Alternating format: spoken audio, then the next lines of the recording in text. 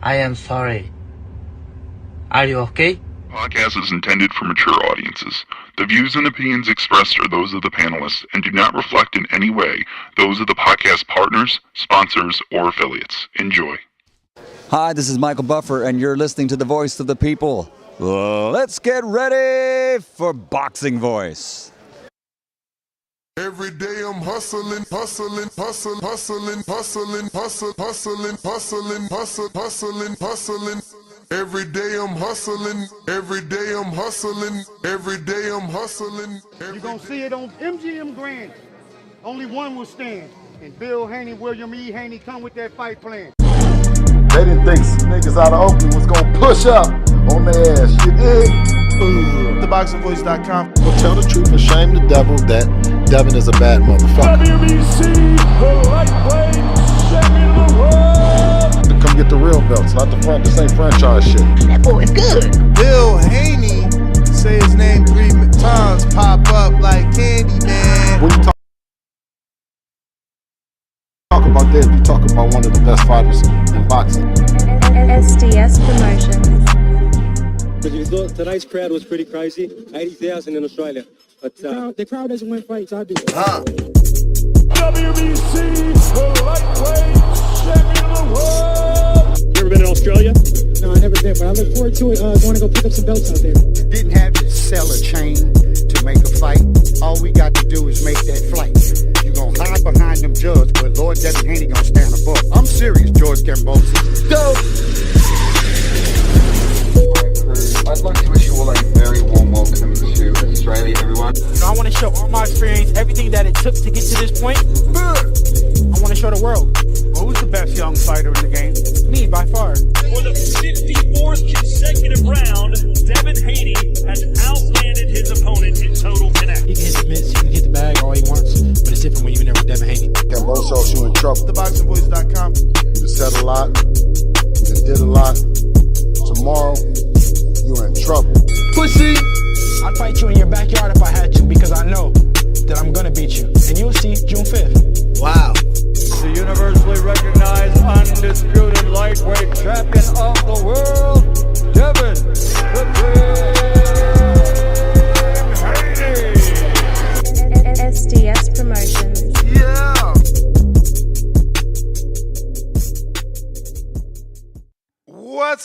What's up? Welcome back, ladies and gentlemen. Welcome back to another edition of the Boxing Voice Radio. We got a lot to talk about. It is fight week. We do have a fight to preview and predict, as well as some more Devin Haney, Rolando Romero news. It looks like Rolando Romero has done an interview with the Danza Project where he had some interesting things, not only to say about Devin Haney, but just about everyone.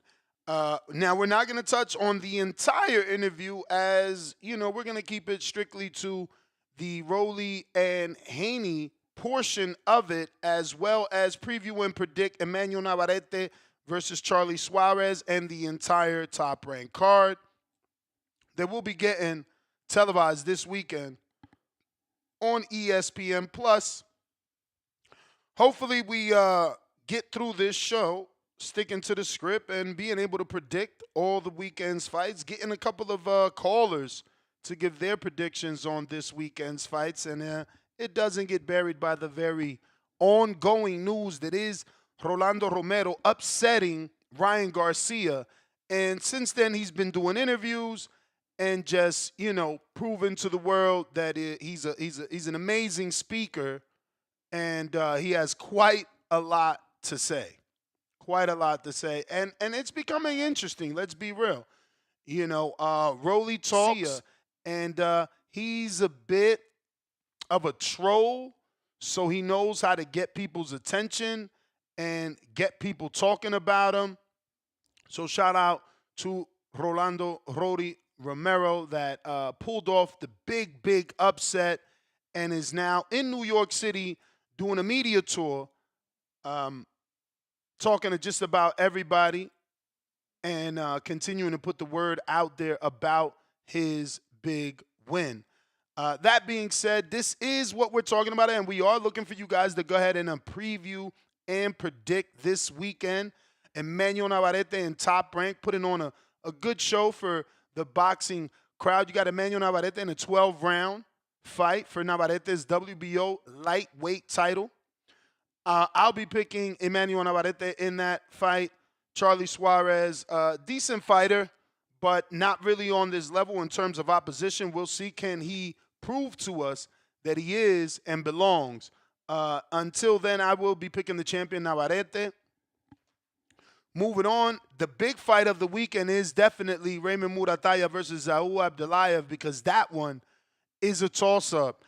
Maybe for you guys, you're picking Navarrete, or rather, should I say Murataya, off the bat because he's more popular and you don't know much about Abdulayev, but Abdulayev is a strong puncher. He's probably not the best boxer, as Jorge Linares has always been a 3-time champ, right? So maybe Linares could have outboxed Saul Abdulayev in a manner that Raymond Murataya cannot. It's hard to tell just yet, but you must remember that Linares was outboxing Abdulayev every single round, and then boom, Abdulayev gets him out of there, cleans his clock, the fight's over, he gets the win. So certainly a fight that I want to be tuned into and making sure we don't get a one-punch knockout win all over again. So I don't have a winner in that fight just yet. I don't even know who I'm leaning just yet. It is for the vacant interim lightweight title in the IBF, or as Shakur calls it, what he said, the baby belt or the little belt under Mons. We got Andres Cortez continuing to remain undefeated, taking on Salvador Jimenez in a 10-round junior lightweight bout. I'll be taking Andres Cortez. The return of Giovanni Stantilian versus Angel Beltran, also taking the A side here. This is the rebuild for Giovanni. And, yeah, let's hope that he gets back to that title contention status that he was on. Alberto Gonzalez versus Jose Guardaldo. Never heard of either. Moving on. Alan Garcia coming back. This is, I think, his second fight back since the knockout loss on Top Rank. And, you know, we're definitely friends of Alan and, you know, following his career. So interested to see how it pans out. Very happy Top Rank didn't cut him after the loss. He lost to Ricardo Fernandez via knockout, who was a journeyman at 15 and 13. But he caught Allen with a perfect shot, and Garcia was down and counted out in the 5th round. Since then, he returned versus Juan Centeno in the Shumas Casino, picked up a unanimous decision in 6, and they're bringing him back in another 8-rounder. Remember, he got knocked out in that 8-rounder, right?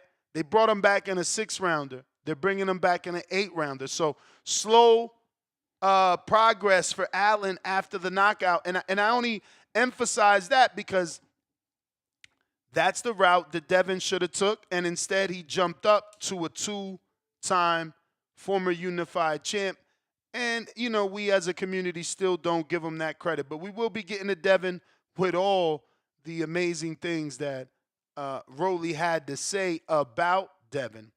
Moving on here, we got Sebastian Hernandez versus Art Hovhannisyan. We do know Art, or rather it's not Art, it's Azat. We don't know Sebastian. Not me, anyway.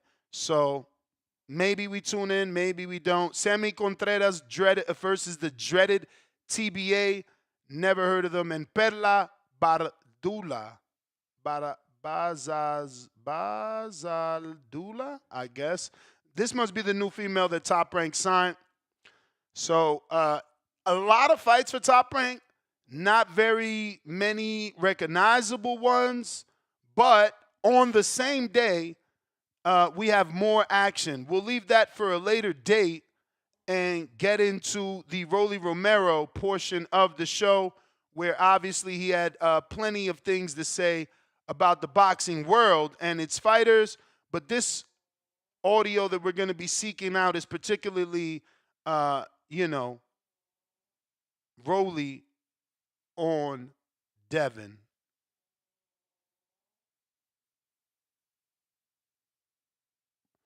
So if you're watching this on YouTube and you're going to be joining alongside of us, this is the Danza Project and their audio and video.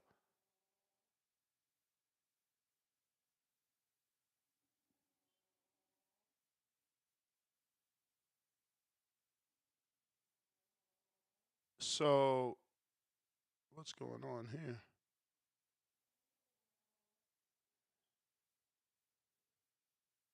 Now, right before you, we had Devin Haney. Oh, Devin was here? No, right before you, we had Devin Haney fighting in New York. Right, he was the fight right prior to you. Did he right? fight? Didn't he just run? So in my opinion, right. So obviously, if you didn't hear that, he said Devin was here, and he's like, nah, he fought right before. He's like, oh, he fought, and he's like, yeah. He's like, oh, didn't he just run? And everybody breaks out into laughter. A lot of people criticize that fighting style. We saw the Canelo fight as well, where it looked like he wasn't cutting off the ring. Do you feel like it's the other? Those were two horrible. Like, I'm gonna tell you, like, I couldn't even watch the Devin fight, bro. I was warming up in the back. I didn't want to fall asleep on the way to the ring. It was bad. I saw a version of the clip that they sped it up 2x speed, and it was just him walking backwards. Yeah. It was like, it looked bad. I thought he was preparing I thought he was just sizing the guy up, doing what he had to do, coming out with a victory, and waiting on the explosive mega fight, which was going to be the guy that you ended up beating up. See, the problem is these guys, the thing is they don't have a will to win because, or at least to win decisively like that, because the thing is they already have fights lined up after that. And that's the thing, when you're overpaying fighters and telling them, like, no matter what happens, whether you win or lose, you're going to still fight and all that stuff, you just took away their whole will to, like, even, like, you know, they're like, okay, well, I'm not going to fucking be greedy. These guys they're doing it for a check. These people, they all fight. Canelo is included in this now, too. They're all fighting for the next check. They're not fighting to be champion. They're not fighting to win. They're fighting for the next check. Rolly has a huge point. We could sit here and say how many people we believe are fighting for money versus fighting for honor, for the championship belt. So it's a bit different. And I get what Rolly is saying. And he talks about a lot. Shout out to Rolly, man. I hate that we aren't on good terms because, man, this interview, he said so much of the stuff. Like, he obviously agrees with me on the Shakur situation with the 25%. He brought that up. There's just a lot that he said on this interview that gives you a newfound insight on to Rolly. Shout out to him, man. He's a good speaker. And it's fucking disgusting, and it's destroying the damn sport. Because in the UFC, if you're not fighting to win, Dana White cuts your fucking ass out. He says, you ain't not fucking fighting on this damn shit. He'll give you one chance, but still, it's like, bro, if you ain't fighting to win, Dana don't fuck with that shit, does he? Nah. These motherfuckers, they get hit a little too hard, and they lose their whole fucking will to win, and then that's that. So you don't think that Devin Haney could possibly go in there and defeat Garcia at all? Ryan's gonna hit him, and he's gonna crack him, and he's gonna win. Do you think the Ostarine had any effect on the prior fight? Okay, let's talk. This is about to get interesting. Check this out. About the Ostarine, right? Yeah. Let's talk about that shit, right? One, steroids don't make you punch harder. And steroids also don't make this motherfucker not keep his hands up. So if Austin was really a fucking factor in the damn fight, then give me a minute here. It looks like we got somebody that needs to go sit down.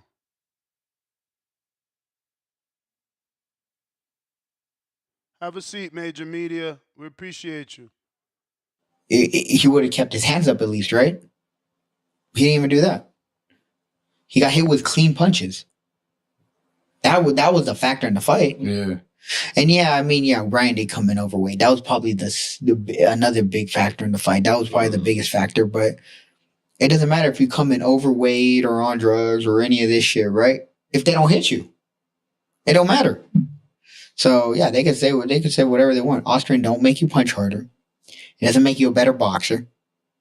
Yeah, maybe you're a little bit more conditioned, and you lose. It's funny, right? Because if I back it up, he says Austrian doesn't do nothing, but then he says everything that it does do. Oh, it just helps you come a little bit more conditioned. It just helps you train a little bit more. It just helps you add a little bit more muscle. Like, bruh, you saying this shit fucking helps, man.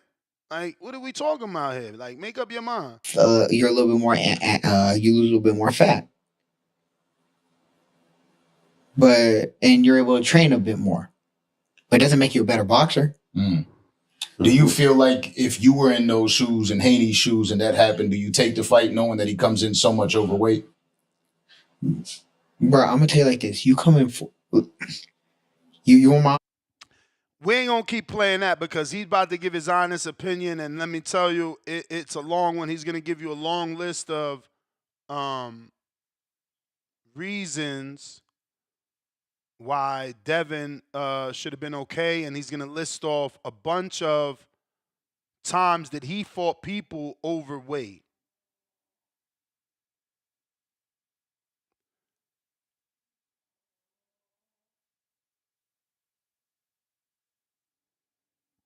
You could hear the announcers saying, basically around round 6, round 7, they're like, all right, the super fight, the super mega fight, maybe it still happens between Haney and Garcia. And then they actually said it would be a good fight to watch Haney and Romero. I mean, that fight's always gonna be on the table, So I mean, what do you feel? What do you say to that announcer that says he thinks it'll be a good fight? I mean, we saw what I did to Ryan. We saw what Ryan did to Devin. So, but styles make fights.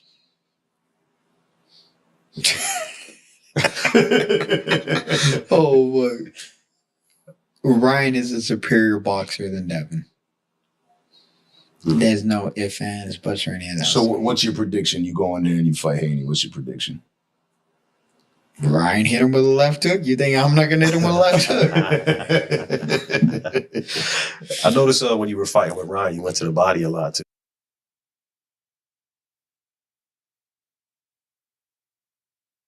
Lot of cap there, man. Lot of cap. Ryan is a superior boxer to Devin. Whoa. Lot of cap. Lot of cap. I don't know, man.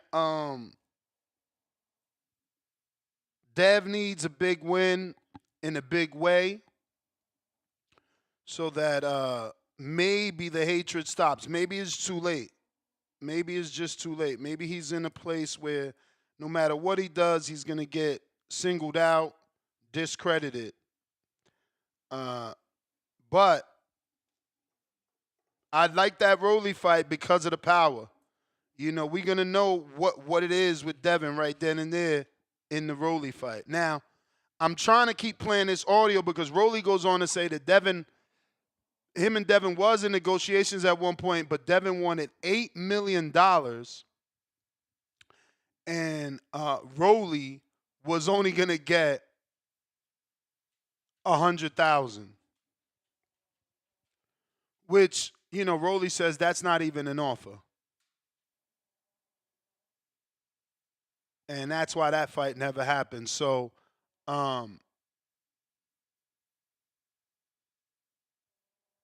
we'll see. But this is the funny part. They had hung out together after the fight, Devin and Rolly. He's somebody that obviously you've sparred with a lot, shared the ring with.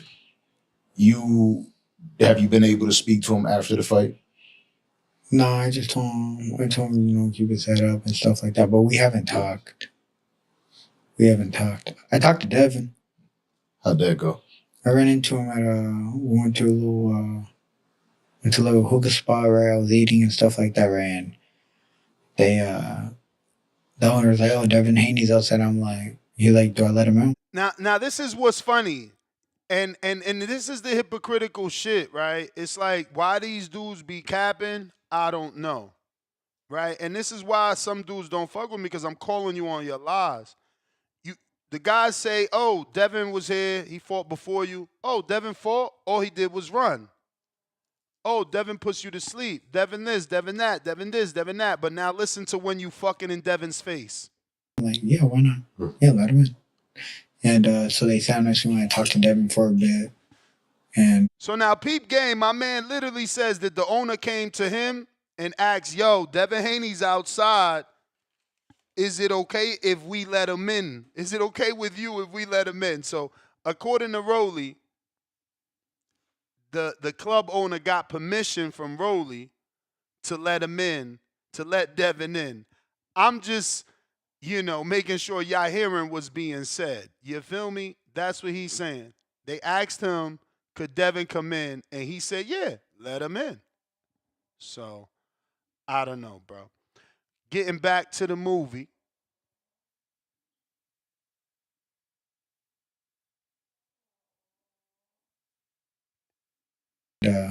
Yeah, told him congratulations on the win, Did you tell him he was running a lot? Man, I don't want to ruin that dude's day. Yeah. He's already getting enough hate comments. See? So it's like, did you tell him he was running? Oh, I don't want to ruin that dude's day. You know what I'm saying? I mean, keep it real. You don't want to ruin his day. Then this the other hypocritical shit. He goes on to say, yo, I was the only one defending Ryan because I knew he was going through mental health issues. I've struggled with mental health. He goes on to say that he's taken therapy and things like that. That's why he was able to see that. And that he says, I'm not the type of guy to kick someone when they down. Everybody was kicking Ryan when he was down, not me. I'm the only boxer, probably the only person in the world that was shooting him Bell. But then you turn around and you doing the same thing you said you wouldn't do to Ryan, you're doing to Devin.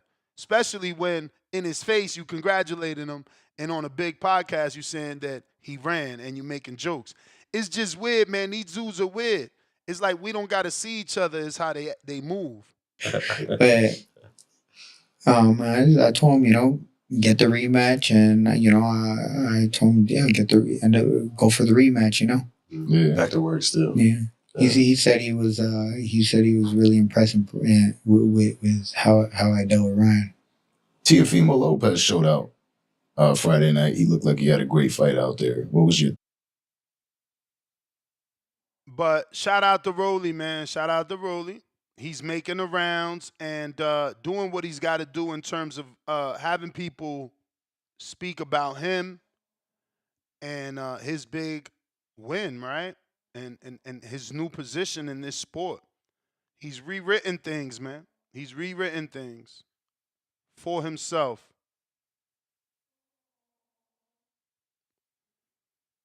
I'm just here. Rolly has a good take on the sanctioning fees as a fighter. This wasn't going to be part of the show, but let's hear it anyway because he's got a different take and he's a fighter. I am not. We are not. We sit here and we trash the sanctioning fee bodies and their fees and that they're money hungry. This is Rolly's take on sanctioning fees. What's the deal with boxers, and this is something that I recently learned, paying fees for belts? Is that a real thing? Yeah, that's normal. You got to pay a fee to keep your belt after you already earned it? No, you pay the fee when you fight. Oh, you just pay the fee for the fight? Yeah, that's called sanctioning fee. Is that fair? Yeah. You fight for their belt, you better pay their damn money, because if you don't have a belt, you're not making as much money anyways. Yeah. I see. Okay, let's say like this. Let's say, for instance, right, you find me a deal for, I don't know, $1 million, but you want $300,000. Okay. That's a lot of money. But I wouldn't have had the fucking million to begin with if it wasn't for you. If it wasn't for finding the fight. Okay, the same shit. They're the ones regulating all the fights, all the rankings, all the stuff to put people in position to fight. So pay the sanctioning fee. Stop being a cheap fuck. What do y'all think, man? What do y'all think about that? Again, fight fans like to say, oh, boxing is the only sport where you got to pay to be a champion. They're going to go on and talk about other sports where you pay to be a champion as well.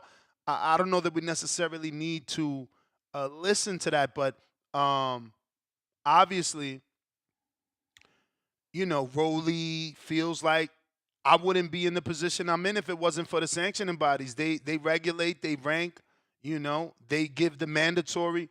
But this is also coming from someone that's been extremely vocal about their love for the WBA, right? Rolly got a chain.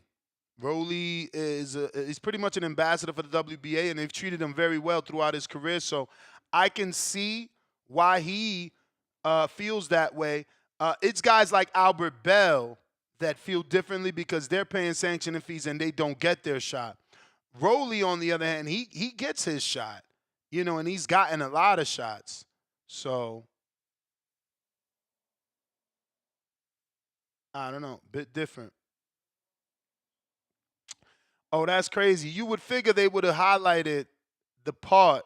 Now I don't. I mean, it's gonna be tough now to find it. I don't know if any of y'all watch this and you want to give me that timestamp where Rolly specifically talks about the $8 million. I thought they would have made that a timestamp on their interview. Shout out to the Danza Project that does give you timestamps. Because last night when I watched this, they didn't have timestamps. I woke up this morning and they do have the timestamps, but they didn't make a subcategory of Rolly speaking on the money and the fact that Devin wanted $8 million and he wanted $100,000. You're just gonna have to take my word for it because I'm not seeing it here. It must be rolled into another topic.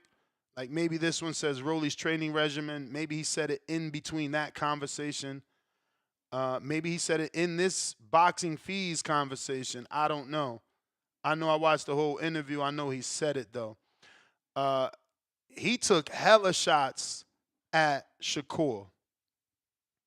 I struggled, do I make this a Rolly versus Shakur show or a Rolly versus Haney show? But he took so many shots at Shakur. I don't think he'll fight him though, just because of the style. And the way that he talks about Shakur's style. I'm not sure he wants to put himself in that predicament, but he should certainly fight Shakur the way that he is talking about Shakur. He's talking so much about Shakur. I don't know if the Danza Project is really known like that. Are they maybe personally cool with fellow New Yorker? Well, I mean, Charlemagne is from North Carolina, but, fellow New York DJ radio host Charlemagne spoke to Shakur and brought it up. Like, yo, I watched the interview with Rolly where he said, you trash. He said, you run around the ring, this, that, and the third. And Shakur never said, man, Rolly's a bum, I'll beat him up. The thing was, that interview with Shakur was taped before Rolly got the win. So even Ak from the Sweet Scientist jumped in like, yeah, I mean, Rolly, he's been knocked out. So there was a bit of a discrediting and diminishing of Rolly. But now that Rolly won, and now that we heard Shakur say he wants to move up 3 divisions to fight Conor Ben, that's kind of something we need to start pushing now. You talking like that, go ahead and be like that. He want to be like Bud, I want to see him be like Bud. He want to move up from 35, 40, 47, 54. I thought he wanted to fight Conor Ben at 47. He said 54. And they asked him again, 54. Even Ak from the Sweet Science was like, what?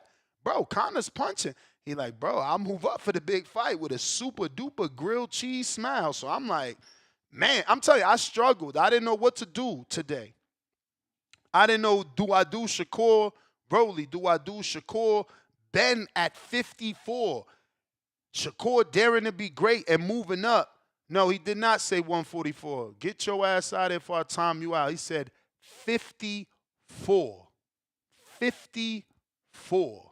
And if you send me the audio and I'm right, I apologize. But I know I ain't right. I mean, I know I ain't wrong. I know I ain't wrong because Ock's immediate answer was like, what? You know what I'm saying? Maybe if he doubled down and said catchweight after, but we all know he said 54 first. Look, even New York Bullet said he said 54. I know what I heard, man. I know what I heard. So there was a lot to do today. I ain't know what to do. We went with this. But I would love to come back and get them thoughts on Shakur potentially moving up 3 divisions. And would we get that fight? Like, isn't Alex Sheik going to be interested? Would a Matchroom really put Shakur in there? Does a guy like Ben think he has an advantage over Shakur moving up that much? That's crazy. That's crazy. 54 is a huge jump up.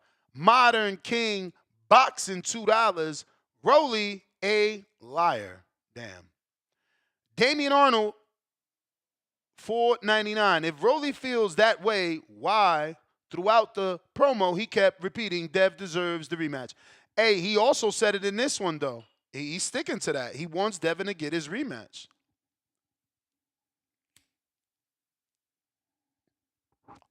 He wants Devin to get his rematch. You know what I'm saying? H-Town, Ness, you can only save one. Tone or Dev? Who you saving? Save him from what? Z Pacino, $5. Timestamp 109, Ness, for the Devin Rolly contract dispute. Thank you, my brother. Thank you, bro. 109. Oh, I was almost there. I'm at 55.4. So is it in the same conversation? It's not. It's in the Rolly breaks down the Roach fight conversation. It's not. Champions and judges conversation. It's not. Is you better boxers? Is boxing better suited being mandatory? It is not there. Okay, so we in the last bit. Shout out to you, Z. Appreciate it, man. I literally was just thinking like, damn, it's crazy. I ain't got the timestamp that's in my title. Nasty. About 35, right? He literally called he tried to make the fight with me and him, right? He wanted $8 million and me get $100K. Damn. So I called out Rolly, I sent him a call. Now, this must be the offer that then Bill started laughing at Rolly because I guess, I mean, I want Bill to answer this, though. How do you send a man a $100,000 offer, but then Rolly must have countered with $5 million. I don't know if y'all remember, but Bill used to come on here saying, man, we tried to fight Rolly. That man wanted $5 million, Ness. And we would laugh it off because, yeah, $5 million was crazy, but he ain't tell us that they wanted $8 million. Contract. Did he really send me a contract? Does that sound like, oh, by the way, and I sell way more tickets than you? Does that really sound like you want to fight? Sound like you don't want that fight. That sounds like. Rolly be capping. Where Rolly sold tickets at? Because people do this to Tank all the time, right? They be like, oh, take out the Ryan fight. And how many pay-per-views Tank done? Okay, take out the Tank fight. How many tickets did Rolly sell? I'll wait. Right, Nick, motherfucker, you never even made that money. You've never made that money before. You're going to tell me? So, no. And he got a point. I mean, at that point, when the Rolly and the negotiations with Devin was going on, I mean, I don't know. I think it's pretty fair to say he didn't make $8 million at that time. Say what again, mother? $2. I'm at work. Thanks for the content, Ness. Salute to you, champ. I appreciate you. But instead of saying thanks, if you would have added $1 to that 2, I could have been reading your chats all month, and you'd have been supporting the show for a measly 9 pennies per day.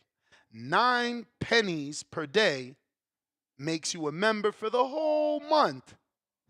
It rounds out to $3. I mean, Lord of mercy.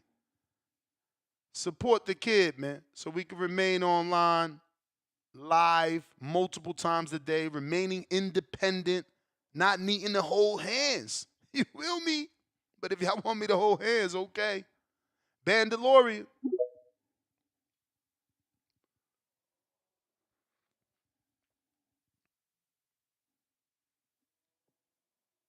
Bandalorian, gotta unmute. If you're watching this on YouTube, don't forget to hit the thumbs up.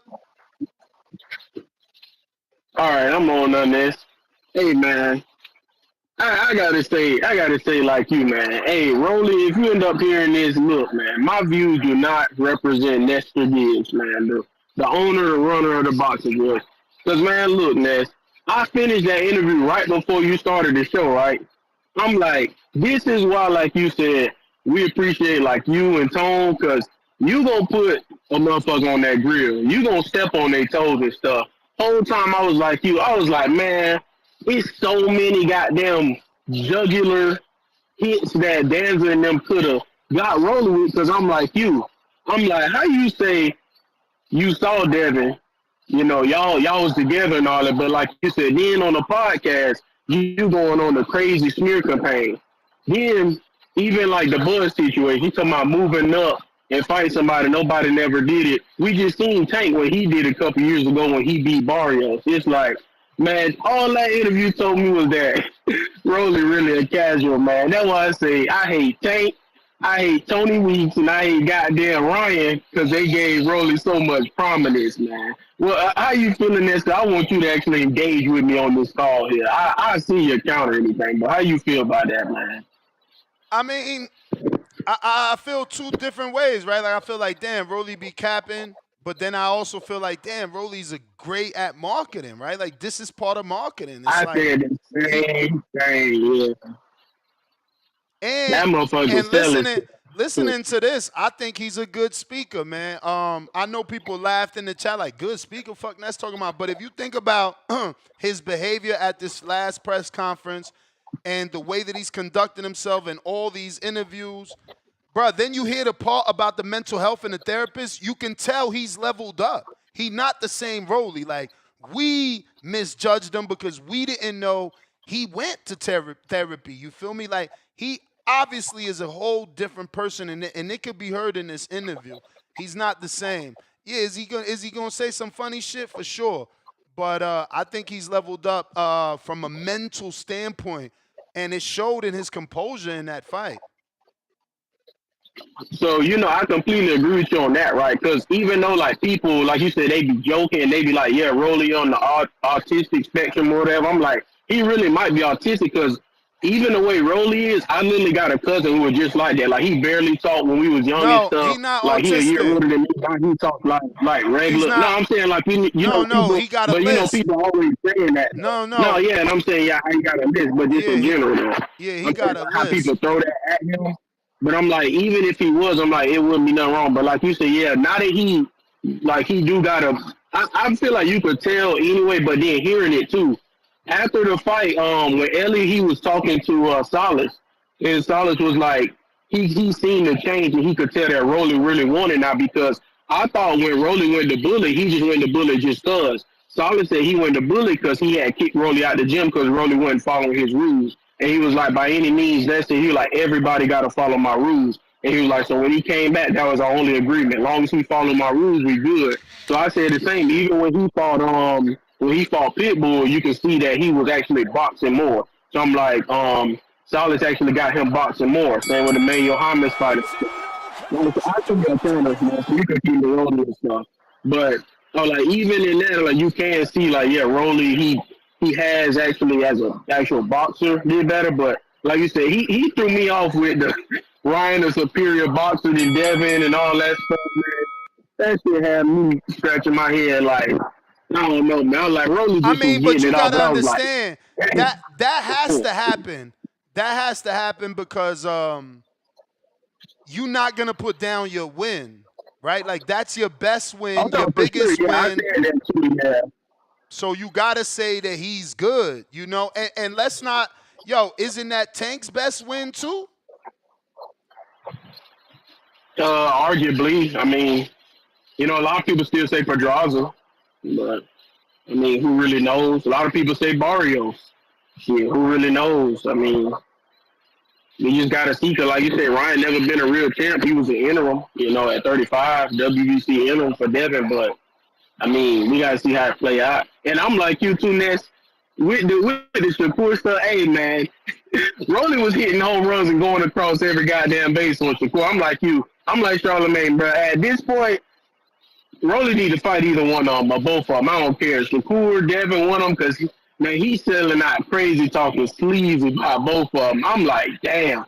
I ain't like when they was like, can you name any of Shakur opponents? Like, man, that's what I say. That's what got me with Rolly. He was a character because he just kept saying Oscar Valdez, Oscar Valdez.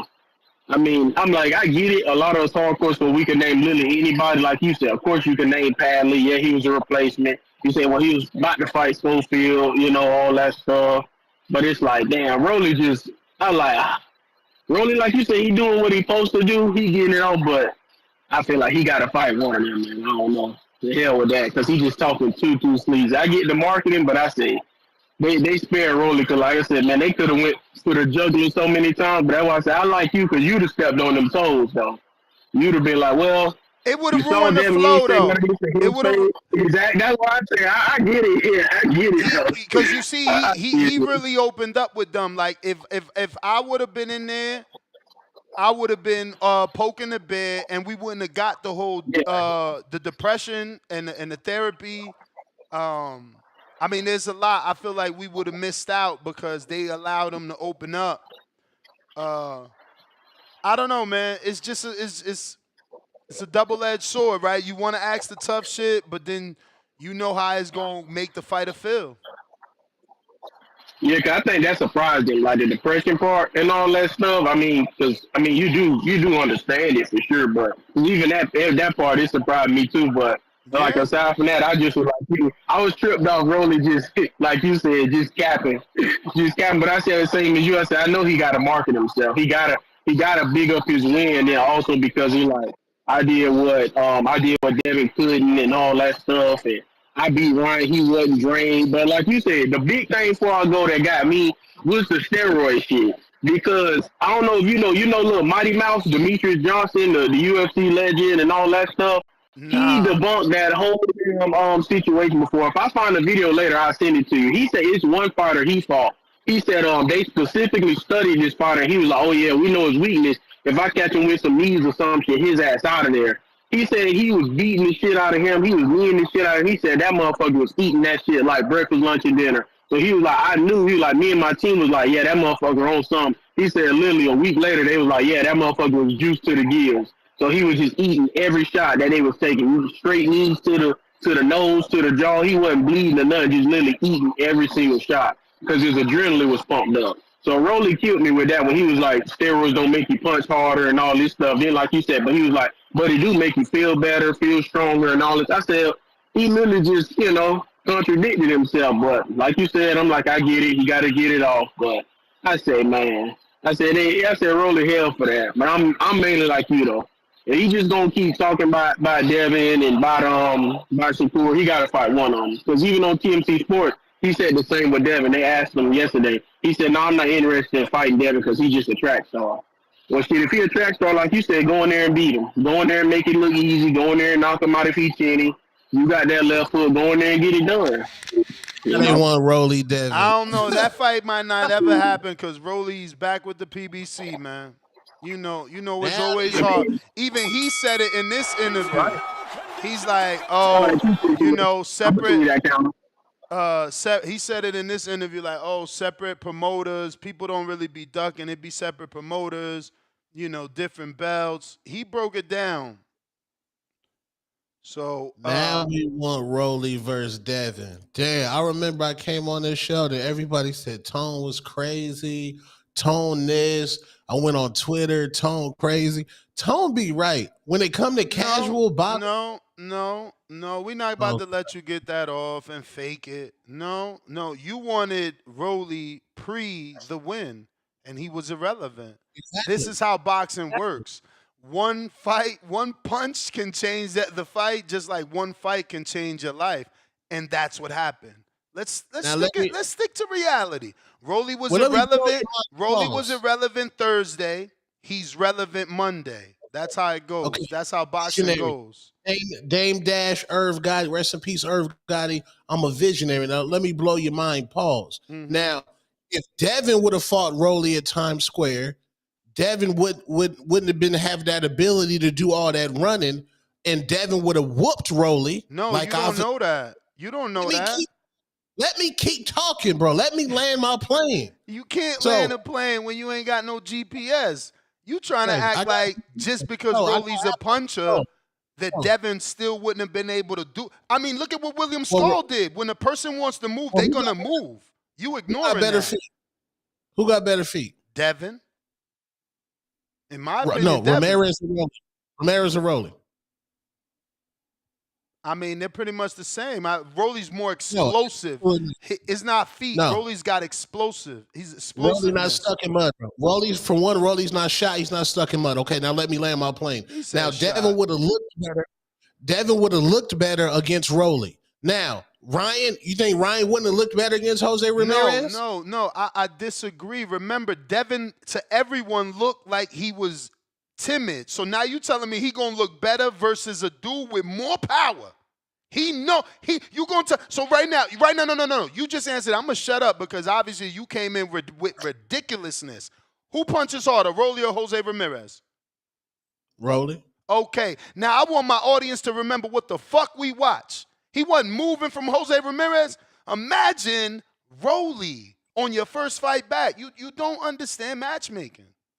No, because Rolly is more athletic to catch up to Devin Haney. Then Ramirez would have been stuck in stand against Ryan Garcia. Then we actually would have got the fucking rematch we wanted. But instead, the twerking for the Turk fucked it up, and Ryan Garcia fucked it up. Ryan Garcia shit the fucking bed, and Turkey shit the fucking bed. Hold them niggas accountable, but stop trying to hide your Edgar Berlanga story that you trying to hide with Shakur Stevenson. You purposely not talking about that, and I seen you like the post, nigga. I seen you. We seen you in the likes. You're in the likes.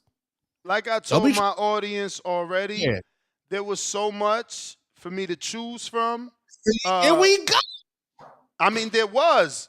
I think that the Shakur moving up 3 divisions, trying to be like his big bro, being admirable. He's putting his soul out on the line for the boxing world. There's no belt in a Conor Benn fight, and he's still willing to move up 3 divisions to 154. I think that's a bigger story. Or not a bigger story. I think that was a story in this huge interview, or the 2 interviews. Charlemagne, who you said is irrelevant, but now you want to do stories off his fucking interview.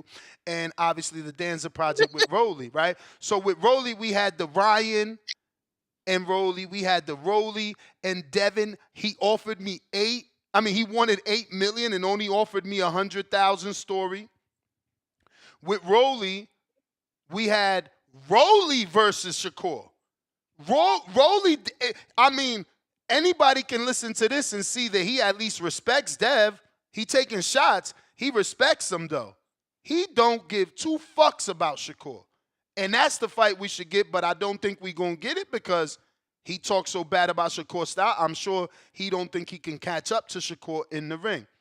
And then obviously transferring over to the Charlemagne, you got Shakur, a story with Shakur and Tank and how bad he want Tank and how Jess with the message from Baltimore and was like, why you want to be knocked out by Tank? And, he's willing to do anything and everything to get the Tank fight.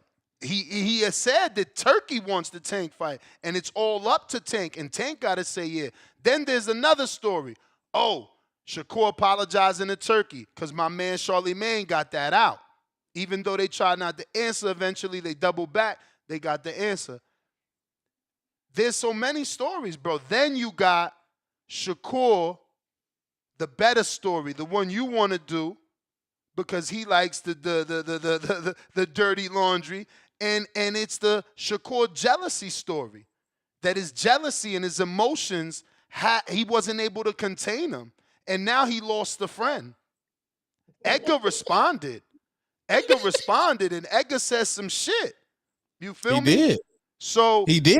And And that's when how I he read, should act. That's how he should act because you acting like a bitter, jealous little boy. They ain't pick you. So now you on the radio tomorrow. But look, I'm better than him. Look, it should be me. It should be me.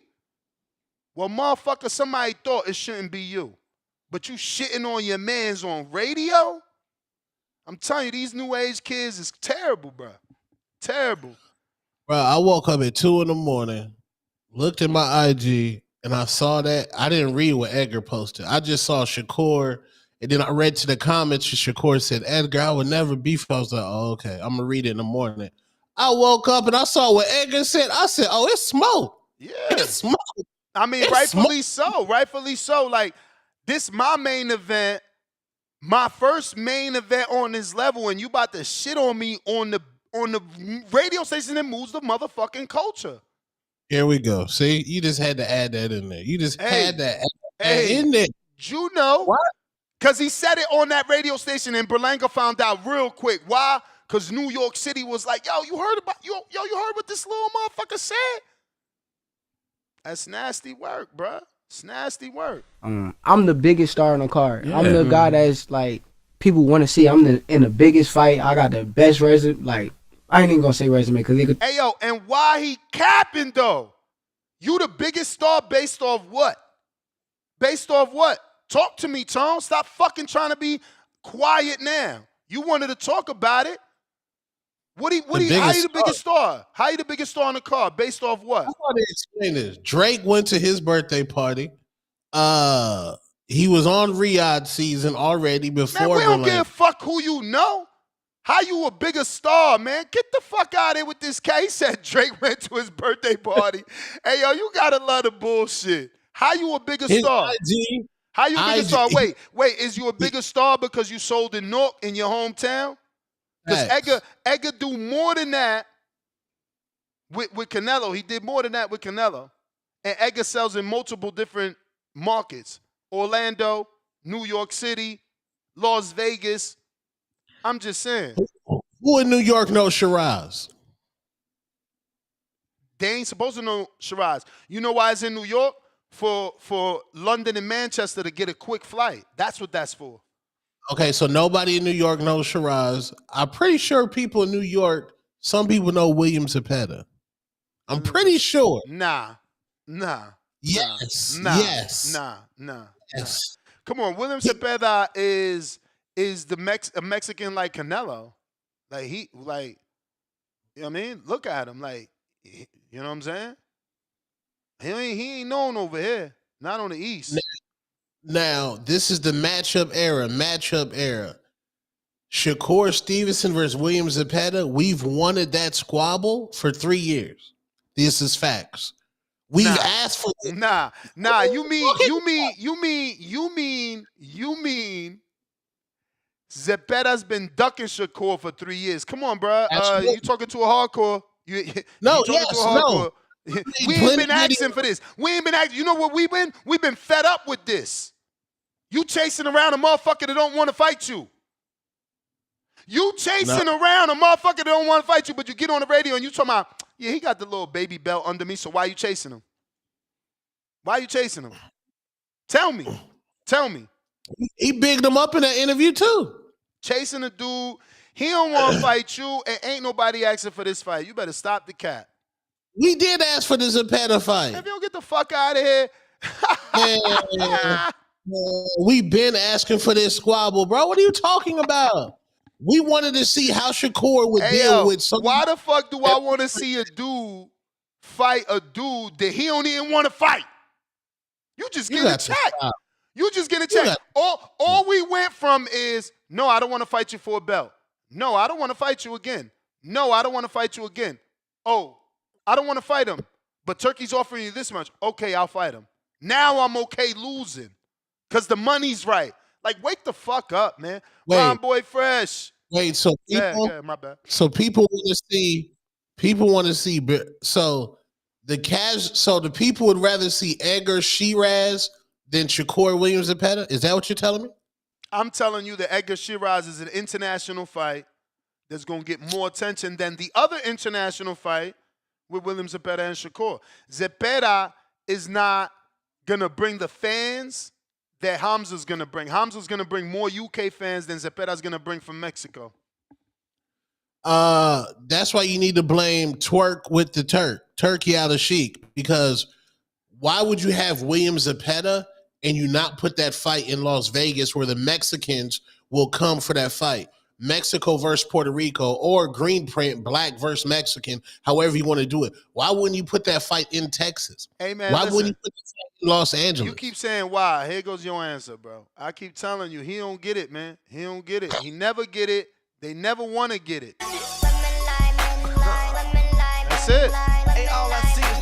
Numbers don't lie. That's it, man. That's it. The numbers of Edgar don't lie. They try to trash it, but I'm the most accomplished too, so just to put me on like his undercard, it really don't make no sense. I didn't even look at the card. I just assumed that was the main event. I didn't know who he was on the undercard. Yeah, but I heard that it's kind of like what's happening in Times Square. They're like all main events. Okay, okay. okay. Like kind of co-main or main. Look. So Ox shoots him some bail. Like, chill. This your man's. Y'all out here singing fucking duets. Y'all out here singing duet. No. Let me land my plane. You out here singing duets with Edgar, bending on one knee. You know what I'm saying? So Ox sees this shit going south. He like, nah, but they all main events. Instead of him be like, yeah, you right. I just feel like I should have been first and ended. Nah, look what he says. Even if they was main event, take me out that card. What do you think that card does? Like, nobody really gonna pay attention to it. They paying attention to it because it's me. Yeah, I mean, bruh. He shitted on Edgar there. That's a shit. He shitted on Edgar right there. Come on, man. You took a whole shit on him. you're the only multi-division champion, so I hear you. I hear your argument. But as far as Turkey, I'll touch on that too. You know what I'm saying? Took a whole dookie on my man for no reason, man. You can't shit on me like that, then say you don't have no beef with me. It ain't no beef, but I know you don't fuck with me. That's basically what you said. No. It ain't no beef, but I know you don't really think, like I'm like that. You think I'm a bum. Yeah. You think I'm a bum. When you with some other niggas, you talking shit about me and that I'm not really skillful or I don't belong in the motherfucking main event. That's crazy. Right. Ron Boy Fresh, what up? Hey, Mo, what's good with you, Slim? Shit, another day, another podcast. Hey, first of all, I always got to clear shit up for motherfuckers that don't know no better. First of all, who's more popular, Oscar Valdez in the Mexican community or Zepeda? Oscar Valdez. Exactly. So since we talking about fighting since we talking about fighting in Vegas, tell me when you was out Vegas at the Shakur fight, like I always been, how many asses was in the seat out Vegas when Shakur fought Oscar Valdez, Tone? Let's do the exercise real quick. Exactly. It was under 8,000. It was under 8,000, correct? So you talking about now when he fought everybody he fought in Newark, how many asses he put in the seats in Newark, Tone? Over 10,000. So now you're telling me, let's do that. I'm at these fights, Tone. So when you're talking about Turk don't know what he's doing, you need to go to more fights. Because what happened is, if you put Zepeda and Shakur in Newark, it's going to do more than fucking 8,000. If you put Zepeda and Shakur out Vegas, it's going to do less than 8,000. You see how that works? So don't sit here and say motherfuckers don't know what they doing. You got to go to the fights before you start talking that shit, Mo. I've been to Shakur fights. Let me finish, Mo. I've been to Shakur fights in Newark, and I've been to Shakur fights in Vegas while he's headlining. It's different. And both of them was Mexican. So at the end of the day, Oscar is not more popular than Zepeda. So don't you gotta go to the fights, Mo. But let me talk about Shakur did a lot of dry snitching, which I told him about he talked too goddamn much. Some of that shit he should have left to himself. But the fact of the matter is, he is a bigger star. I know you're not gonna like this, Ness. He is a bigger star than Edgar. He is slightly a bigger draw than Edgar. And Edgar is He never been on pay-per-view though. Edgar can't even put 5,000 in the small room. Yeah, fucking small room. You right. Edgar is nothing. You right. Edgar Listen, can't put asses in the seat without Shakur has sold more tickets. Sure. I'm Yes, agreeing. Shakur He sold always was 5,000 in Atlanta. out Vegas. He He sold sold more like tickets, and out 6,000 New in Vegas York on a he sold more tickets. Thursday. I agree with you. Ticket wise, Okay. but hold on. Ticket Yeah, wise, go ahead, Mo. I give you, I Wrap give up. you, I give you 100%. He's outsold Edgar Okay. in So all of different markets, but in terms of excitement, okay, that was my next statement. Now, if you talking about who gonna give you the bang for your buck, as far as for headlining, as much as I'm a Shakur fan, I see why they have Shiraz and Edgar headlining. You didn't never. As long as you heard me talk about this shit, I don't give a fuck what Shakur plays. Of course, Shakur feel these boxers feel they all should headline, but the fact of the matter is, you not gonna get bang for your buck with you, Shakur. So what they're gonna do is, Turk is gonna look out for his man, and he know that Edgar gonna throw them bolos. But that's all I got for you, man. But it's I'm out, Mo. you the man, champ. You Hey, the man. man. Hey, first, let me land my first plane because that shit, I think it crashed. Yeah, man. The Ryan Devin rematch still would have had value if they would have switched opponents. Devin would have looked way better against Rolly, and he would have beat Rolly, in my opinion. And Ryan would have looked way better against Jose Ramirez, and he would have beat Jose Ramirez, and we would have got that rematch. Now, we know why Shiraz is Turkey Al-Sheikh is trying to get his homeboy the Canelo fight, man. Stop the cap, man. That's the only reason why Edgar's headlining, because he wants to fight a common opponent of Canelo's, so the people can see, oh, who's this Shiraz guy? No, maybe he can. It's just like Rolly said. Who has Shakur fought? Who is he fought? No, bro. Edgar is known because of who he fought. Y'all could get mad all y'all want. He known because of who he fought. That's how it works. Robert Guerrero, everybody wanted to fight Robert Guerrero after he fought Floyd.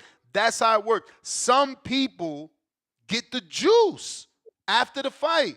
Some people don't. Dimitri Bivol. Some people get the juice. I'm mad. Turkey is shitting on Terrence Crawford because he thinks that Canelo is going to beat Terrence Crawford, and he wants his homeboy Shiraz to be in line for that Canelo fight in Riyadh season. And what's a better play than to fight Edgar Berlanga, a common opponent? So wait. You're saying that Turkey, who loves Crawford, is really setting up Crawford to lose to Canelo, only to give it to his Muslim brother, Hamza Shiraz. Talk about Murder Inc. That just establishes a darker, deeper criminal link. All right, I just want to make sure everybody hears what you're saying. That's what Tone chose to do and say to save his argument. That Edgar's not a star. Edgar's a nobody. It's a deeper, darker criminal link where Turkey Al-Sheikh wants to set Terrence Bud Crawford up, all so that somehow Hamza Shiraz could end up in a Canelo fight. All right? We got you. Round one. Buenos dias. What's up, Ness? What's up, Two-Tone? Hey, yo, your Two-Tone, your plane crashed? Did you have a parachute? I had no parachute, man. I had to swerve around, man. But yeah, man. I've been told Devin to fight Rolly. Now they talking about Devin fighting Rolly. Remember, I said that first round when they was hating on me. I said that months. You said it. You said it when he wasn't relevant, bro. That's how boxing works. He doesn't want to understand round one that today you could be irrelevant, but tomorrow after a fight you can be a superstar. That's just how. Look at Cardenas. How many people knew Cardenas before Saturday? Let me cook Sunday. Go ahead. Go ahead. Also, his stock rose. His stock even rose more. Hold on, round one. In the boxing world, you can say yes. In like the YouTube spaces, I was irrelevant until Ness was like, "Yo, get on the boxing voice." Ness was a visionary with Two-Tone, the superstar. How come I can't be a visionary with Rolly? Because you don't have a record. You don't have a podcasting, content creating. There can be, you can have some sort of resume, but it's not a record like in boxing. You understand? Where you gonna lose relevancy, like, you know what I'm saying? Like, it just ain't like that, and you know that. You know that. You just want to keep the argument going, bro. Look, shout out to Rolly. Amen to Jesus Christ. You know, because that's another big thing that he said. It was therapy and getting closer to Jesus that got him in this place. He said when he got in that cab and rode for them 2 hours, them 2 blocks, he couldn't hear nothing. He was just praying in that cab, and he blocked everything out. He said, bro, I really didn't hear nothing. I was super focused. You so know, shout as out far to Rolly, as, man. He found peace. yeah, as far as Rolly go in these fighters, right? We hang on sometimes their every word, right? And then they meet the fighter, like you guys were talking about. He met Devin Haney at the hookah bar and so forth, right? And then he goes on a podcast. I just want to pause you right there. I'm sorry. Don't lose your thought, okay? This is about you and my audience. I want y'all to realize that y'all take shots at this man, but look, he wasn't on, but he was listening so that when he jumped on, he could flow right with the conversation, unlike others that y'all like to compare him to. I'm just saying, shout out to you. You understand? Because we don't got to bring you up to date. We don't got to tell you what the fuck we talking about. You jumped on because you want to be on, and you know what we talking about because you want to talk about what we talking about. It's a sign of fucking respect. Damn. I just don't think that the idiots in the chat be understanding that. It's like, oh, bring so-and-so back. It's like, bro, do you understand what respect is? Shout out to you, champ. You a real one. Thank you. Do your thing. Cook, cocina. So you know, when these guys are talking about, you know, the situations that played out with Devin Haney and Rolly, and then Rolly goes on the podcast, he's also advertising for himself. You know what I mean? He's also promoting himself. And with boxing comes a little shit talking. And I just advise everybody, you know, get a little thicker skin, you know, because these guys are out here, you know, marketing their own brand. And yeah, sometimes you're gonna have to like back up what you say. And I get that, you know, Tuto, when you were talking about like that situation with the fight with Rolly and everything, you know, I think Ness was right because, you know, look at now where we're at. It makes for a bigger fight. It looks for a bigger moment, you know. And I just think that you know, the thing with Shakur Stevenson and Edgar Berlanga and them taking shots at each other, I think Shakur Stevenson stepped a little further than just marketing his brand. He obviously tried to promote himself as this I'm a global superstar. Bruh, you know what I mean? I want Tone to jump in. Cause you are the comedic relief, right? Where's your story of Shakur giving us the analogy that he trying to get somebody's girl by kicking the man back in? Cause ain't that what you doing? You trying to take my main event spot by kicking my back in. You want to fuck my girl and say that I ain't shit. You motherfuckers, yo, I swear y'all pick and choose. See, this is why they don't fuck with me. Cause Ness a fucking knife. Both sides get it. Where you saw Shakur's story at? No, Give us, we want to hear story time. Story motherfucking time. Hold on. You ain't acknowledged Charlemagne saying, I thought it was your event. Hold on now. Hold on now. Let's acknowledge it. Let's acknowledge it. Let's acknowledge it. Yeah, the man of the culture didn't understand. He ain't understand. There's a motherfucking Puerto Rican prince, and he taking over New York City, Central Park. Stand up. Nasty bitter shit. In the last 4 months, Charlemagne ain't been this popping since he started talking to boxers. My dude. Hey, yo, don't you talk about Charlemagne. He sparred Sean fucking Porter and got fucked up. He took them blows. That shit on YouTube. Fuck out of here. He's been talking to boxers, bruh. He been talking to boxers. We wasn't talking about that nigga until he started talking to Shakur. Stop My guy, he got boxers on every motherfucking fight week. If you big enough, let's be real. This shit going viral. I'm about to ask Grok right now, how many boxers has Charlemagne interviewed on the Breakfast Club? Charlemagne thought Shakur was the main event. Shakur, I mean, I don't know Shakur and Edgar's relationship. I know they was singing that song together, which is an intimate moment, respectfully.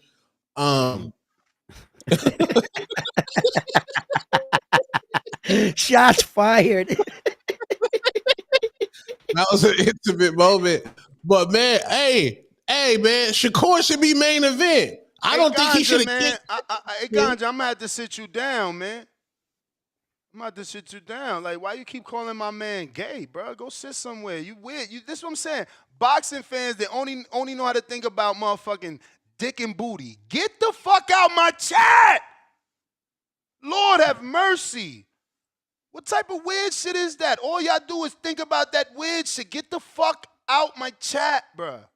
Sorry, Tone. Go ahead. Nasty, bro. Go to get on RedTube or some shit. No, I'm saying, I mean, I don't agree with Shakur. I mean, he kicked Edgar's back in. I don't agree with that. Like, if just because I'm Tone, put in want position, you to take me to story time. You trying to be the defense team. We want the real Tone. The Tone that would have made a video by now. If he wasn't calling a rock star, he would have made a video like, oh, this musty energy. He kicking that man back in. Like, where that's at? I just want story time. I want to hear your metaphor, your analogy. I gave you the girl. I gave you the girl analogy. I want to hear Tone work, because this is what you do. Like you said, visionary. Yeah, I seen you was a storyteller like Nas, man. I look at you like Nas. You tell stories like that, champ. This is nasty vision. This nasty. I blame Turkey Al-Sheikh. Turkey Al-Sheikh. Oh my! Round one. You see that Geppetto? Look at this Geppetto. Turkey Al-Sheikh. Just so much money. Just placing niggas every fucking way. Just placing niggas where. Get them out of box. You want to know something, Tone? I kind of feel bad for this dude, right? He's spending all these money on these top names and trying to get these guys to come out, and they just not performing for him. They're not making the fans feel like that Saul fight for me is not making me feel like I want to see a next one. You know? And he's putting, but let me tell you, had it not been him, then who? Who puts together these fights, Tone? It's the Hunger Games. Round one, it's the Hunger Games. Bro, even Shakur admitted that. Charlie Man said, yeah, but we've been getting some good fights the last 2 years. Shakur's like, yeah, you right. Chat summary. Viewers are joking and discussing the upcoming boxing matches, specifically about who should be the last fight of the night. Their thoughts about commentators and favorite websites. Damn, Shakur didn't even make it to the chat summary. Nasty word. Turkey, man, too much. He got Bud holding hands.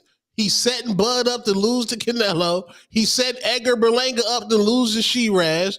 Turkey Al-Sheikh. We knocking that man head off. Just like Rolly said, we fucked up their plans.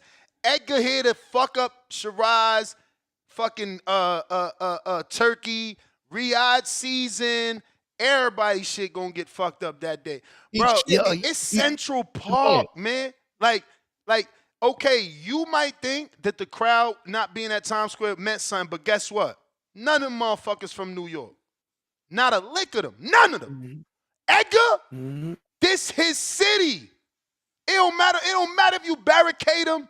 If you let him come, bro, he gonna feel them vibes. Ain't no way Joe ain't gonna be in the building. Ain't no way out of the whatever invited, he ain't gonna get to invite his own. We seen Crawford there. We seen Shakur there. We seen Shakur brought his nephew there. So best believe Edgar could bring, and he gonna feel his vibe in New York. Hamza ain't got a goddamn chance. He too lanky. He too skinny. He gonna get broken. Hey, this fight will not be outside. Ryan Garcia shit the bed. Turkey shit the bed. He fucked up the rematch instead of going immediately to the rematch. Edgar Berlanga and them will not be outside. That outside fight shit in New York, that shit's over, my nigga. Hey, yo, Tone, hold on. So I just want to clarify something. You said Turk fucked up the rematch or Ryan fucked up the rematch? Who fucked up the rematch? No, Get Ryan him. Garcia. Get him. Ryan Garcia shit the bed. Ryan Well, Garcia he fucked up the rematch. No, yes, He that's fucked what I'm up the saying. rematch. He fucked up the rematch.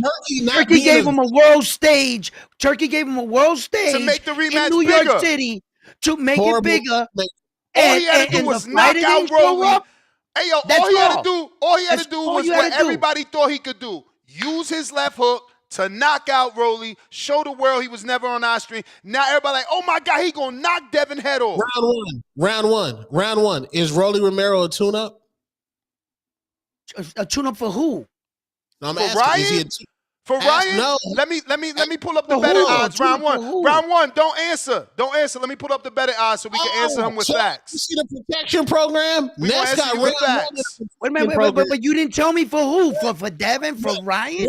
Where's this chat? Where's that UK incel you had up here? This nigga paid this nigga for 2 days of slander to come up here to slander.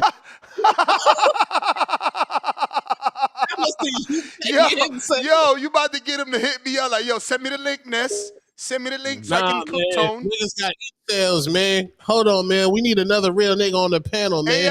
Hey yo, Ryan was a minus 700 open. That's what he opened as. And let me screen share because he tried to set you up. Round one, Edwin, he tried to set you up. Talking about, there you go right there. There you go right there. If anybody want to see, look, Ryan Garcia. Let me make sure I highlight this damn thing. Versus everybody. Ryan Garcia, right there. You see it. I know you see it. Nasty. Yeah. Nasty. Yeah. Okay. So is Rolly Romero a underdog? Not underdog. Is he a tune-up caliber fighter? What?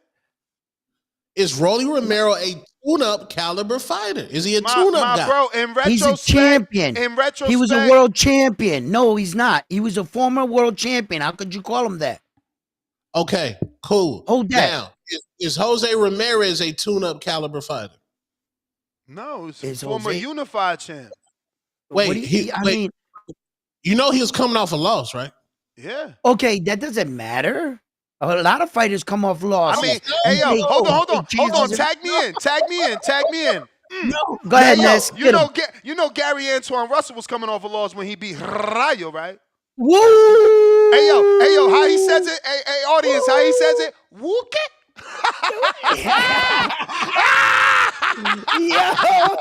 Get him now.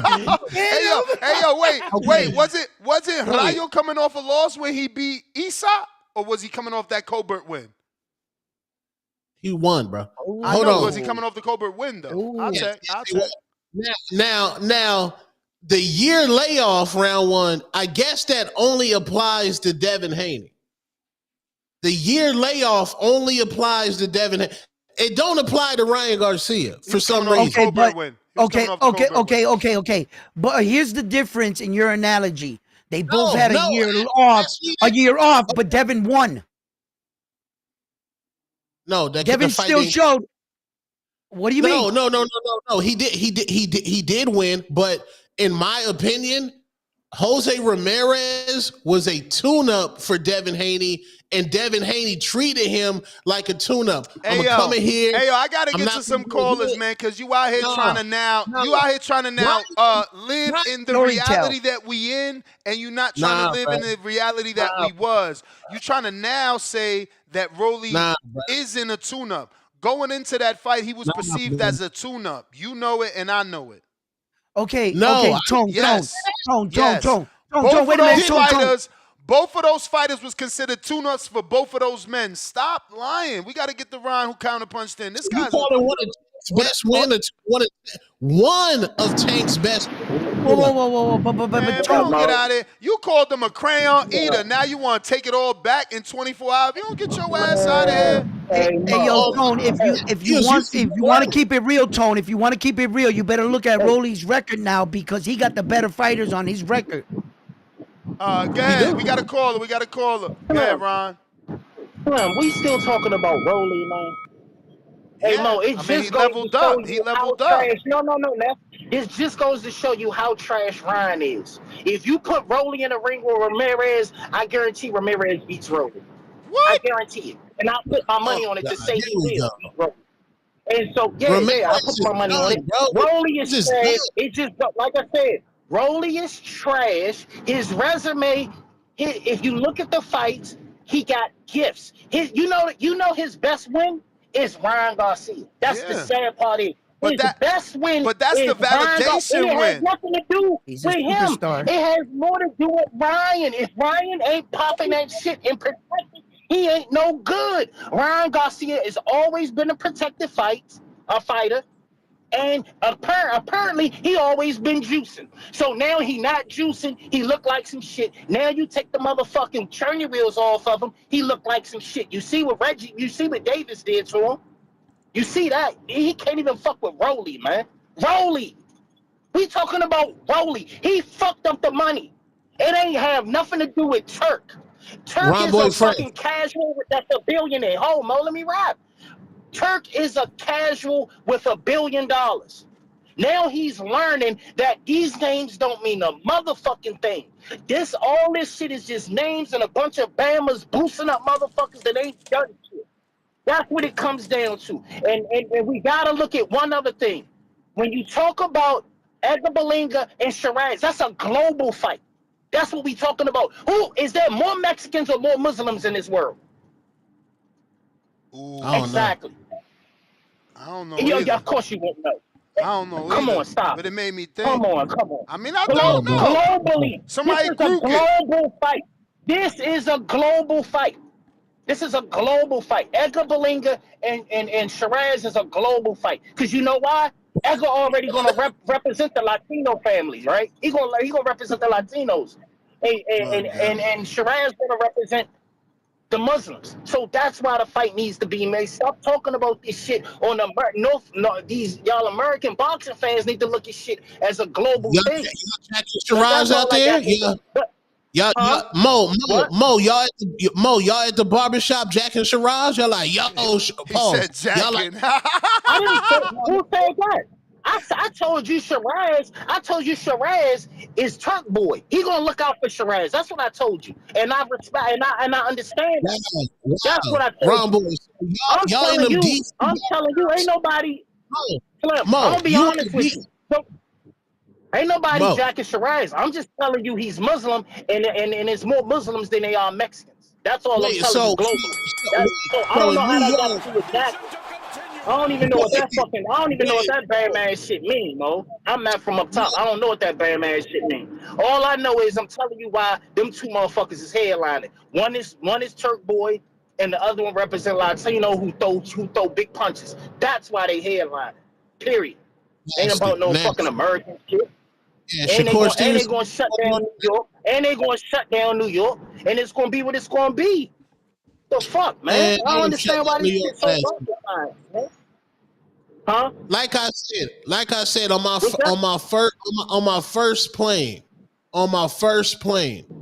Devin Haney. That first shit that went to the 14th Street Bridge. That shit went into Hudson Harbor. That shit. The promoter had horrible fucking match. Some other callers, you the man though. Yeah, come on, man. Into tough fights, and niggas is really saying Shiraz is more popping than Williams and Patton. You ain't want to group it. You know I group everything now. How many Muslims? You're using AI. You're not even using the emotional AI, bro. Step your AI up, bro. Find the niggas that give you real. Yeah, they got different versions where it gives you real emotional answers, bro. You using a robot AI, bro. Get off that robot shit, man. God damn. You hating Group and Elon. They know what they doing. You mad. Man. You mad. And you more mad. Nah, bro. Like I said. Now he wants the AI to be emotional. Yeah. So it can sound like him. Edgar Berlanga and Shiraz in what is better than Shakur Zapata? In what world, my nigga? What world? Nobody knows Shiraz, bro. Stop, bro. This is Turkey Al-Sheikh trying to get his homeboy the Canelo squabble, bro. Hey. Turkey Al-Sheikh fucked up the matchmaking, bro. This God is what damn. you wanted, man. Working. He ain't want to talk about Rolly. He wanted to talk about Edgar. I try to tell y'all, man. And then y'all say, then he's asking why we Why is Edgar the main event? Because of you. Because you want to talk about Edgar when it's not even his time to be talked about.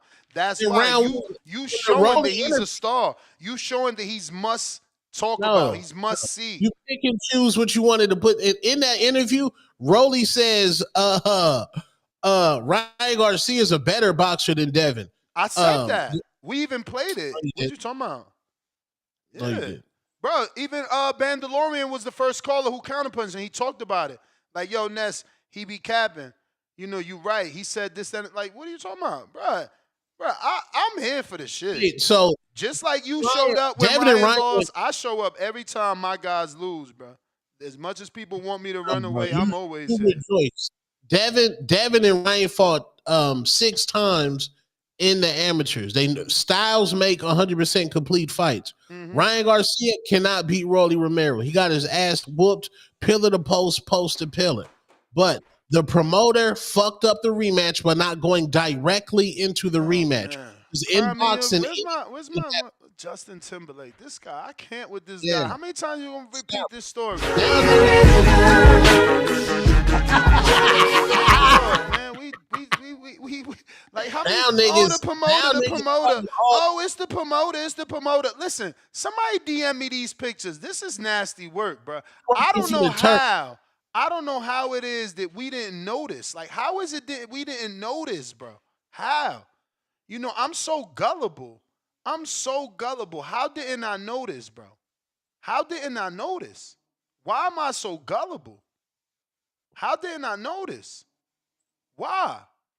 Why do I be so optimistic? Why do I want to believe that everybody is nice? You know, how didn't I notice?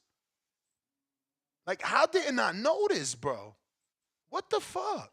How? Why? How didn't we, like, really? You know, this is Duarte. This is Duarte, man. Look at this shit. How didn't I notice?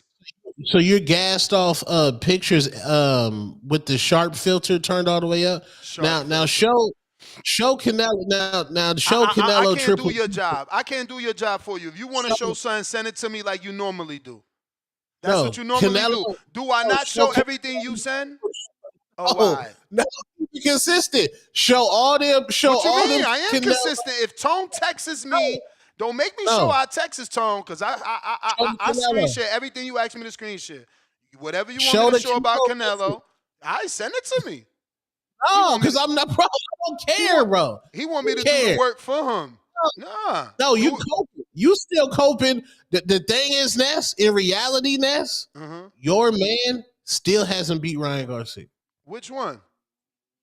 Devin. I know. You can't let it like just because my homeboy smashed this chick, I never smashed. No, I never got to. But guess what? Everybody talked about psychological, and Devin looks timid, and right? Guess what Devin and his team thinking right now? I knew it was the Austrian. Look at him. Look how flat he looked. Exactly. Look how flat he looked. Look how flat he looked. So he's no longer afraid of the power, because he knows that power. He knows that power won't be there. Okay, you're the same man that don't want the rematch right away. I'm the one that said they want the rematch. They want the rematch. I want the Rocha fight. I want the Rocha fight. Exactly. You're the same man. Matchmaker. No, because you don't want. Because let's keep it real. Ryan Garcia still beats Devin Haney. No, I don't want it next because Ryan fucked up the bag. Who the fuck is going to pay for it? Wait a minute. We got to move on with some callers, but think about this. Just think about this for your response. Bill Haney, Ness cooking you, nigga. He said he cooking you. Think about this for your response, all right? Ryan and Devin allegedly did 345,000 pay-per-view buys. That's the first one. Here we go. You talking about Ryan popping for Osterine. Ryan not proving it wasn't the Osterine and turning around and losing and going straight into the fucking Haney fight. That shit ain't it ain't a pay-per-view no more. You trying to force it. You trying to force it. No. Undercard of Canelo Bud Crawford. I've already told you where they're going to have the rematch. Let's now, do it you then, don't Tone. want, End the story. You don't You want win. the rematch? You win. Let's do it. If it's going to be an undercard fight where they don't got to be responsible for the numbers, yeah, let's do it. Yeah. It's the undercard of Canelo. If it's going to be a Turkey Al Sheik package, let's do it. I'd rather have it like that so I get a bang for my buck. But we got to get to some of these callers. Go ahead. I'm sorry. I said, how else they gonna sell out that stadium? That's a good point. If you do a great undercard, maybe they can't sell out that stadium. But it's a Friday night, man. I mean, that means people got to literally take off of work on Friday or leave early to catch that flight. Like, not everybody likes to fly in the same day of a fight. I don't know, man. And now you telling people to fly in on a Thursday. Which, you still can make it the same amount of days as if you was flying in on a Friday for a Saturday night fight. It's just still uncomfortable because of days off. Your man Turkey is scared. When has boxing been scared of college football? When has boxing been scared of anything? The man tucked his tail and put the fight on a Friday. But we don't know that. Just because somebody says that, we don't know that. Hold on, Tone. Man. You're talking about college football. It's probably leading the way right next to NFL football. And you're talking about boxing that's reviewed after golf on ESPN. It's only because of us that speak of boxing that keep it alive. Okay, so let's talk about reality. Wait, you're comparing it to Crawford. Hold on. I thought this was a megastar. I'm pretty sure Manny Pacquiao and Floyd Mayweather ain't getting pushed off their date. No, listen. Okay, different times and everything, but just be smart businessmen. Just be a smart businessman. Let them have their day. Let them have their day. We'll have ours. What's wrong with that? Business. Round one. When this will never happen. This is in the multiverse of madness, probably Earth 616. If David Benavidez and Canelo announce a fight, everybody... Their date is their date. You're always moving the goalpost. You're always changing the names. You're always changing the situation to validate your point. Wait. Who's the bigger star? Who's the bigger star? Crawford or Benavidez? No, you're saying bigger star over college football game. Let's stay to the topic. Hey yo, let's get to this. Let's get to this, man. Let's get to the better shots. Check out what my man Edgar said, man, in color, bruh. It's crazy. I was really telling people it's a double main event and 2 superstars on the card. But now, King of New York shit. Y'all going to sleep? Then I'll be the one to wake y'all back up with fireworks. P.S. Don't shake my hand when you see me. I don't want to break your hands before the fight. Ooh. Damn, bro. And I think that's another liability. Just a week ago, man. Let's talk about it. I think that's another liability. No, it's not. It's not. I was trying to find a video, Edwin. It's not a liability. He actually went to a doctor. Someone tagged me over the last 2 days of the video of him at the doctor getting his hands. He's taking them. I don't know. I want to find the video. I think Hassan got it, right? I think somebody sent. Tone, you know what video I'm talking about, right? I'm sure you got it tucked up. Yeah. Can you send it to me? Well, I'm just going by the last fight with that's what we're trying to tell you. That's what we're trying to tell you. He was shaking his hand. That's what we're trying to tell you. That's what we're trying to tell you, round one. There's new evidence that since then he's visited a doctor. They're giving him shots in his hands. I'm trying to show you the video so we can see exactly what the doctor says and what Shakur says. But like Floyd, Floyd took. I don't even want to say what he took, but he took some shit for his hands and. It was not an issue after people thought his hands was an issue. He went to Japan and got that surgery done, that crazy surgery in Japan. Wow, they tried to delete this. But Twitter kept Twitter nasty for that. The guy deleted that hand post, but Twitter kept the archive because somebody quoted it. So the tweet quote guy ain't delete his shit. Damn, they got to fix that glitch. So you sent it to me?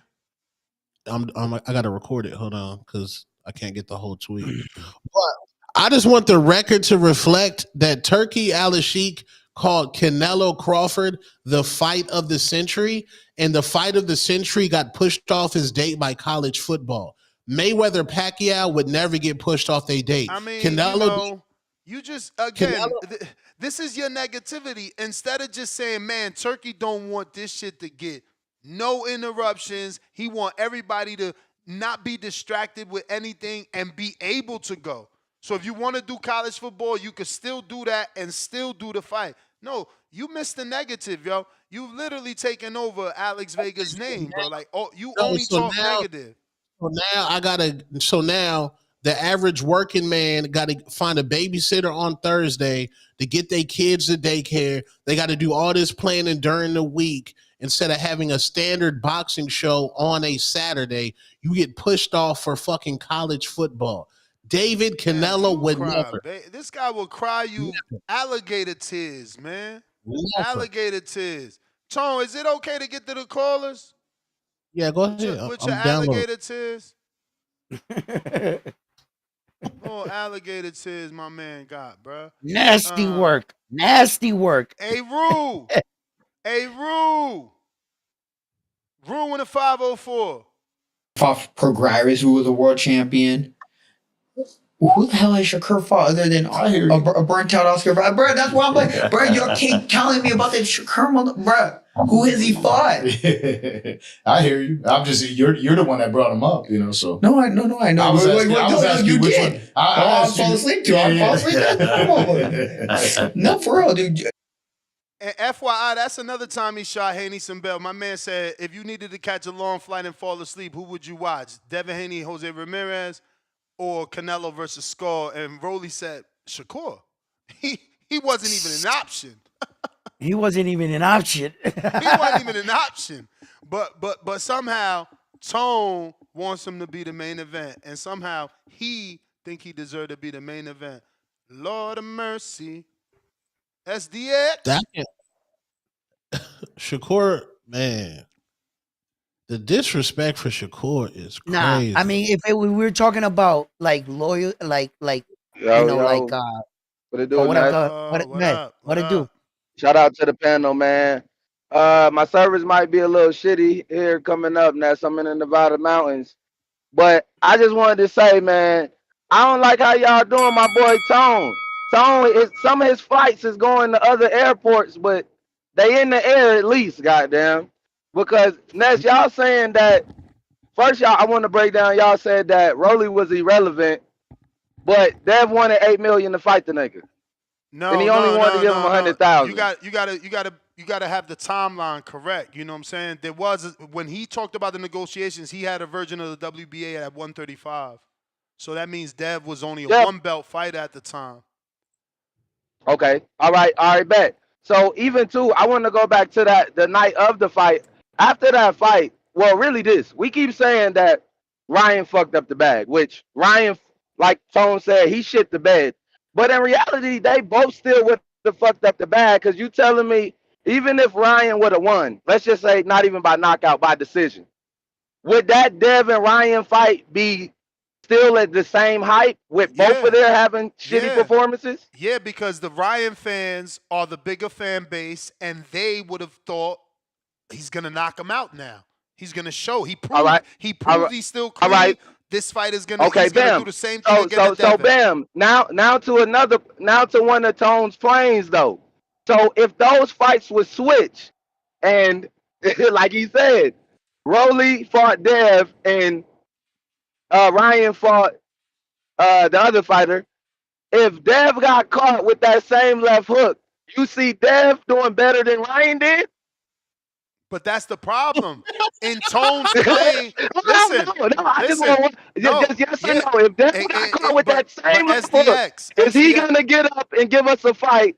SDX, that's any better than Ryan did. SDX, that's what you're not getting. In Tone's fucking dumbass plane, that's why I said he lost GPS. He's saying Devin beats Rolly.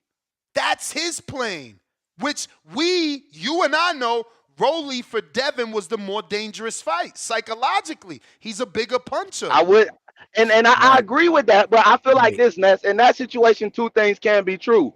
Because if Dev stay on his bike enough, I feel like he could have did the same thing with Rolly, and it just would have looked like he said a little bit better because Rolly was gonna chase him. Rolly was gonna be chasing him like Pitbull do you compared was gonna to I feel like what we got that I night. don't think that you're remembering what you just watched, but I'll remind you to tap into that memory of what you just watched now.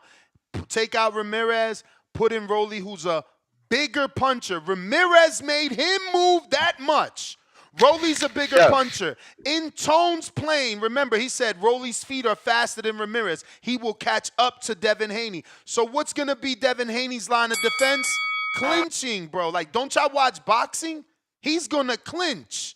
Somehow you think it's going to be I'm saying, I think he still could have pulled out the win like that. That's all I'm saying. Even with clinching, I think he would have still pulled out the win. No, I don't care about win. Somehow, with clinching, you think it was going to be a better fight because you want to believe Tone with his GPS less fucking. No, I'm just saying. I feel like the fight would have been closer. It would have been more punches had to be thrown. How is going to be more punches because, like with clinches? Said, for them to get close enough to clinch Ness, I feel like it would have just been a tighter range fight than him literally moving as much as he did. My guy, that's just my own opinion. My guy, remember that Ramirez was close enough. That's why Devin wasn't jabbing. He was hooking and pivoting.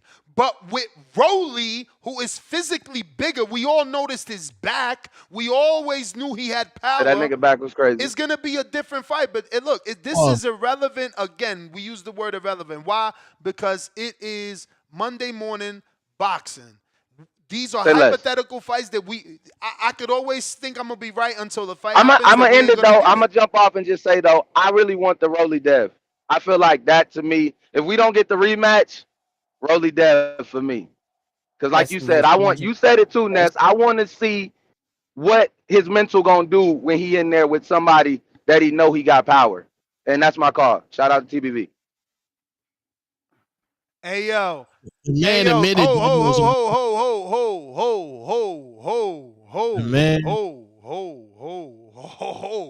because that's what I like. Bigger shit. Chill, Edgar. Maybe we should just accept this one, Edgar. He says, I ain't mean it in the way you took it, brother. My apologies. You know me better than that. My frustration wasn't targeted at you. It was towards them, but I worded it the wrong way. At Edgar Berlanga. I like that. I like that because he also mentioned, I fucked up. I miscommunicated. Or it was a miscommunication. My frustration. And I overreacted. No. I'm talking about when he talked about in the interview with Charlemagne the Guy, he talked about, going out on social media and saying what he said about Turkey. So he expressed that too. Like, look, man, I fucked up. I overreacted. So I do like the apologies. But, at one point, like, I'm going to back off. I'm going to back off and hope they get to fix it. I like the apology. But, you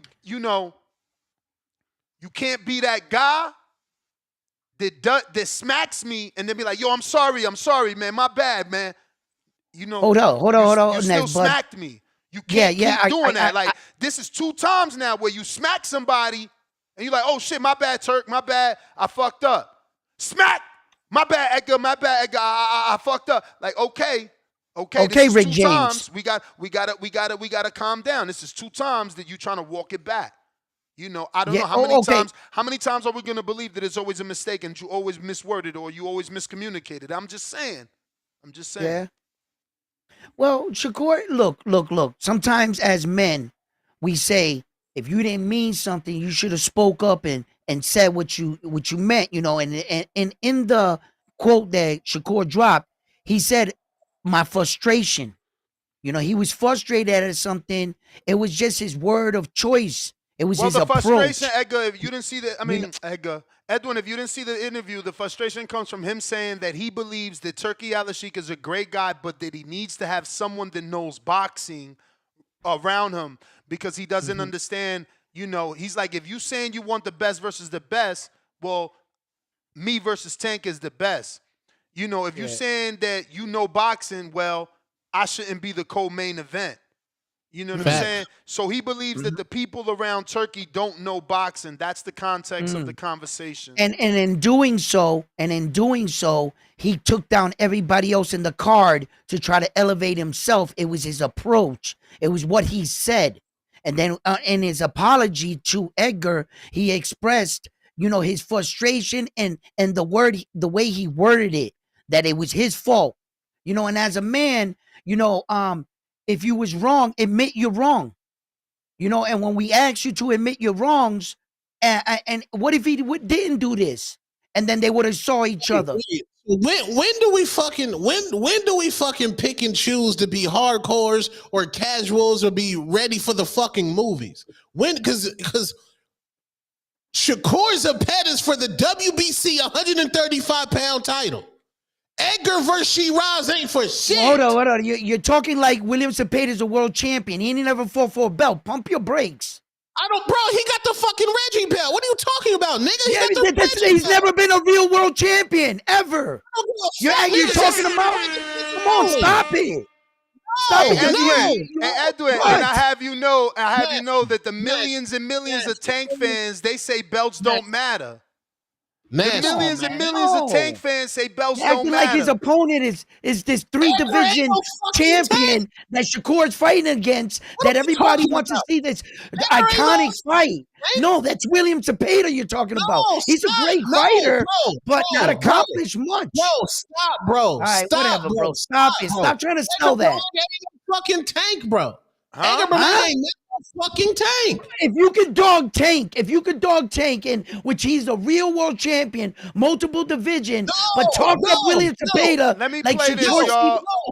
Bro, Edgar Berlanga is not on no Gervonta Tank Davis fucking level in any shape or fashion. Popularity, skill-wise, Tank can say belts don't matter because my motherfucking fights is sold the fuck out in any city I go to, nigga. This nigga Edgar Berlanga on a fucking undercard.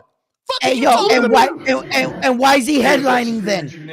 Then why is he headlining? Right here. Let you tell it. Look how many belts he's got out here. This is such an honor to be here next to him. Shakur is woo. Hey, what's up, Supreme Rejuvenation? I'm here with the greatest right here, Shakur Stevenson. He's like ranked almost #1 right now in the world. Look how many belts he's got out here. This is such an honor to be here next to him. Shakur E3, enjoy your time, man. You about to be in the Phantom Zone. That goes to speak of all his hard work. Look at it on the wall. There it is, and he's getting ready for a big fight against Zapata. It doesn't have to say how tough he is. That's the champ right here. Look at that work on the wall. Woo! Look at that. Hey, what's up, Supreme Rejuvenation? I'm here with the greatest right here. So this is the video where obviously this doctor is helping Shakur get those hands right, man. Listen, let me get to these callers, bro. We got way too many callers. We've been going back and forth. Bo Rogers, what up?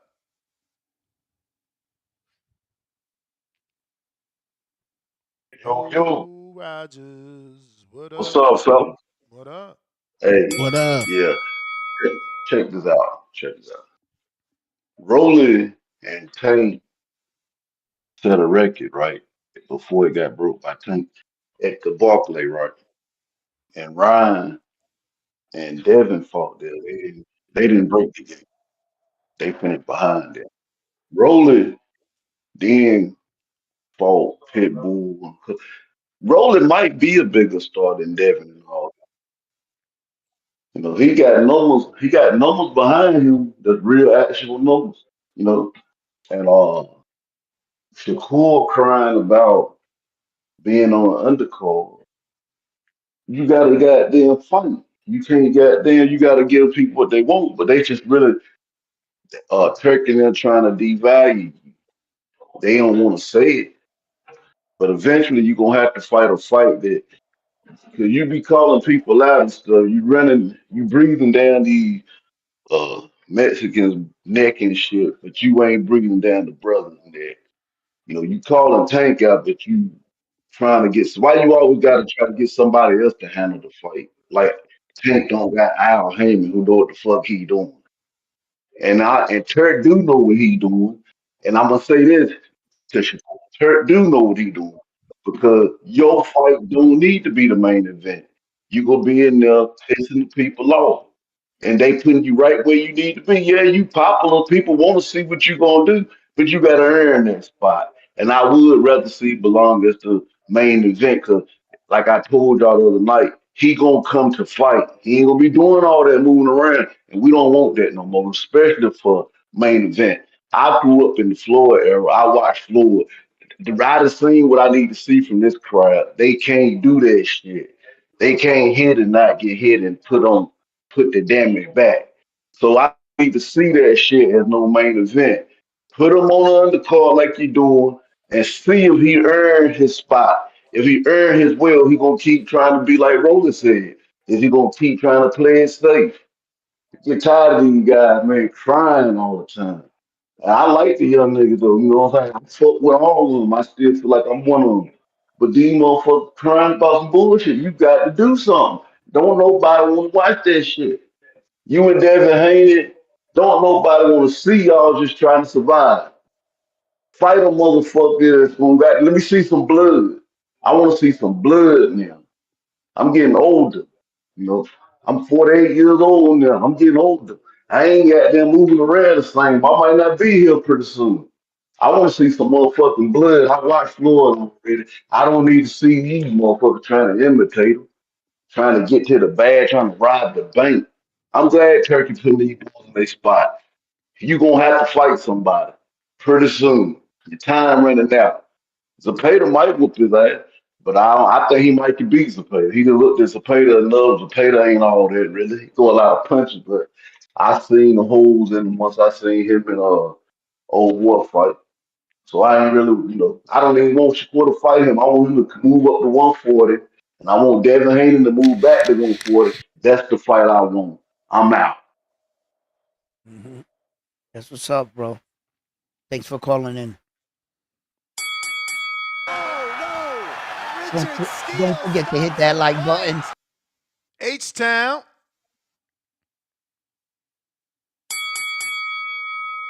Yo, what up, Ness? You hear me? Yep. Hey, Town, baby. What up, Tone? You still there, Tone? Yes, sir. All right, man. I appreciate this East Coast dude jumping the West Coast dude. You know what I mean? It's all good, though. It's all good. Hey, man. First of all, since when is boxing a Muslim sport, bro? In Eastern Europe and all that, they like sambo and wrestling. Down in the Middle East, it's horse racing, goddamn soccer and cricket. Boxing is not a Muslim sport, man. Get out of here, man. I don't know what the hell Ron Boy's smoking. Mexicans, go to Mexico, man. You see all the boxing gyms. You can just start naming the trainers. You know, Nacho Berenstein, Abel Sanchez. You got Guerrero. You got Diaz. Mexicans, bro. It's a Mexican. If you want to say anything, it's more of a Mexican sport than a goddamn Muslim sport, bro. You need to stop that. That's bullshit. I mean, it's actually not. If you listen to AI, he's got a good number, but I'll give that information after the call. Bro, that you say, bro, these countries they don't even have televisions. That's a lot of these countries, man. My brother, they factored all that in. I mean, this is why AI is amazing. Yeah. If you want to use some of your call, I'll show you exactly where they touched on that. They said 1.5 to 1.8 billion having access to TV, internet, or streaming. And check what else they factored in. 10 to 20% potentially opting out due to religious rulings. This is an estimate, obviously, but they But did these their are just thing. estimates, dude. I ain't never met no Muslim dude that tell me, "Hey, bro, you seen boxing?" I mean, so what? Are you like the census? You've met all the Muslims just because no Muslim told you they like boxing? I've worked all over America for 23 years. My brother, I think you need to I think you need to reassess your call. Philadelphia alone is where most Muslim boxers come from. And I'm talking about maybe converted Muslims, but there's a lot of Philadelphia No, boxers that are Jesus Muslim. Christ, Hey, bro. hey, look, you saying you never met a person that likes boxing that's Muslim. I'm showing you Julian Williams. You saying Jesus Christ. You a fucking Bro, hater. you could I talk to showed you a any boxer goddamn that's Mexican. You Muslim could talk from to any Mexican in Philadelphia. Mexico. They'll talk to you about boxing, bro. Okay, Get out so of here, so what Ness. about Tank? He didn't convert to being Muslim. His name is not Yeah, Abdul yeah. They Wahid. want that money. They wanted that bag, bro. Get out of here, Wait, dude. I gotta hang up on you now, bro. You sound stupid. But that's the Tank truth. wanted the bag that he didn't take from the Muslim. Richard Steele stops So wait a minute, Tone. Your friend calls in to say that Tank turned Muslim to get that bag from Turk, who he refuses to do business with. What the fuck is H-Town talking about? I didn't hear him say that at all. Oh, you didn't hear him say he turned Muslim to get that bag? From who? He ended it on that. He turned Muslim to get that bag. From who though? Who else is everybody else? Who else are we saying? Why did Big Baby convert the Muslim? What did we say about that? When did that happen? We did a live fight chat on Saturday with Canelo and Riyadh season, and there was empty seats. And what does that got to do with this? Where was the Muslims? What you mean? There wasn't a Shiraz on the card. Who was the Shiraz on the card? Turkey bigger than Shiraz? Man, if you don't get your ass out of here, man. Knight, what up? This guy he just tries anything. Turkey not bigger than Shiraz? Yeah, Turkey's a superstar. He's a boxer. He's an athlete. Lord have mercy. Yeah, well, you gotta stop, man. You gotta stop. I ain't never met one either. Nigga can Julian sell out his Williams is a Muslim. Everybody talking about they never met one. Julian Williams is a Muslim boxer. The fuck we talking about? Muslims ain't sell out to Canelo? Nick Glenn, $2. The new Rolly off that Neuro gum. Shout out to TBV. 100 emoji. Big Super Mix, $5. Watch Tank Rolly 2, November. Tank 4-division title opportunity. If Tank and Pacquiao win, them and Benavidez gonna headline a Cinco de Mayo 2026 card. Bandalorian paying for that counter. Years of lurking, $2. Toned down bad. Blaming Turkey for Ryan being trash. Adrian, $5. And that clearly shows biasness for the fighter he likes. Spider Rico says, my millionaire, my millionaire, my millionaire. Shout out to you, my friend. Shout out to you. See you later with Spider Rico now. Jerry, $2. Ness, why say Charlemagne and not the Breakfast Club? I mean, I'm just saying Charlemagne because on this show we were debating that he was not part of the culture, so it was more specific to him. Big Balls, $5. Rolly said he don't fight for money, but he want the Tank rematch. Yet Devin offered him too less of an offer, telling Ya he was just talking, Ness. Nah, for sure, man. But Devin is more hated. Polo Buck, $2. Who's Shakur's Canelo on his resume? Oscar Valdez. Ghost Coast, $5. Canelo connected on 36.8% of his total punches against Skull, while Haney managed a 31.3% connection rate against Ramirez. DB, $2. DM'd you on X, proof Charlemagne, top 4 in media. Now, we showed that yesterday to Tone, and he was like, that don't matter. He still said that it didn't matter. That's the counterpunch from Ron Boy. We got 2. We got Pat's Nation, $2. Devin fought and ran from a punching bag. 2-time champ, former unified. Pistol Parkway Mozzie, $2. Do they test for Austrian in Texas? I don't know. Depends with the who's fighting, I guess.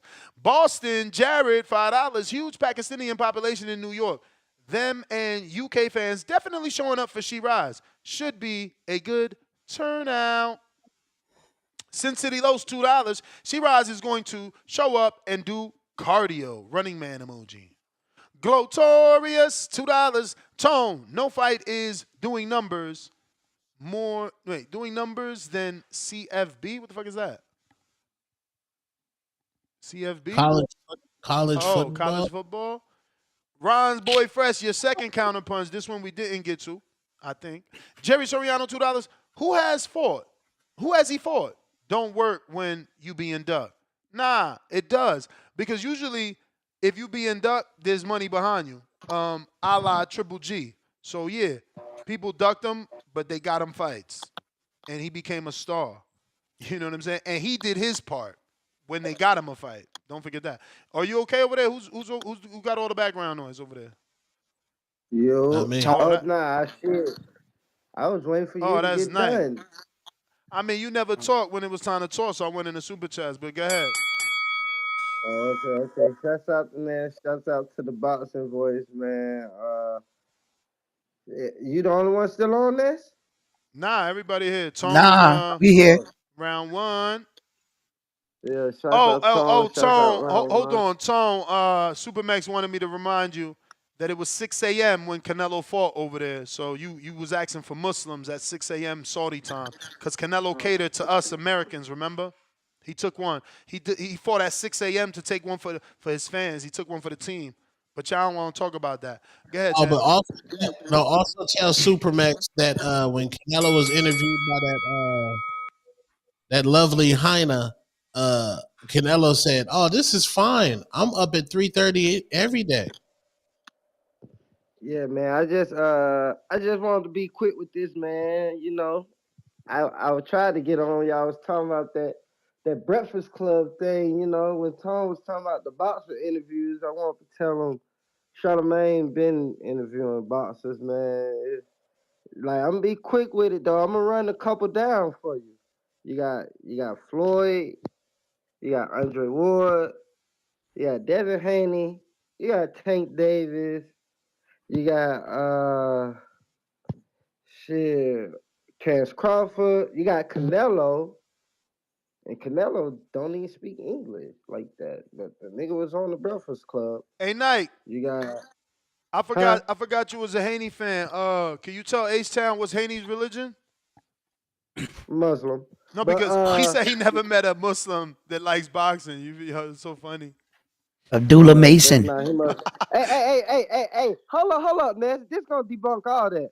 What's Muhammad Ali religion? Oh shit. He was Christian, yo. Hey, that's my call. I'm done. Pentecostal. Hey, yo, it's hilarious, bro. Dudes to get up here and say just about anything to win an argument, bro. It's nasty work, bro. Nasty work. Yo, I'm Mexican. I ain't never met a Muslim that likes boxing. The fuck type of weird shiz is that? And people seem to forget. Rest in peace, Nazeem Richardson. You know, shout out to Nazeem, man. Always show me so much love, man. One of my most viral videos is with him and Tyson Fury in Philly, and I covered it. Dope, man, dope. Look at H-Town trying to win the argument, bruh. How many boxers Mexican? Shut your ass up. I'm trying to change it now because you said some dumb shit. Just because you said some dumb shit. No, sir. Hold on. Can I get a screen share of that last one since you were showing Ryan steroid pictures? Yeah, I pulled it up for you. You talking about the Robert? Yeah. We got it. See, and this is what I'm saying. Tone be trying to act like whatever he's saying, I don't share. He's a fucking liar, but it's all good. Take those waters out. Shout out to ES News, Ellie Setback. Don't flag me. This is just, for viewing purposes only, discussion. Until he did the drug test. And guess what? Guess when he did the drug test? After the fight? No. He did one right before we walked to the arena. You know what I mean? He needed that energy. They said that before. That's what the inspector told me. Well, he could drink whatever he wants and he would have whatever he wants in his locker room until he does the drug test. I never heard that before. The commission, that's not there's a lot of us that don't drug test. Like when you're just an undercard, you don't have to go. Play the beat, Tone. I mean, obviously that's what you want. You want us to believe that somehow Devin is getting, I don't know, unfair or actually, what is it? Favoritism from the New York Commission when he's from the Bay Area and Las Vegas. Play the link. Make it Yes, nice and spicy. Let me read. Let me get my dramatic reading first.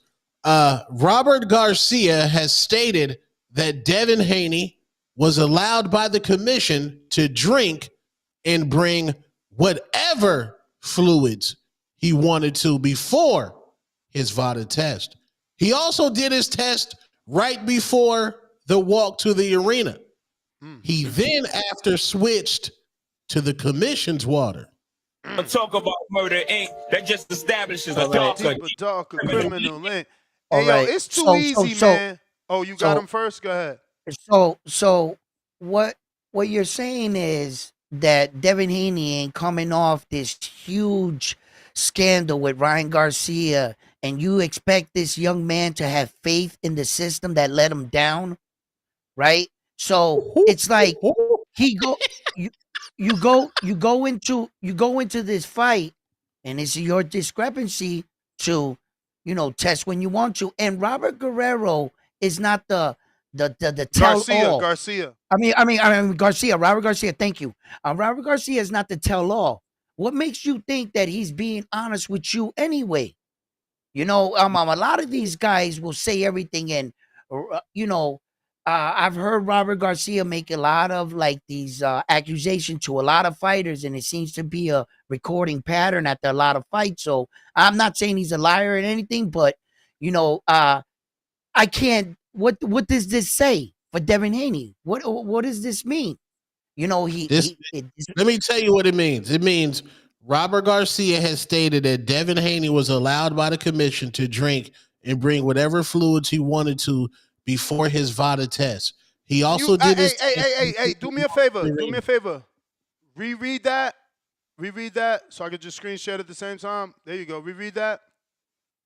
Robert Garcia has stated that Devin Haney was allowed by the commission to drink and bring whatever fluids he wanted to before his VADA test. Say that. No. Say that next phrase right there loud, please. What are you talking about? Right there. Before his. What it says? Before his what? VADA test. He also did his what? His what? What? The Victor Bonte? The test, right? The test, right? So all we gotta do is wait for VADA. All we gotta do is wait for VADA to say both fighters clear. That's all. That's all. Yeah. That's I'm just saying. I mean, I prefer it that way. Honestly, I prefer you to take whatever you gonna take right before you do your VADA test, so it shows up. Unlike Ryan, that tried to tell us, well, look, I tested clean 2 times. How is it possible? No, look, I'm drinking this in front of them so you could test me. You can test me. Yeah. I think that reading is fundamental. Yeah, I think you're reading too much into it. I think the reading is fundamental and comprehension is better. The job is. I think you're reading too much into it, Tone. No, the chat got the content. The chat got the Tone. content. Let's. Sure. What was the results? What was the results? Was he negative or was he dirty? I don't think they come out yet. I don't think they come out yet. Hey, y'all can be the glazed buddies all y'all want. I'm just saying. Don't forget that the rules state that you're supposed to take a commission urine test before the fight as well. So it's going to be 2 separate tests. There'll be a commission test, just like Ryan popped for the New York Commission, and there's going to be a VADA test. So, we good. Ron Boy Fresh, counter. Why aren't y'all pressing Robert Garcia? I ain't saying it. I'm reading it. Yeah, fuck all that Bama shit. Yeah. Fuck all that Bama shit. Look, listen, man. Where's the boxing at? Why we gotta bring up conspiracies? That's Tone. All he want to do is talk about that. That's more like a motherfucker that sat on mommy lap looking at days of our lives on this shit. Hold on, Ron. Nobody got time for that Bama shit. Hey, look, let me rap. You can rap afterwards, Mo. You can rap afterwards, Mo. Let me rap. You holding me up. You holding that real. Why you holding that man up? Why you holding that man up? Real shit up. You keep that talk shit when I get off. But look, real quick. I got the ultimate fight card. Hey, Ness, do we know when Reggie Davis is fighting Lamont Roach yet? Do we got a date for that yet? Nah, but they saying maybe Nah. first week or last week of June or Okay. first week of Yeah, August. so this is what I think. This is what I think should do. And as far as that Bama motherfucker that called about Muslims, you could tell when a motherfucker never been nowhere. You could tell when a motherfucker just started looking at boxing. You know how many Muslims? Do you know Better Beav is Muslim? Bruh, He don't even Prince know that. not seen her Do he mad. know? Do he know? Do he even know that it took a Muslim? Muslims don't care about boxing, but a Muslim is buying up every motherfucking thing. But they don't care about boxing. Think about the concept that this Bama just sat there and called and don't know his shit. name is If you go to the UK, half the motherfuckers is Muslim. Every boxer that came out the Middle East is Muslim. So stop it. Stop it. And when you talk about money, we already know. Don't compare Muslim money to what's in Mexico. Don't even compare that. They get their pay-per-views for free. Muslims pay for their shit. You see how that works? So we ain't even gonna talk about that Muslim and Mexican shit. At the end of the day, I already told you why the motherfuckers is headlining. But let me get back to the ultimate fight card, and I'm dipping.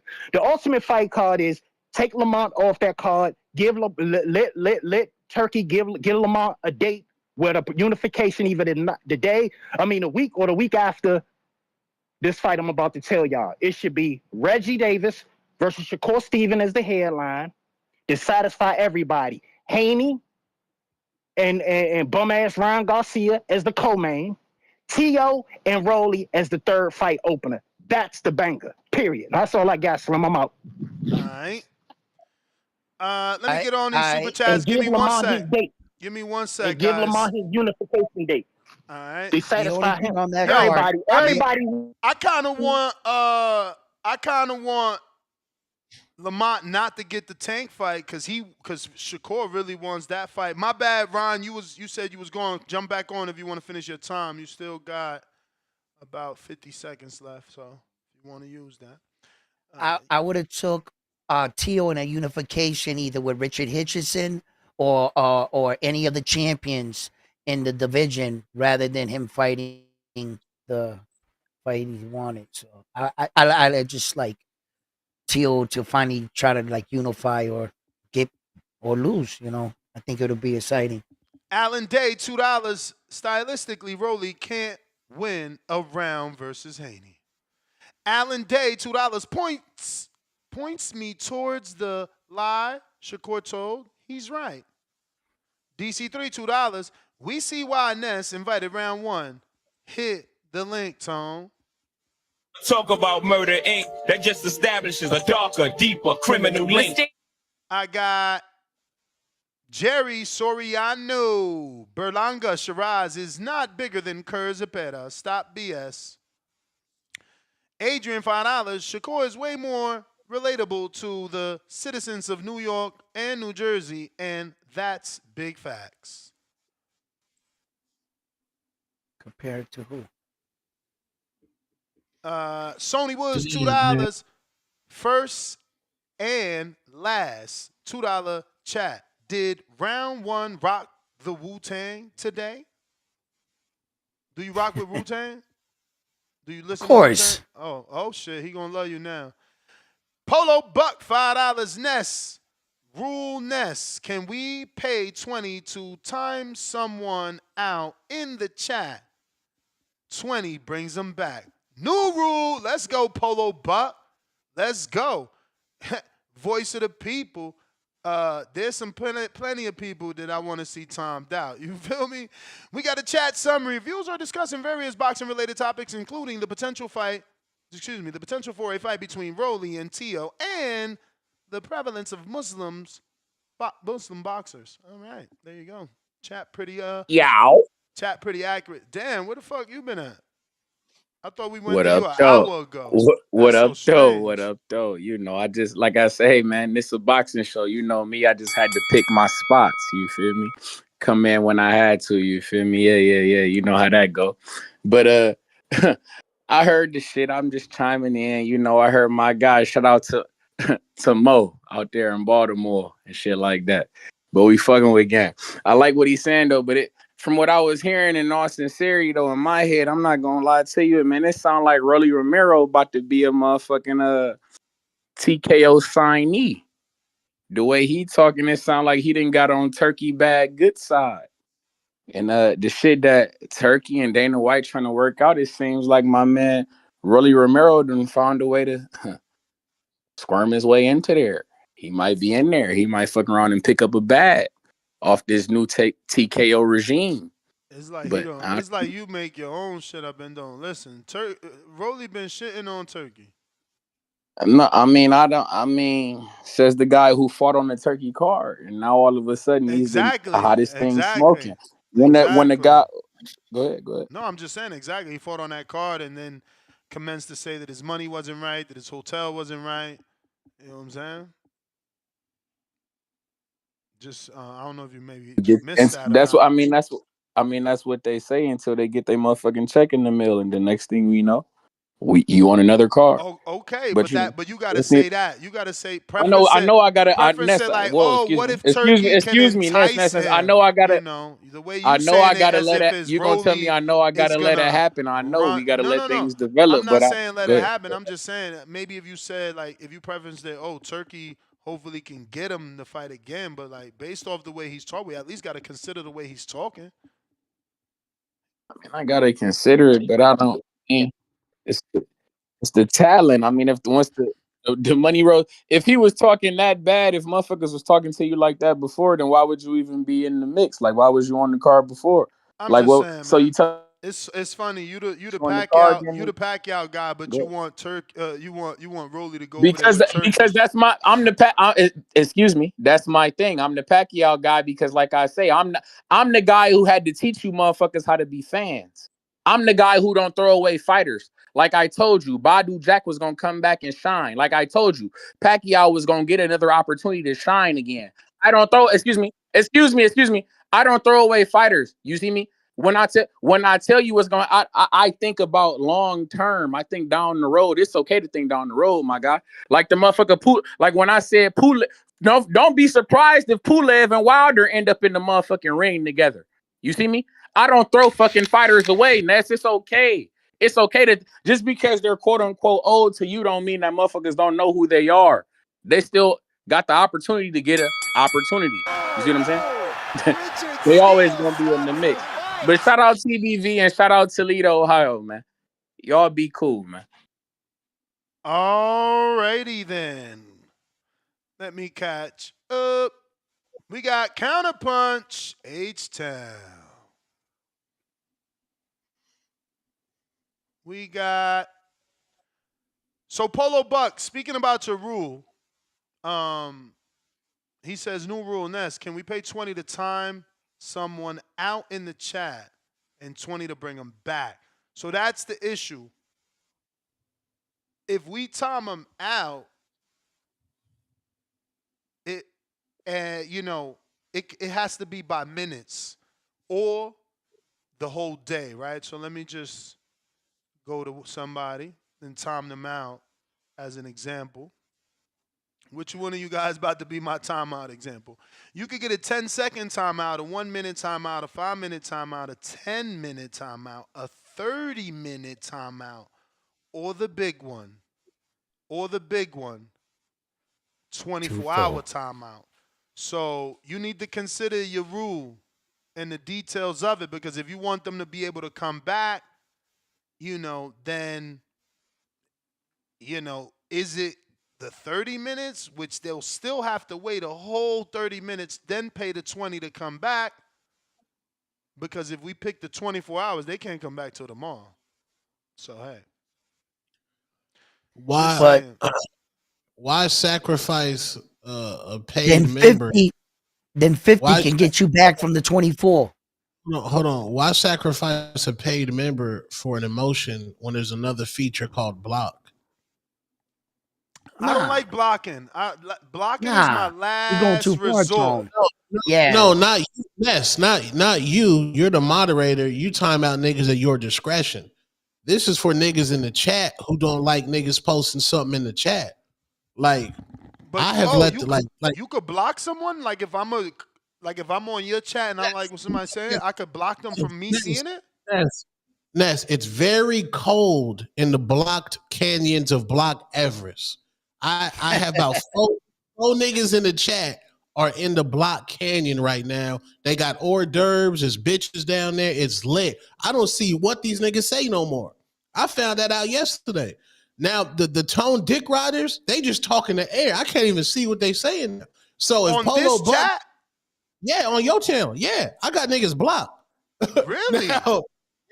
Now, if Polo Buck don't like what a nigga got to say, use your feature and block them.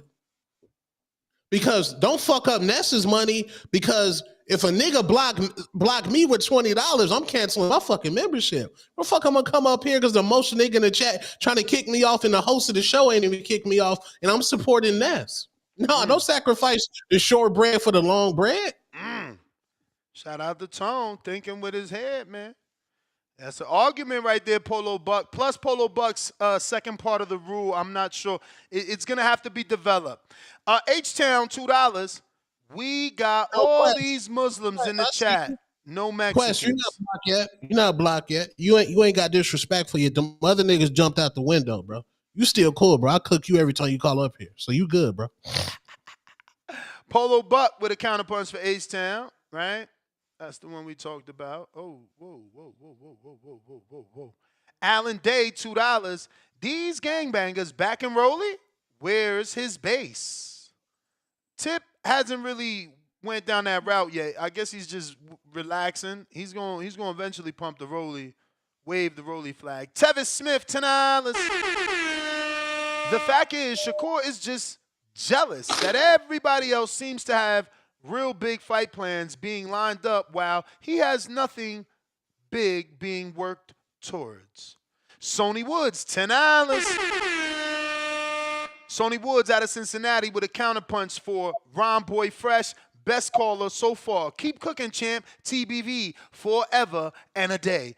Pull your shoes up. So one counter for Ron Boy, and he sent a super chat. We got Pistol Park with Mozzie. Can we stop calling Arabs just Muslim, please? Y'all killing me. I'm Muslim and I'm American. I don't know what face that is in it. Sometimes when I hover, it gives me the emoji name, but it ain't right now. H-Town, $2. We got all the... Oh, I read that. Samat, $2. Haney had that Victor Bonti juice. That's that undetectable. King Duke, $2. If Mexico's so great, why y'all keep escaping? Come on, man. Can we? Polo Buck, $2. Hey, for the record, Jonathan Sims, I haven't blocked you. And if people saying why you block me, you're admitting you're a two-tone dick rider. I only block two-tone dick riders. So don't be revealing yourselves, bro. Don't take the mask off and shame the devil. Live chat, power chat. Polo Buck, $2. A 24-hour block is $20. And a $10 for 30 minutes. I think that's insane to be blocked for $10, 30 minutes. That's nasty. That's like cents on the minute.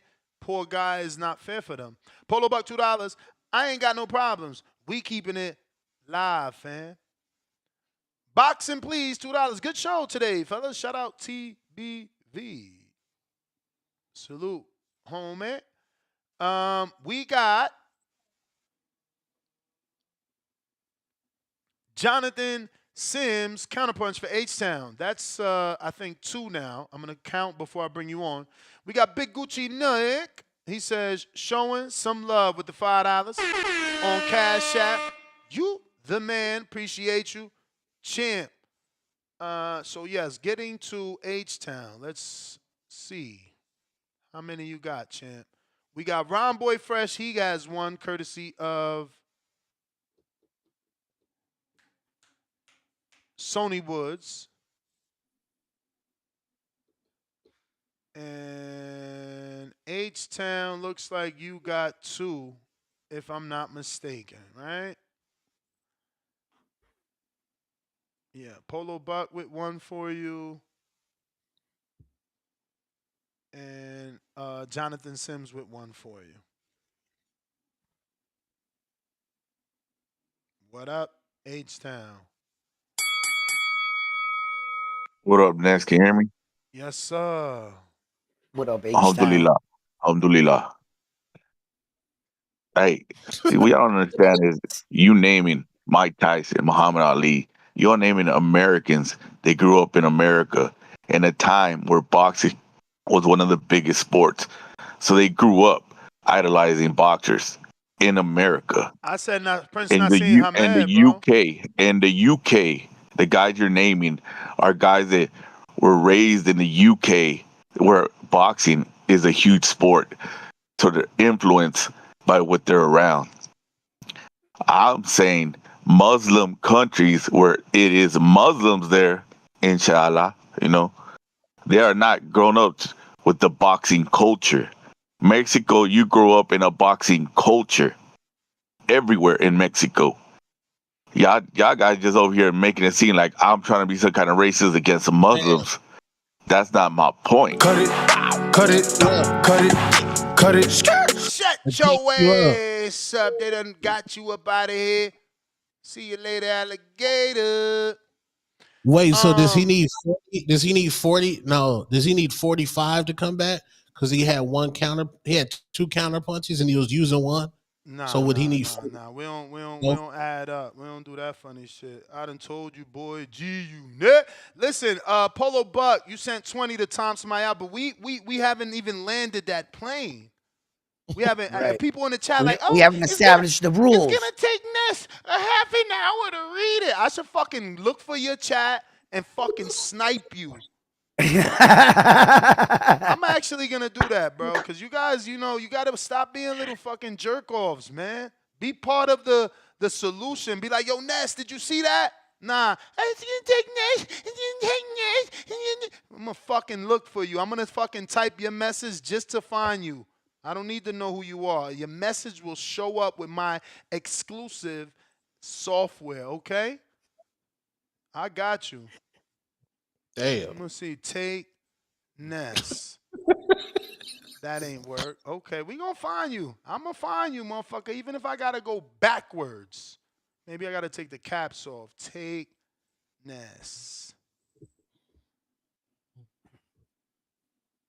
That ain't work either. I'm going to find you. What's that? That's one of my favorite parts of the movie too with Superman. I have a certain set of skills. I will fight him. I even have that soundbite, yo. I love that villain too. Such a great villain. He was a great villain. What's up? He did such a great job on Boardwalk Empire too. He was a great villain, and he was a detective on Boardwalk Empire. He's that guy. But I'm gonna find this fucker right now. I'm not gonna pay attention to you, Tip, because I'm on the hunt. I'm on the hunt for you. Man, I just missed that whole last call. You know what I'm saying? But yeah, man. Yo, nasty work, man. I don't know what's up with you dudes from Jersey, but it's getting nasty out here. Y'all talking about y'all don't want Lamont Roach to get the fight. Like, what type of timing are we on, bruh? Like, that is hate at its finest. No, so he can get the Shakur fight. That's what I said. Fuck out of here, man. Hey, bro. Fuck Shakur Stevenson, man. Well, listen, Tank is going to fight Jake Paul, give us the spectacle we need, and Shakur and Lamont can fight. And the winner gets Tank. How about Shakur go fight O'Shaquie, bro? How about Shakur go fight O'Shaquie? Go fight O'Shaquie Foster. Why, this is y'all Y'all problem. won't give him credit. If he beats O'Shaquie, somebody gonna say O'Shaquie got 4 losses, man. Why won't we give him credit for beating O'Shaquie? You just heard what I said. Man, that's cap, bro. That's cap. Well, guess what, Ness? If you don't want him to fight O'Shaquie, then go tell him to fight his best friend. Let's stop being babysitters over here, man. Y'all keeping this kid under this protection program. It's nasty, man. They're like, this dude, he want to be buddy-buddy with everybody else in the division or around the division, but he don't want to fight him. Like, you know what I'm saying? Tank shouldn't get that motherfucker to fight, man. He shouldn't. You know what I'm saying? And then for you, like, then for this dude to keep coming out his mouth saying the shit he's saying and then got to keep apologizing. No, your first thought is your intrusive thought, bro. He mean what he saying, and then he double back apologizing every time, man. You know what I'm saying? Look, bro, we gotta cut the cap when it comes to this Shakur Stevenson dude, man. Respectfully, bro. It's nasty out here. Raymond Ford should be fighting Albert Bell. You know what I'm saying? But he really don't want to fight. But I'm gonna get back to Shakur. I just needed to throw that in there. Yeah, man. It's getting nasty out here, man. And for for him to say, yeah, Yeah, I don't want Lamont to get the fight because I don't want people to say, "Oh, he lost." You know what I'm saying? When I get the fight, nigga, who even said you getting the fight? First off, who even said you getting the fight? Respectfully, bro. like, what's wrong with this nut ass nigga, bro? Like, dude be tripping, man. He really be tripping, bro. Uh, and that's just hate. That's just hate at his finest, man. That's just hate at his finest. It just shows he's looking for a payday, and he really don't want to jump out the window and fight. You know what I'm saying? Godzilla before he gets to the big fight. And that's the thing, man. That's the thing. When you it's like I keep telling y'all.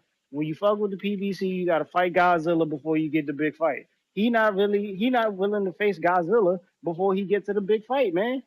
Just look at his resume. Just look at his resume, bro. His body of work says it all, man. Ain't no Godzillas on that resume, bro. Ain't no Godzillas on that resume. Point one Godzilla out. Point one. Just give me one Godzilla on that list, Ness. Give me one Godzilla. You can't give me a Godzilla on that list.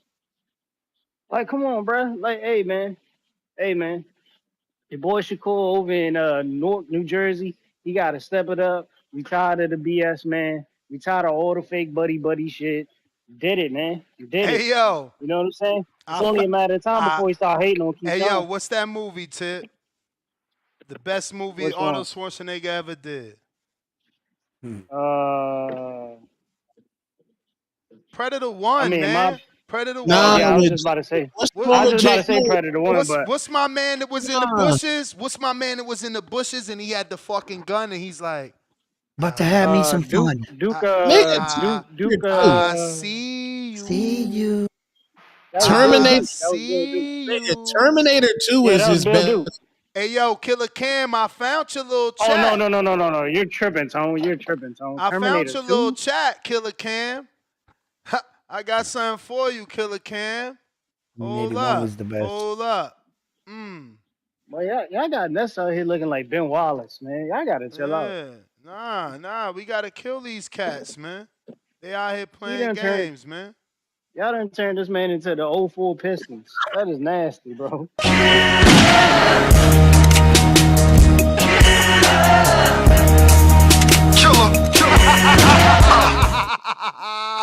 I see you, Killer Cam. Hey, Tavon Burns, you going down with him. Because it's your Hey man, fault. It's how your long fault. Steph Curry? How long Hey, Cam, Curry? I ain't even know if it wasn't for your co-defendant. But I caught him. Go ahead, Tip. Nasty work, man. Nasty Yeah, work. how long Free Steph my chat Curry in? niggas, man. Free my chat niggas. Y'all What you going saying, Tone? down as a team. Tavon, you did it. Hey, yo, Killer, get mad at Tavon. He did it. He did it.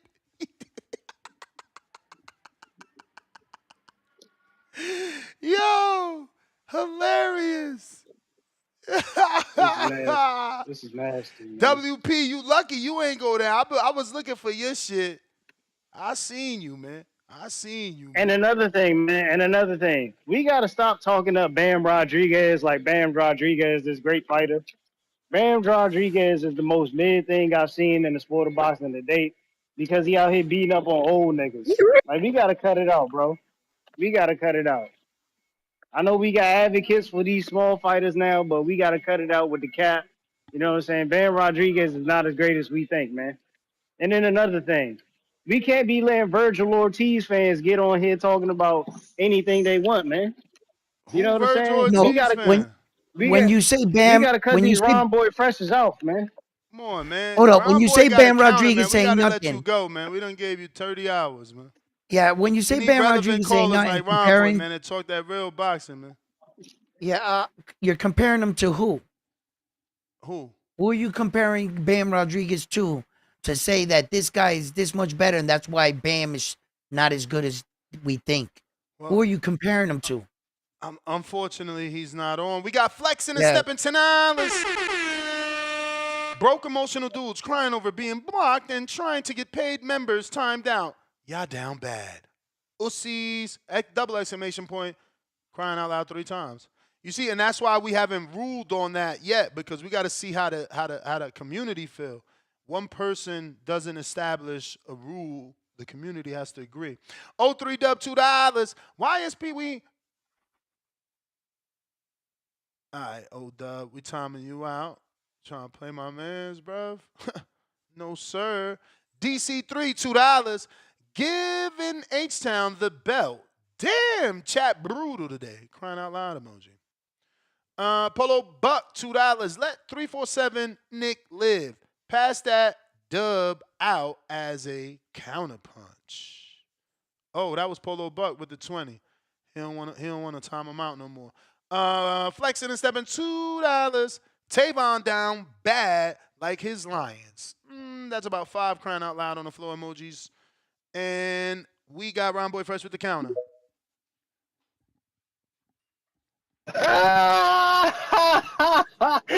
Tip throwing shots again, bam ass. All right, look.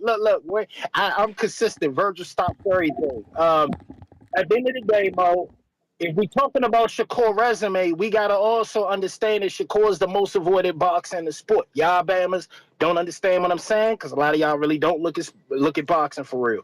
But Shakur is the most avoided, and so the only reason why I said Lamont, DC gonna stay in the building, Lamont, just go ahead and let Turkey pay him out for a headliner so we can just expedite the Shakur fight, because at the end of the day, are we even sure you talking about he shouldn't give Shakur the fight? Are we even sure that Reggie want to fight Lamont the way he acted? And I think it might be in their best interest. If you gonna get cashed out, you rather get cashed out versus Shakur for that bag or to Lamont for that regular shit you used to get. Which one you trying to get cashed? Because you really can't beat neither one of them. And it seemed like every time these motherfucking Reggie Davis fans come on protecting this motherfucker, stop protecting him. Either he let my younger from DC cook his ass, or he let my younger from North cook his ass. Either which way, we ain't sure he getting out of neither one of those fights. So I don't give a fuck. I was just trying to make a fight card that'll make sense to everybody. You dig? And as far as the Rolly and T.O. shit, I think T.O. should fight Rolly because T.O. keep talking about 147 pounders, and I think Rolly and T.O. will be a great fight, and we can get rid of Rolly ass. That's the reason why I made that shit up. But at the end of the day, stop that shit. Like I said, I'm willing to put money on my man Virgil all motherfucking day. Period. We out, Mo. Aight. Great. I cannot. For the life of me, I cannot understand the disrespect of Shakur Stevenson, 135-pound WBC champion. Like, I'm noticing now. Can you explain the disrespect? Because that shit's going over a lot of people's heads. You need to point it out. Yeah. Well, the main, like, the justification for Shakur not headlining this card is absolutely mustard. Musty energy. At the highest level. And you're not counting his last performances. You're not taking none of that into consideration. I'm noticing, like, they be like, "Oh, he's boring, he's this and that," but they don't want to fight him. Like, if Tank gonna knock him out, tell Tank go in there and knock him out. Go stop the man. If he got brittle hands, go stop him. The thing is, Shakur Stevenson has sparred a lot of these guys, and he whooped on them in sparring. And they don't want that shit to translate to the level. Exactly. That's a fact. Everything you just said was 100% fact, and they know what's about to happen. They know. Shakur done been coast to coast smacking these motherfuckers up. That's it. Or maybe y'all just fanboys and y'all ain't think that he was going coast to coast to fill motherfuckers out. The same way Tone a flip-flop and pancake, when it come to Brian Norman and Haney trying to fill out Brian Norman. Oh, Lord. But you can't say fill him out. He don't fill him out. Now he want the fight. So he want all the smoke. He's just the most avoided. Just fight the man. If you can beat him, beat him. All right. So he's the most avoided, and he travels around. And he beats all these guys in sparring matches, but when you're in front of him on a world stage, he's putting on these kind of performances. You can't live off sparring match legend that I whooped. Yeah, stories that I whooped everybody. When it's time to perform, what are you doing? And I'm not saying this. I'm just saying what the general public, and I'm repeating what they're saying. What is the consensus saying? So we got to slide in some callers. Pat. Didn't Rolly? Mic check, Didn't 1 2 1 2. You there. Shout out to the community. Shout out to Tone. Shout out to Round One.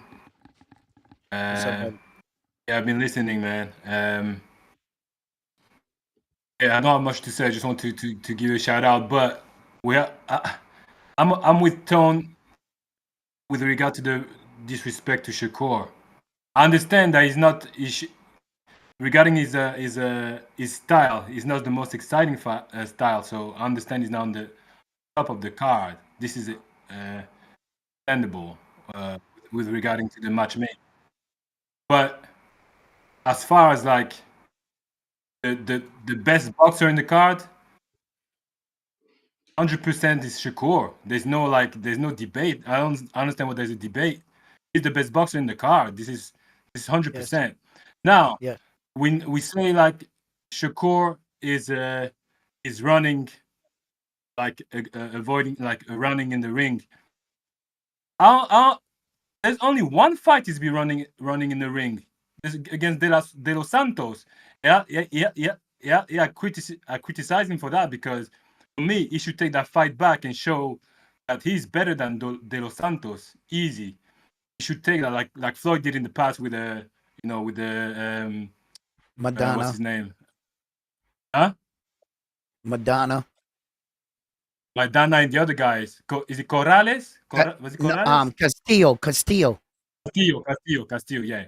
So he should take that. It does that. I have to criticize Shakur for that, but that's the only fight he's running around. People don't understand that Shakur he fight in the pocket too. He make people misses in the pocket. In the pocket, he makes people miss. So it's not like it's not comparable to. He's not fighting like Devin did against Ramirez or Skull or whatever. He's a really like talented defending fighter. He's been beating people up, and he's an avoided fighter. That's also a real fact. He's an avoided factor. So yeah, we have to still respect Shakur, but understand your point, Ness, and Round One. Understand why Edgar and Hamza Shiraz they're on the top of the card. But let's not disrespect Shakur's talent, man. He's a great fighter. We cannot shit on him like that. So I just want to say that. Yes. But anyway, shout out to you guys, and yeah, keep cooking. Great call. Yeah, and me and Shakur's beef was over. He got mad that I wanted him to run the rematch back with De Los Santos, like Floyd ran it back with Castillo to get that stain and that smut off his name. Then he went ahead and leaked my DMs. Yeah, Shakur Stevenson is a cancer. We both cancers, and he's an emotional guy. And he's a young guy. So young niggas, I give young niggas grace, bro. That's a young dude right there. I give Devin grace. I give all the young fighters grace and shit like that. You don't give Devin grace. You say he ran the ESPN and you clown him. You was a fucking liar. But I love that you here, so I can always point it out. How I don't give him grace? Because every chance you give, you was gonna give someone grace when damn.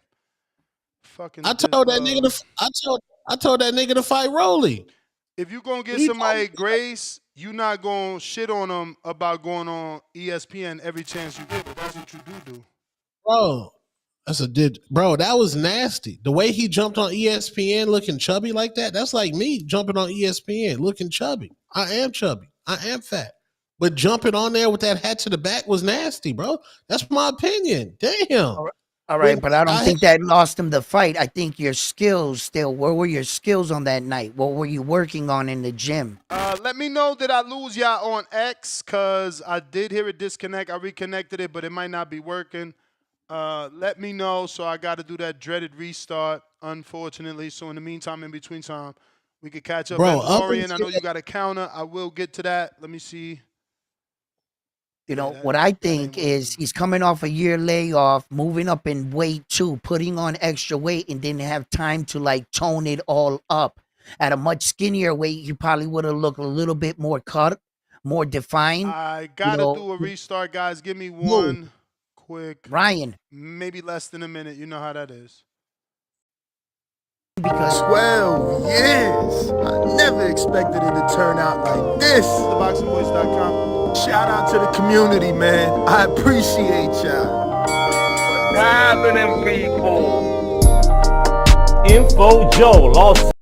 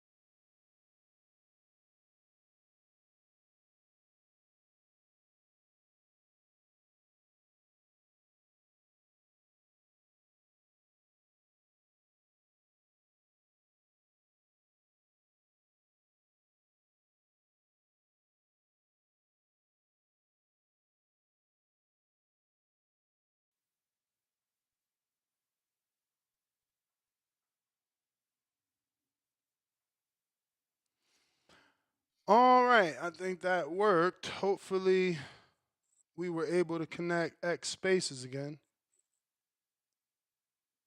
Salute Rolly, man. He talking that talk, man. Oh yeah, he's taking advantage of the And he using his platform media to run. say real shit. What do you say now? Mandalorian should be working.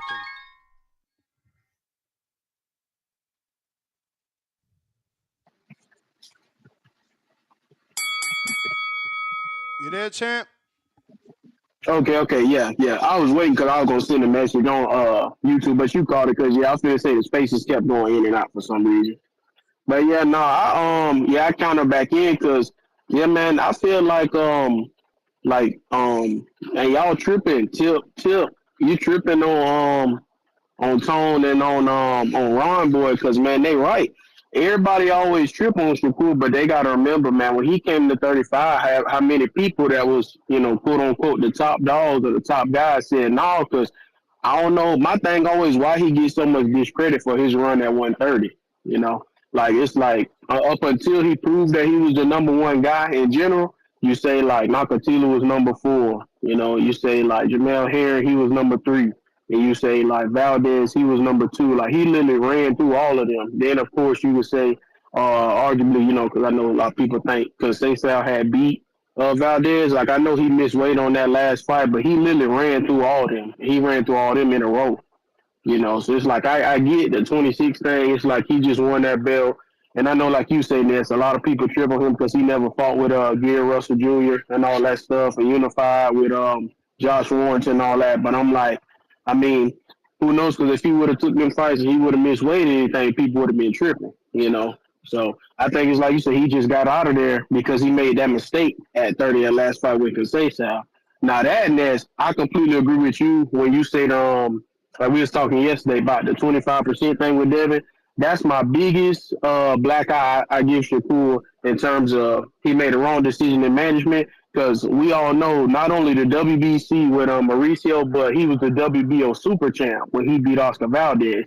So he should have used that super status to go up right then and then immediately get that fight with Devin or whatever. Then he possibly would have had more to bring to the table then. Because like you said, at that point, he was just going to the table with You know, where I was a unified champion, I was a ring and lineal champion, unified all that. But I mean, you know, that's water under the bridge. But aside from that, man, I'm with Tone, man. A lot of people be tripping on him, but I don't see how you can. And I get what you saying round one too, but man, all of them sparred each other. All of them fought in the amateurs. And I don't care for it either though. Like I don't man, you could tell me Rolly knocked Tank out cold in sparring and before they fought, I was still would have picked Tank to beat him, you know, just cause I think sparring matters a little bit, like Tone like me not Tone, like Ness, you said feeling people out and whatnot, but aside from that, man, it don't matter. Like Tone be saying all that, Bright Light Shakur and Rockstar Shakur and all that. Man, if he trashed all that, he mid everything, just go in there and beat him. You know, like I get it. People be tripping on fighters, all this saying they running and all that. Hey, don't none of that matter because, like you said yesterday, Ness, Julio Cesar Chavez, he wasn't in that motherfucker tripping. He going in that motherfucker to get your ass. Even like people trip on Edgar Berlanga, motherfucker running from him, he going over there to get your ass. You know, Nello knocked him down. He got his ass right back up, like he said, toe to toe, right back in that little grill in the kitchen. You know, can't stand the heat, get the fuck out of the kitchen. That's all it is. People trip on Shakur, but he real deal is a pocket fighter. Yeah, he jumped his ass back like a bunny rabbit when he fought De Los Santos, but after he jumped, what he did, got right back in the pocket. Shit flipping the shit out of him, you know, right hooking him and everything. And this the last thing I want to say before I go, Ness. Rolly talking shit, like you said, about Shakur. Devin ran from Jose Ramirez. He landed more punches than Rolly did against Ryan. And Shakur with one hand landed more punches than Rolly did against Ryan. That shit shameful, man. I'm out. Two things to show. Uh, while people may want the Rolly Devin fight, looks like Rolly's not interested. Romero rips Devin Haney, no interest in fight with Trackstar. Also, Problem is these guys. The thing is they don't have a will to win because, or at least to win decisively like that, because the thing is they already have fights lined up after that. And that's the thing, when you're overpaying fighters and telling them like no matter what happens, whether you win or lose, you're gonna still fight and all that stuff, you just took away their whole will to like even like, you know, they're like, okay, well, I'm not gonna fucking be greedy. These guys they're doing it for a check. These people, they all fight. Canelo is included in this now too. They're all fighting for the next check. They're not fighting to be champion. They're not fighting to win. They're fighting for the next check. And it's fucking disgusting and it's destroying the damn sport. Because in the UFC, if you're not fighting to win, Dana White cuts your fucking ass out. He says, you ain't not fucking fighting on this damn shit. He'll give you one chance. But still, it's like, bro, if you ain't fighting to win, Dana don't fuck with that shit, does he? See, the problem is... Tone. Your boy, yeah, man. Rolly making you look like a goat out here. Yeah, man, they be listening to Two Tone Superstar. They call me crazy, but they got to listen because I got too much sauce. But salute Monster Inoue, man. Monster Inoue fought to win. He fought to win, bro. And that man's been pound for pound for forever, bro. And he said, fuck my ego. I'm coming in here to squabble. And that man, he made me a believer. Because I'm like, God damn. Nah, he didn't run from the smoke. He faced adversity. He was down. He didn't run from the guy. You know what you did, Tone? You talking new way, you gonna get this guy too excited, man. It's his favorite fight. Well, you know, how many times we seen guys get dropped in the first round and then come out the next round and still have wobbly legs? His recovering power to take a big shot like that, you gotta commend him, man. This dude is tough. He didn't shy away from him. Right. It is strange. It is strange that he took that power. Nah, it's not strange. It just speaks to like different men are built different. I've seen guys take shots like that and have good Andy recuperating Cruz was an power. Olympian, and when Antonio Moran hit him, he was like, "Oh, you feel me?" Yeah, well, every man ain't built different. You know, every man is built different. You know, so shout out to him. The monster. That's why he is who he is. I got Slick Nick, member for 13 months on the prospect level. Shakur, The Michael Beasley of boxing. Who's Michael Beasley, y'all? Basketball player, be cooking niggas in open gym, not really cooking niggas in the NBA. Ow! Oh, Counterpunch. Tip to the bellies. he's a superstar in practice. Damn. Yeah, man. Shout out to Bob Aaron for capping too, Gym man. Bob legend. Aaron was Gym legend. Y'all wild. Bob Aaron was on the internet capping talking about Monster Inoue bigger than Manny Pacquiao, man. We gotta stop the cap out here, man. That shit crazy. We He gotta stop the is. cap. He is. Bro, that's his He's a job. virtual. He used to say that. Remember, he used to say Loma was bigger than Ali. Yeah, I'm here. I know it's Bob's job, but then you got guys like round one who just gonna agree with it. You know what I'm saying? I mean, but you And gotta not realize also, that. a guy like round one. You gotta give him a pass because that's his favorite fighter. Just like you. If you say crazy stuff like, oh, Jesus Ramos beats everybody at 54 and Boots is ducking him, like we understand that's your favorite fighter. We don't hold I it mean, against you. No, I ain't got nothing to do with my favorite fighter. It's just like me just knowing the sport, man. That Jesus Ramos is just that next guy up, and I'm trying to get people ahead of the curve, man. But they not listening, so we just gotta wait. You know what I'm saying? Just like I told him with Gary Antoine, man. We had a little minor setback, but you know what I'm saying? We bounced back and we beat the dog out of El Rayo. You know what I'm saying? It's just what I do, man. It's just what I do.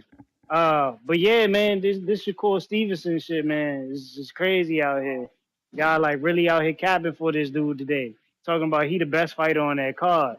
Y'all need to start putting some respect on Edgar Berlanga, respectfully, man. Respectfully. Yeah, like I'm tired of the Edgar Berlanga disrespect, nigga. We went 12 rounds with Canelo Alvarez. Word. Respectfully, we gave that motherfucker a fight. Ain't nobody ever do that. William Skull ain't give Canelo no fight. Nope. Munguia ain't give Canelo no fight. Nigga, we came down from the island of Puerto Rico and put the beats on Canelo Alvarez. You seen the difference in his face. Preach. You seen the difference. Yeah. What is y'all niggas talking about? And then at that, hold on, Tone. That like Shakur Stevenson ain't bringing out Archangel to his fights and shit. Like, ain't none of the Puerto Rican superstars coming to Shakur Stevenson fights, bro. Respectfully, man. Put some respect on Edgar Berlanga, bro. Put some respect. You ain't never seen A-list celebrities, you know what I'm saying? Even if it's the Latino community, come to a Shakur Stevenson fight, bro. Never. Even in a small arena down in Florida, you ain't never seen no shit like that. Only Edgar Berlanga can do that, bro. Respectfully, man. Y'all need to stop with the Edgar Berlanga disrespect. We really doing it big. We got New York City on our back. Y'all already know we got Terror Squatty and Chain. Shakur ain't even got a Terror Squatty and Chain, bro. You know what I'm saying? Yeah, like, stop playing. Stop playing, bro. Stop playing. Your man got a Rap-A-Lot chain. There is no comparison, bro. There's no comparison. There's no comparison, Tone. Get yourself a TS chain, man. Respectfully, bro. Respectfully. Champ, Cut all that noise out, respectfully. man. Go ahead. You can run me for one, Ness. You can run me for one more. Champ, respectfully, Shakur Stevenson had Terrence Crawford, Floyd Mayweather, and Ward. Respectfully, like, don't say that no one came out for him. They were there. Crazy. Round one, he got all that, and he's still not as big of a star as Edgar Berlanga. Okay, Still not as big. He got that out. He got the Avengers. He got the Avengers. He got the Avengers, and he still ain't bigger than Berlanga, man. Y'all just be picking and choosing the wrong dudes, man. And we be trying to tell y'all. I think Berlanga's that dude. I think he's about to make a statement, and this is his chance. This is his moment, and yeah, I think you're right. I'm not going against what you're saying. He already made the statement when people thought he was going to get knocked out by Canelo, man. He showed y'all he can hang in there with the best of them. You know what I'm saying? He didn't go into his next fight and get knocked out like Jaime Munguia. You know what I'm saying? He went in there and he got his opponent out in less than 5. Like, come on, man. Hey, man. Y'all gotta wake up and smell the coffee, man. Y'all gotta wake up and smell the coffee. Berlanga is really that guy. You know what I'm saying? If Turkey Al-Sheikh knew what he was doing, he would have had Edgar Berlanga headlining that event. You know what I'm saying? Not Ryan Garcia and Rolly Romero. He would have had Edgar Berlanga. But, we got to teach Turkey the ways, man. We got to teach him the sport. And hopefully he'll catch up. Yeah, man. Because Turkey could be doing a big event at the Coliseo with Edgar Berlanga headlining and Shakur on the card. But, you know what I'm saying? It's It's gonna take its time. It's gonna take its time. It's gonna take its time. But Edgar about to come to the dark side, and y'all gonna have to bow down, man. Y'all gonna have to bow down. But yeah, another thing, man, Shakur Stevenson, bro. His resume, man. I mean, it just speaks volumes. His best win is Jamel Herring. Like his resume, Nah, it's it just gets Valdez. worse and Valdez, because no, Valdez lost to no, him and was able to get no, a Valdez was able to earn an interim. Jamel nah, bro. didn't man. Jamel wasn't able to get back to that level, bro. Nah, I'm telling you, Valdez, listen, Valdez won an interim and had a final title shot versus Navarrete. He lost twice hold to on, hold on, Navarrete. hold on. Before I leave, Valdez got a gift decision against Adam Pitbull Lopez, and he lost to Navarrete moving up in weight, bro. At least Jamel beat Lamont, and Lamont had an arguable loss against Tank. Like, come on, bro. Like, I'm I don't just know, looking at bro. it I don't in know, its bro. entirety, bro. Jamel didn't get back to title contention after his loss. Navarrete, obviously, Valdez got a title shot with Navarrete after his loss. He was able to earn an interim title. He beat somebody for that interim. So yeah, I mean, Valdez is still the best win in my opinion. I look, it's open for debate, right? Open for debate. What y'all think? If you're watching this on YouTube, don't forget to hit that thumbs up. It's going to help with the visibility of the show. We're trying to put this episode and the channel in the eyes of boxing fans that don't know. We rock out every single day, twice a day, 6 a.m. Pacific Standard Time, 9 a.m. Eastern. We are live every morning, and then we're right back at it at 4 p.m. Pacific Standard Time, 7 p.m. Eastern. Right now, we got about 503 people on X live streaming video, or formerly known as Twitter. If you are watching it on Twitter, X live video, go ahead and give me a retweet. I need that. We need that. I need the growth. Speaking of growth, we got 240,544 subscribers on YouTube. We're trying to get to that next goal of 1 million. But I'll take the next 500, man. We need about another 500 to level up to 241. And that's obviously K. James Benitez, what up? Yo, what's up, Ness? What's up, Tone? What's up, round one? What up? What's up, You hear brother? me? What's That shit. Hey, round happening? one. Hey, what's up, Tone? What's up, Tone? Round one, man. You good? You good for the community, man. I was listening early in the show and everything. They're hoping for another guest, but they only want the other guest for comic relief.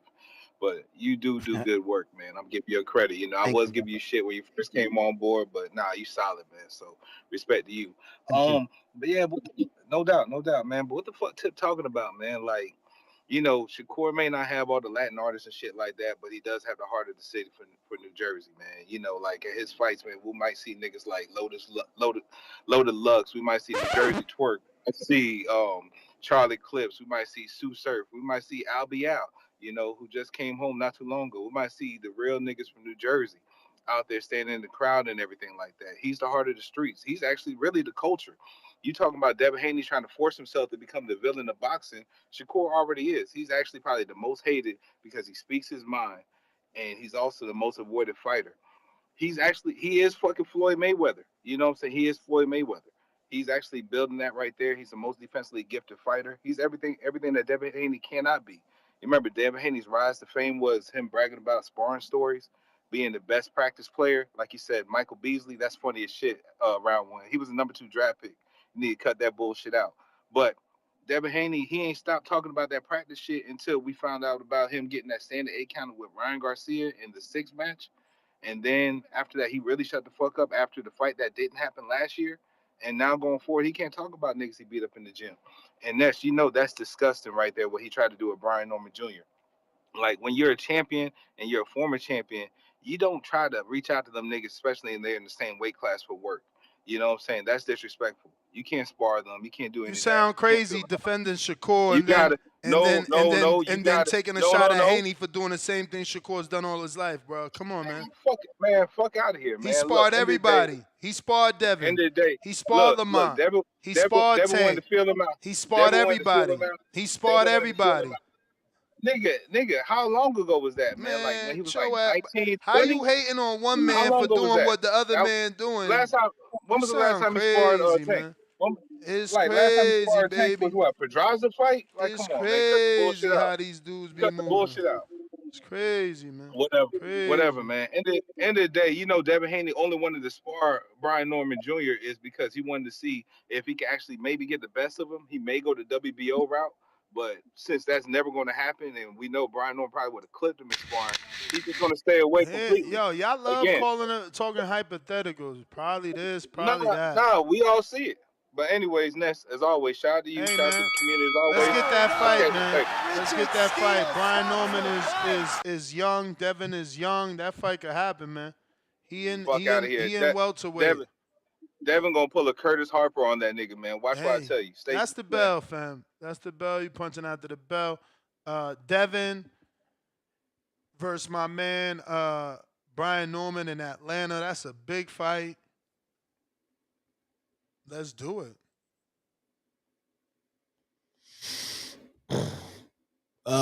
Rolly Brian Norman in Atlanta's a big fight.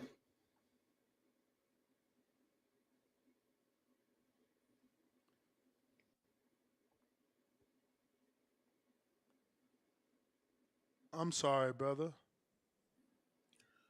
Wait, nobody call up here and talk about Navarrete about to put hands and feet on homeboy?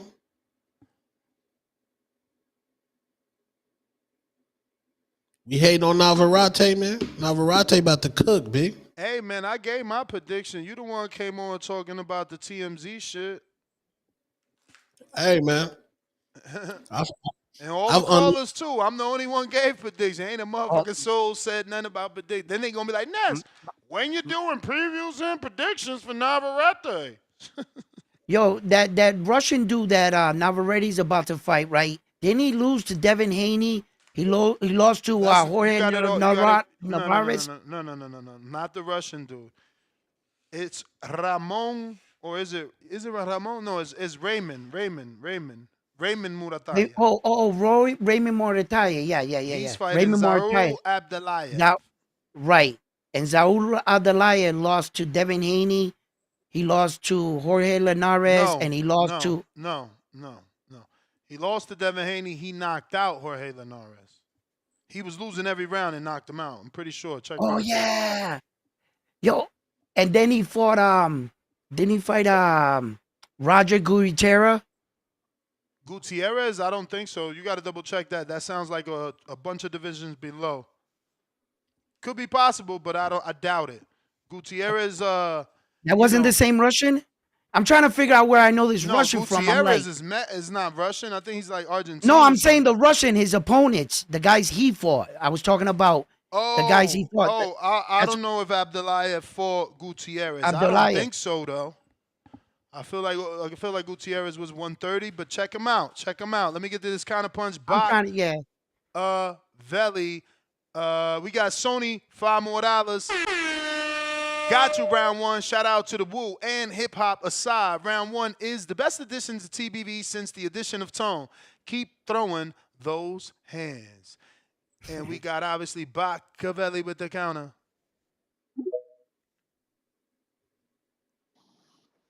Yo, what's good? What up? Not much. You know, been an interesting show so far, but one thing that kind of stood out to me was was the talk of Edgar Berlanga. I'm saying, and I'm not a hater or nothing like that, normal person, God-fearing man, but I think it's kind of crazy to say, like, Edgar is like, I don't think it's crazy to say Edgar is the bigger fighter because clearly he's more popular, but I think a lot of times, and I don't know if it's on purpose, I don't know if niggas just don't get it or if niggas ain't learn, like, being the most popular fighter, like, will only take you so far. You feel me? Edgar's claim to fame was getting beat 12-zip by Canelo Alvarez. You feel what I'm saying? Edgar got fucked up that fight. You feel me? Like, he lost every round as far as I'm concerned. Got dropped in one of them. So it was actually worse than 12-zip. You feel what I'm saying? It was a 10-8 round in there. So when I look back, I'm like, yo, he went out there, he fought, you feel what I'm saying? He put his best foot forward, but his best foot forward equaled 12-0 to this Canelo Alvarez, who people were saying barely beat William Skull. If I'm not mistaken, you thought Skull won, didn't you? Bro, but Skull was moving. Edgar wasn't moving. Edgar was For trying to make a sure. fight. Skull For was sure. just But trying to then, like survive. He but didn't you even do thought, but what you thought he Skull didn't. won though, right? I thought that neither deserved the win, bro. That's what So I you thought it was said. close. No, man. I thought them So motherfuckers what you wasn't thought? doing So what you shit. scored? It wasn't Okay, doing so I'm shit. saying I you had stopped to scoring score it. at I something. stopped scoring it Who? out of frustration.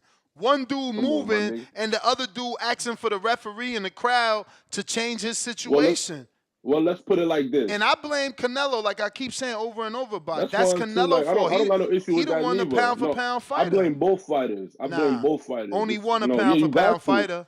Only That one a don't pound matter for to pound me. fighter. Like that Pound don't for matter pound to me. fighter. You in there with a champ. You a champ in there Pound for with a pound champ. fighter should know how to cut the ring off. It's You a inexcusable. champ. You a Inexcusable. champion in there with a champion. What you be saying? What you be saying, nigga? You be Multiple saying. division You be champ. saying. You be saying. Two-time Think about this. unified. Think You got about to know how to this. cut the ring off, man. Think about this. Think about this. You be saying, "Oh, champions is only the 1%. It's only the top 1%." You a champ, nigga. And imagine how less of them So are I'm gonna hold you two-time both. So I'm gonna hold you both. you So I'm gonna can't. hold you both accountable. That's how it works. It's the same thing. It can't work like What we that talking when about? you saying a champ is in the 1%. So what the fuck is So a the two-time undisputed? What is a multi-division unified champ?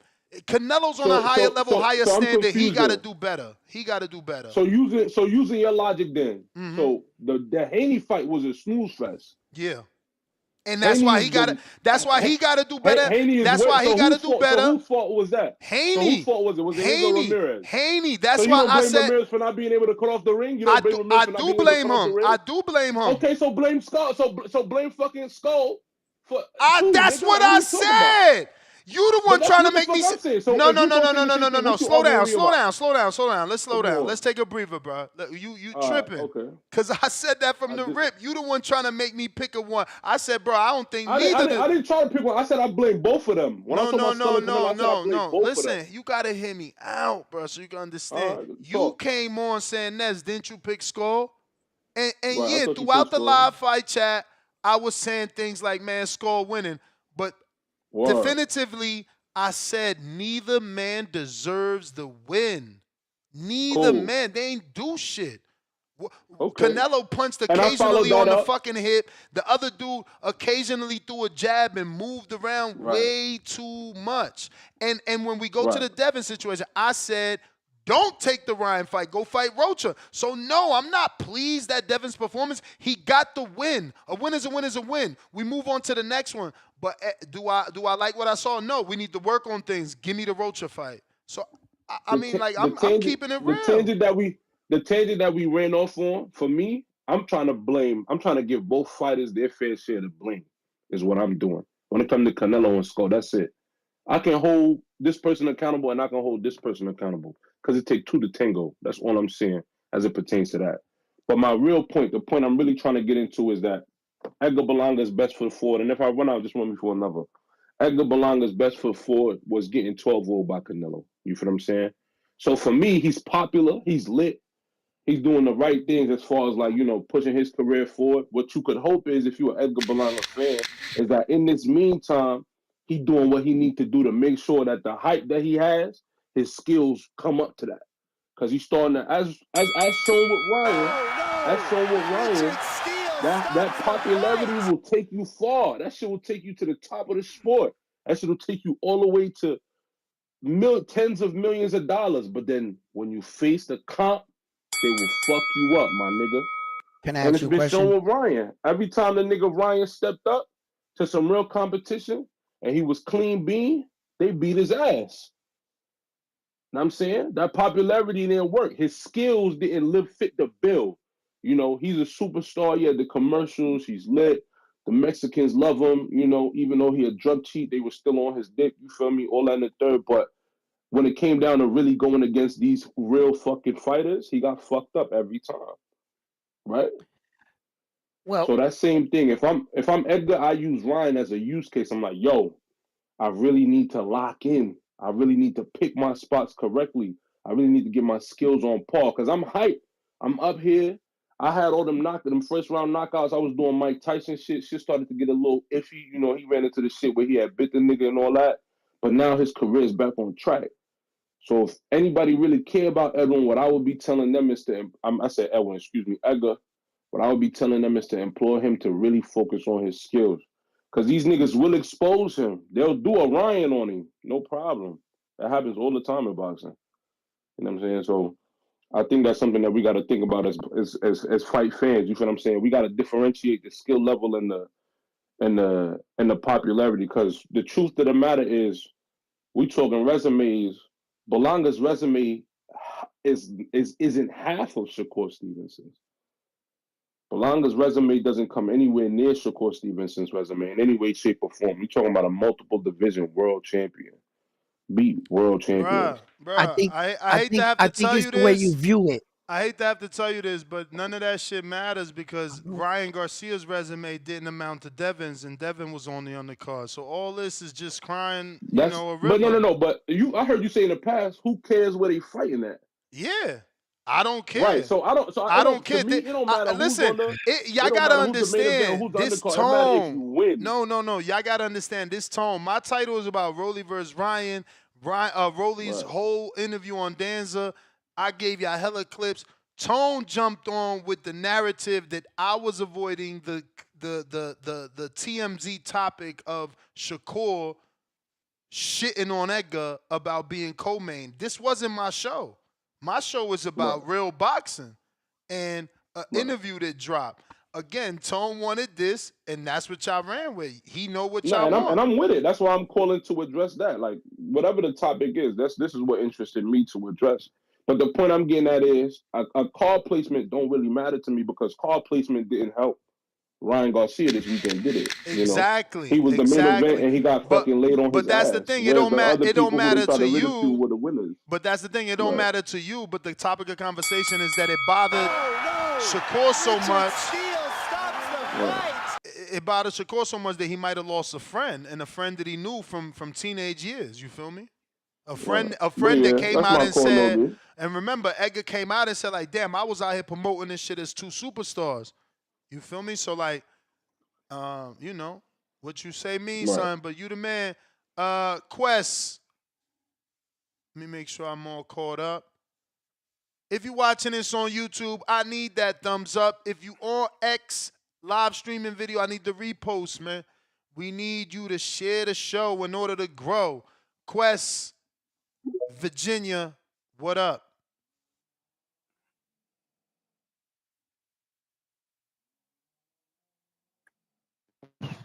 Yo. What up? What up? What's good? Quest the best, better than the rest. Yeah, man.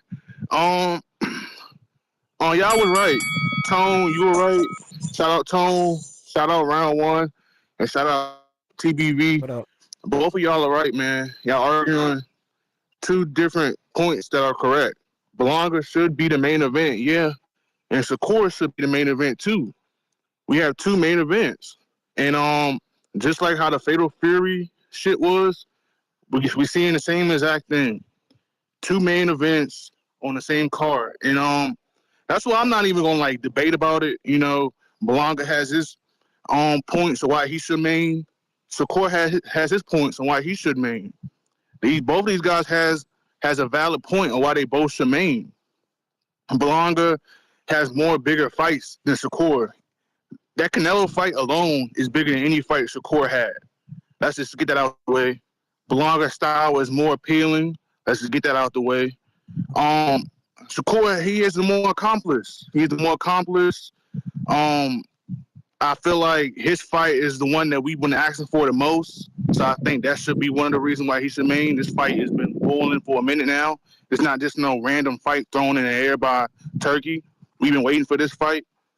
But yeah, so I just think both of these guys have valid points. I mean, I don't really want to argue about it. It is what it is. Like I said, like a couple calls ago or like a different show,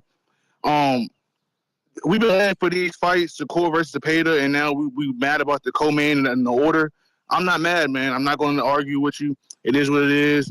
I got some heat I want to get off. Tip, man, I heard you hating, bro. Tip, man, come on, man. You gonna hate on my questions now, Tip, bro? I heard you hating from the last show, hating on my questions, man. Come on, Tip, bro. Like, I mean, we cool, man. We cool, but you ain't even asking no questions, man.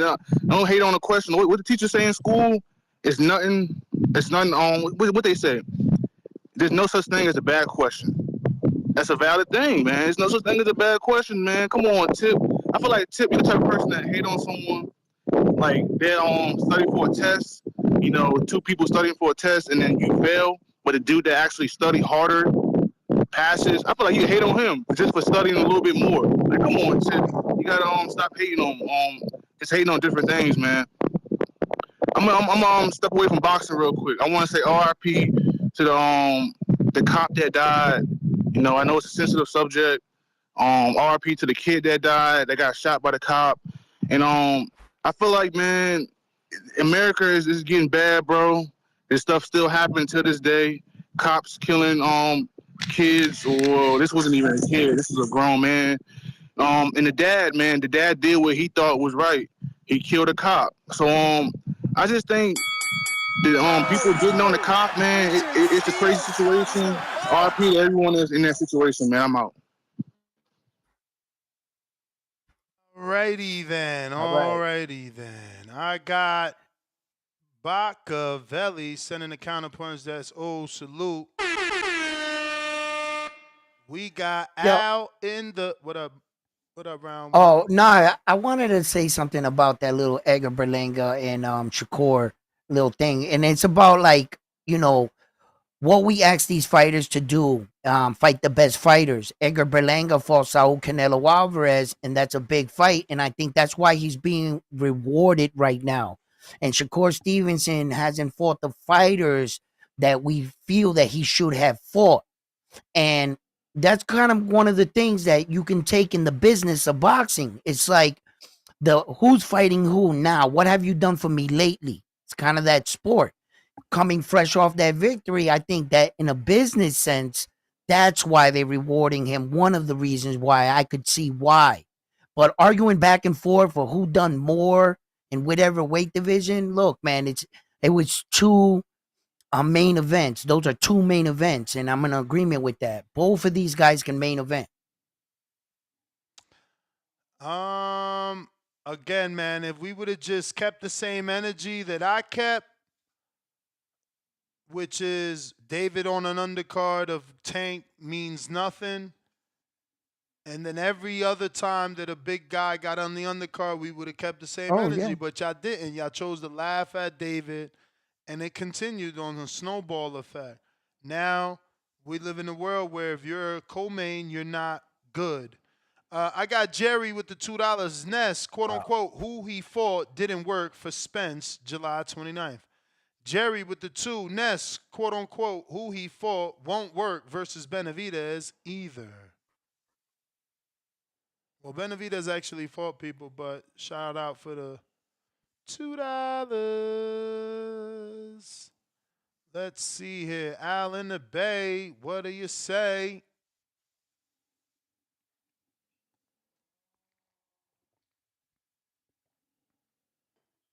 Al Yo. What's up? Can you hear me? We do. Yeah, man. I'm gonna say it like this. It always matters who's the main event. Because there's only one main event. I don't want people keep saying you can have multiple main events. No, you cannot. You can have one main event. And that's the last main event. That's who picture you see all on the walls. That's who that's who they're promoting is the main event. Yeah, you might see some other co-mains and the undercard, but you only get that one main dish, man. You feel me? You only get that last impression. You want to be the last showstopper. Hey, yo, if that's true, why does Tio get the most credit?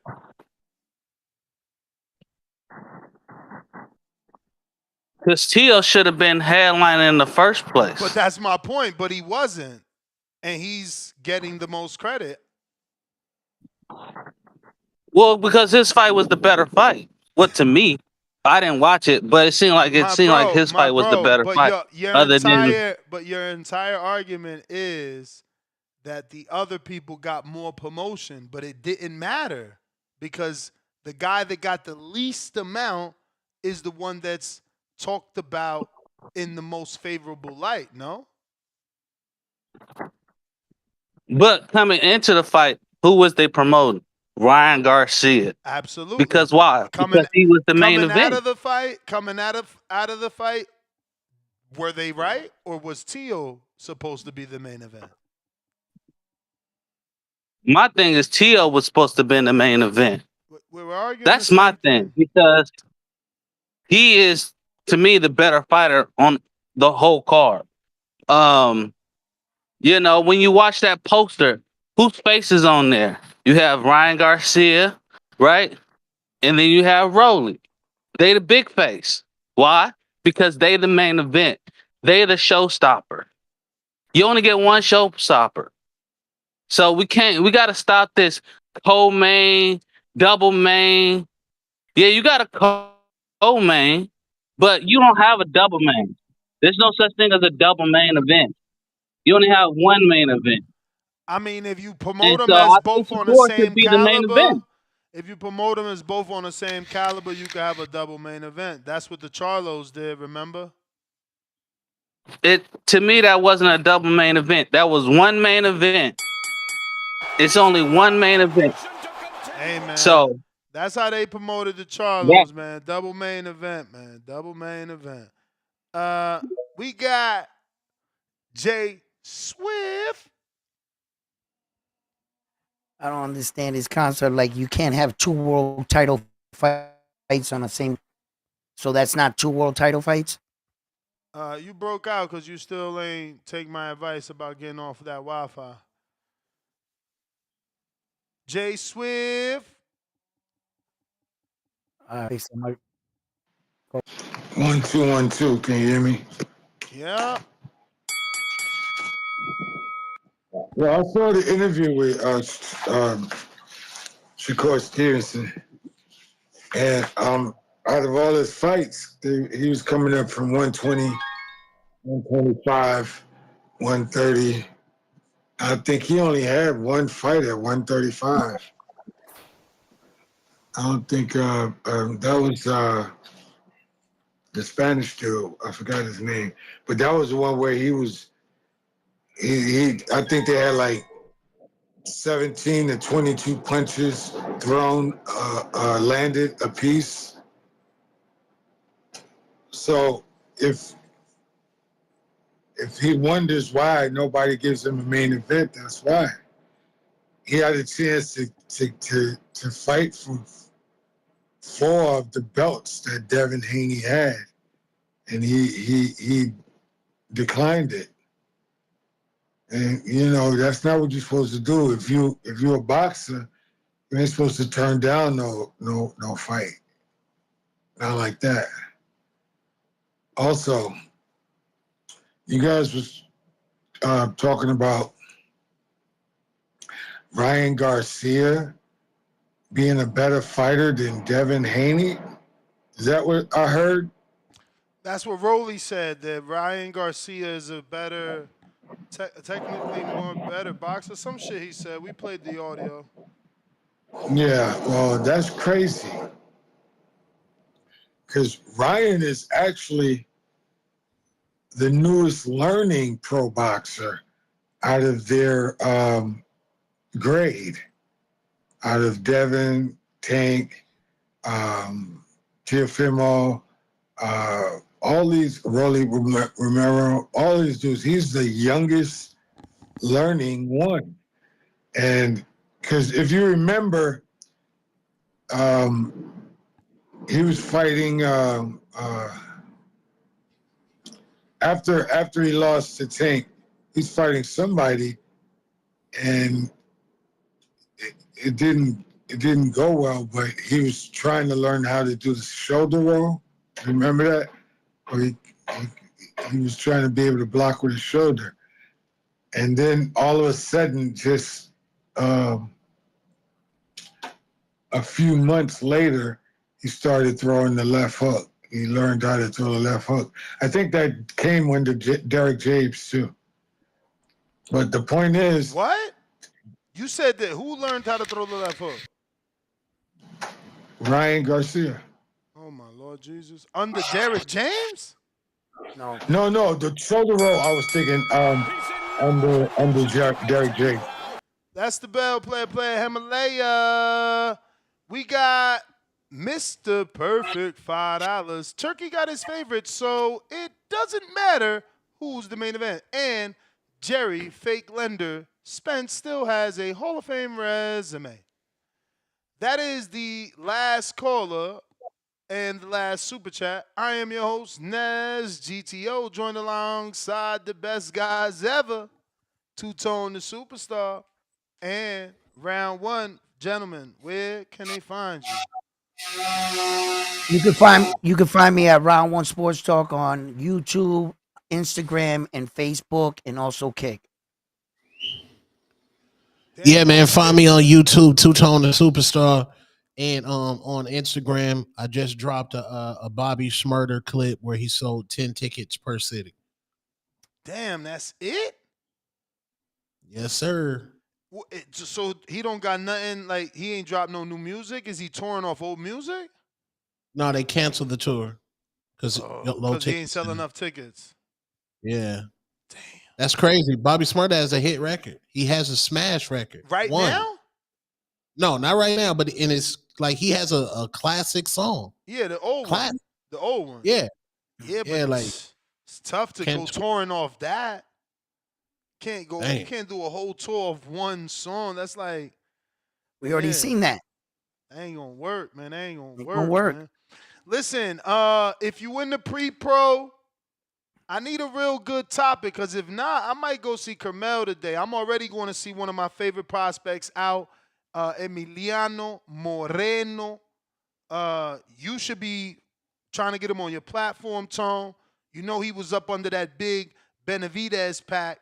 He started as an amateur pro, and then, his dad was like, yo, we ain't getting enough attention, so they slipped up out. But I mean, Right. he fights exactly like David. If you watch him on Pro Box, you know he's the truth.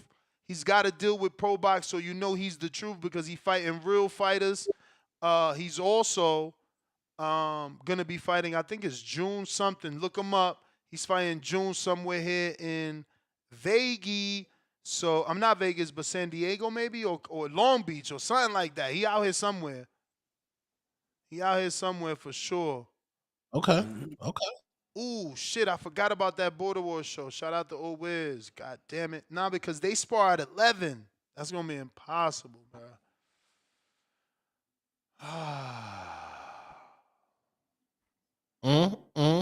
King Rory, what up? Yo, what up, fellas? How y'all doing? What up, man? Hey, Tone, I'm gonna get on you real quick, bro. Don't ever disrespect Michael Beasley ever again in your life, bro. Michael Beasley was cooking cats in the NBA on the court and in practice. Somebody who is known for running that one-on-one fade with LeBron James, and LeBron being to tell who really won that, while the whole team telling everybody, oh yeah, Beasley was saucing them up every practice, one-on-one, shutting LeBron down every time. But aside from that, I agree with what Tone said earlier. Ness, and I do feel like I would have took Haney versus Rolly versus Ryan versus Rolly in the beginning. If I'm correct, wasn't that the announcement in the beginning that it was Rolly versus Devin? I ain't never heard that.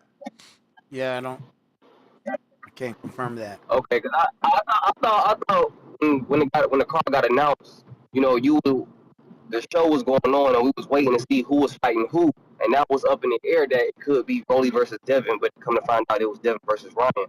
But Rolly, but I feel like Rolly should have fought Devin. I feel like that would have been a way better fight as far as styles. Style makes fight. So if we trying to see if Devin not afraid of the punch of the power, that should have been a better fight coming back off of a Ryan loss, rather if it was Osterman or not. That was the fight to prove if Devin was ready to be in the ring with somebody who considerably has power, in my opinion. Because then you got what you got before, the same Devin, you know, smoothing and doing his thing, but he ain't really putting no output in. You really can't get a eye test of saying, okay, Devin back. Devin ready to go for Ryan. Because if anything, like Tom said, at the end of the day, they should have just made it straight to the rematch. There was no point of waiting or giving no tune-ups. Both y'all took a year off. Let's get straight to it. Hey, man, I'm sure that the Haney team wanted to make sure that he wasn't on steroids again. Ain't nobody do them no favors in the past. I mean, I agree with that, but as far as just the fights within itself, I feel like Rolly versus Devin would have been a better fight that Saturday than what it was. And I don't feel like the bag is messed up. Ryan really got a bigger bag in the play because Ryan can run a rematch with Rolly and then run a rematch with Devin. So Ryan is guaranteed a bag after a bag after a bag if you really think about it, with everybody who he has upon his table to face and go off. As far as after that, I mean, it's all about moving on to the next phase about who's gonna fight who. So we gonna be right back where we was before. That's the bell. That's the bell. Mr. Perfect.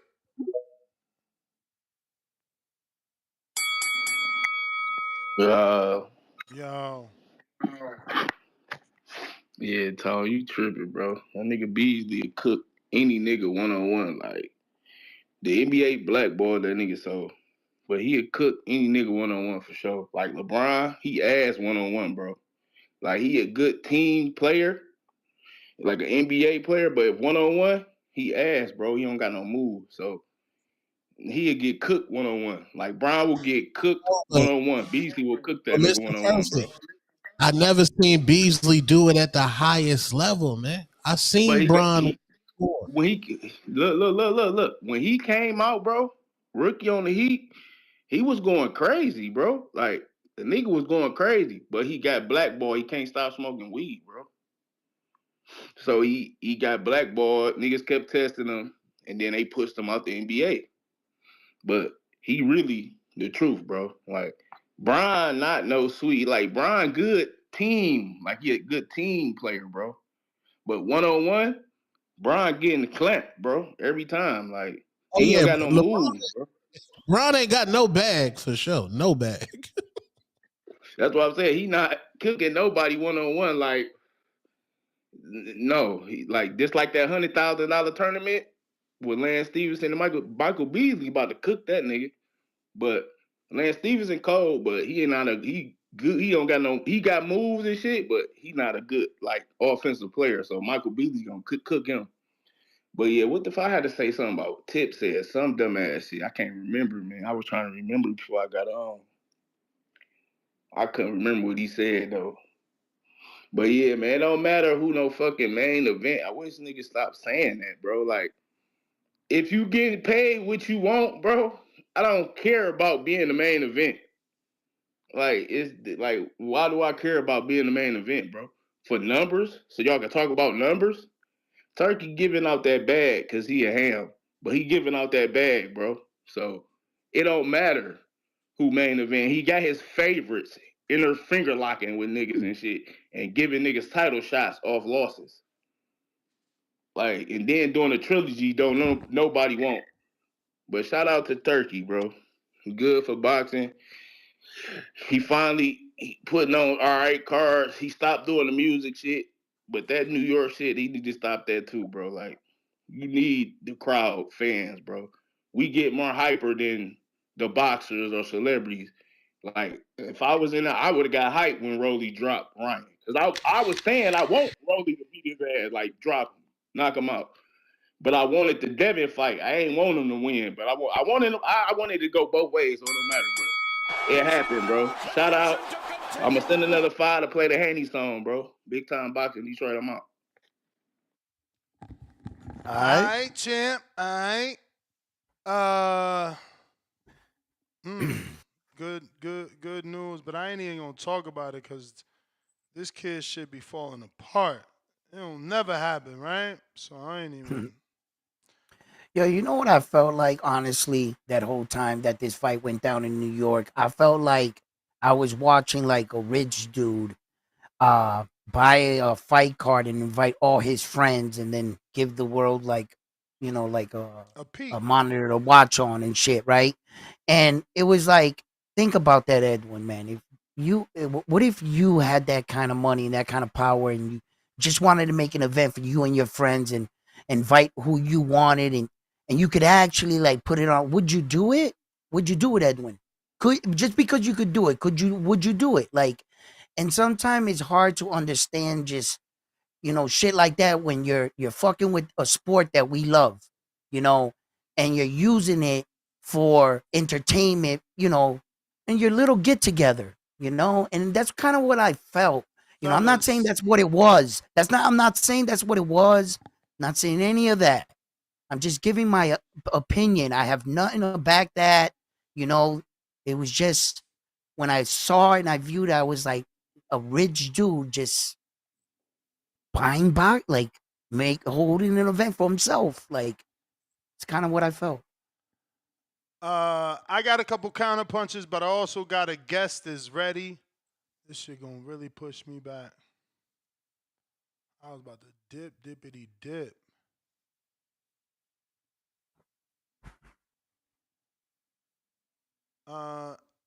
Let me get to Mandalorian.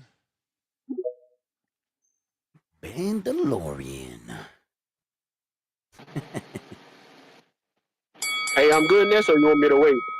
Nah, go ahead. Okay, nah. Hey, I was just calling back in, like, yeah, I kind of wanted to piggyback off what bro who had just called in said, cause he made a good point, and I also wanted to ask y'all too, you, Ness, Tone, and then round one, y'all think maybe well, first thing I want to say with what Shakur had said too about that, you think maybe in the sense of like a lot of people saying jealousy, even though like he said they are brothers and all that shit, which we all know that, you think he kind of came off too as just a competitiveness thing, Because when you hear Africa, he always talking. He was like, that's why I had to beat Liam Paul, because he was like, I remember when Shakur was fighting Liam and he was like he was fucking Liam up and all that, so he was like, I got to do it, so that's why I could sit at the table with him and with Tank and all that. And then the same with Edgar when he wanted to fight William Skull. Like y'all think kind of that's more so what it was?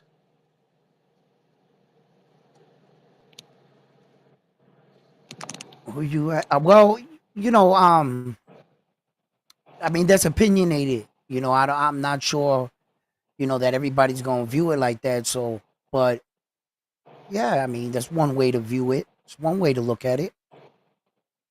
Yeah, because I'm saying it like how they talking about the main event part. Like I like, cause you right for sure, Ness. Like how Shakur apologized, I feel like that was the right thing to do immediately because that shit did come off wrong. But also, like you said, Ness, it is just a thing of like Turkey knowing boxing. But also, I feel like that kind of helped Edgar because it's like the best fighting the best, and it's like I'm with you, Ness, all the way. I think Edgar gonna full blown flatline Shiraz, especially because Shiraz said when he boxed against Adames, that ain't work for him. So he going in there to brawl with Edgar, and he said that shit in 3 different interviews.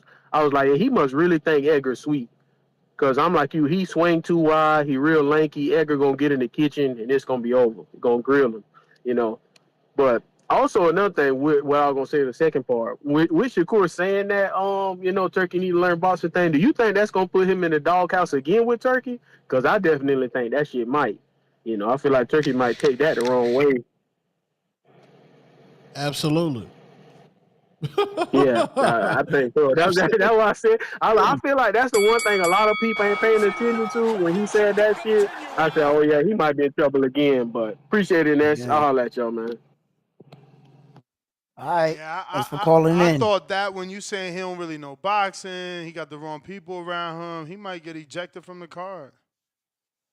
He keep ruffling feathers all because of his emotions, bruh. Get on that card and make the outstanding performance the way that Rolly did. You understand? Like Rolly turned it about the whole thing about him because he put on an outstanding performance. Like that's all you got to do. All this other stuff, I don't get it. Yeah, and Yeah, man. And Turkey, respectfully, Turkey ain't about to put on no more running shows, bro.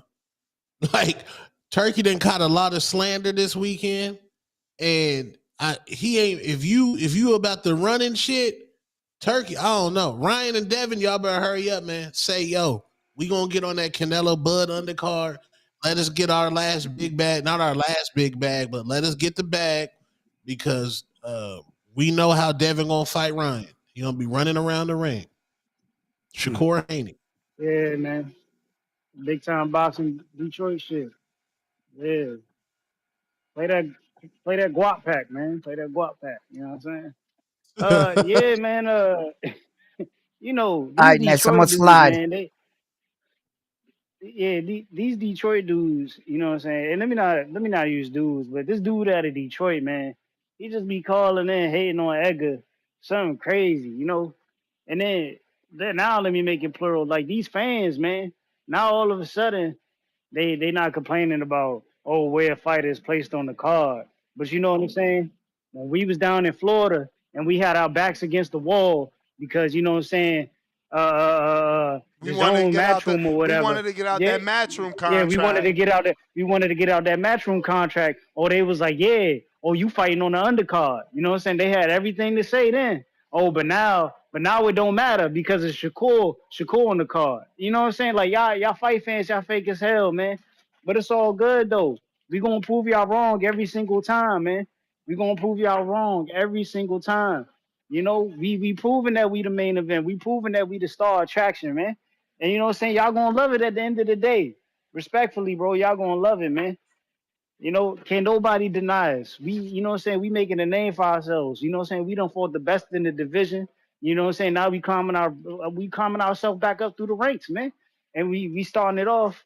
We started it off, you know what I'm saying, fighting a fellow Puerto Rican. And now we gonna take it to the Middle East. You know what I'm saying? We gonna beat up on Hamza Shiraz in New York. You know what I'm saying? We gonna do what we do. We gonna beat Hamza Shiraz the Aki way. You know what I'm saying? We gonna beat him the Aki way. You know what I'm saying? Chop cheese, man. That nigga chop cheese. You know what I'm saying? And then, the thing about Shakur, man, you just never know what type of Shakur you gonna get. That's why he not the main event, bro. That's why he not the main event. It's just the truth, man. I mean, we done seen the dude fight. He pick and choose how he want to fight his opponents, man. He gonna give you an exciting fight or he gonna give you a lackluster fight. That's why you could take the chance on putting Edgar Berlanga as the main event, cause you know every time Edgar get in there, he gonna go out on his shield, man. And you're not gonna get that from Shakur Stevenson. So y'all need to respect Edgar, man. Y'all need to respect Edgar and just know what you gonna get. Entertainment, bro. Entertainment. You know what I'm saying? Y'all gotta cut it out, man. This ain't no I ain't even gonna go there, man. I ain't even gonna go there, man. Is that your guess? If that's your guess, I'ma bounce, man. Big time boxing It Detroit shit. is. You already know what it is.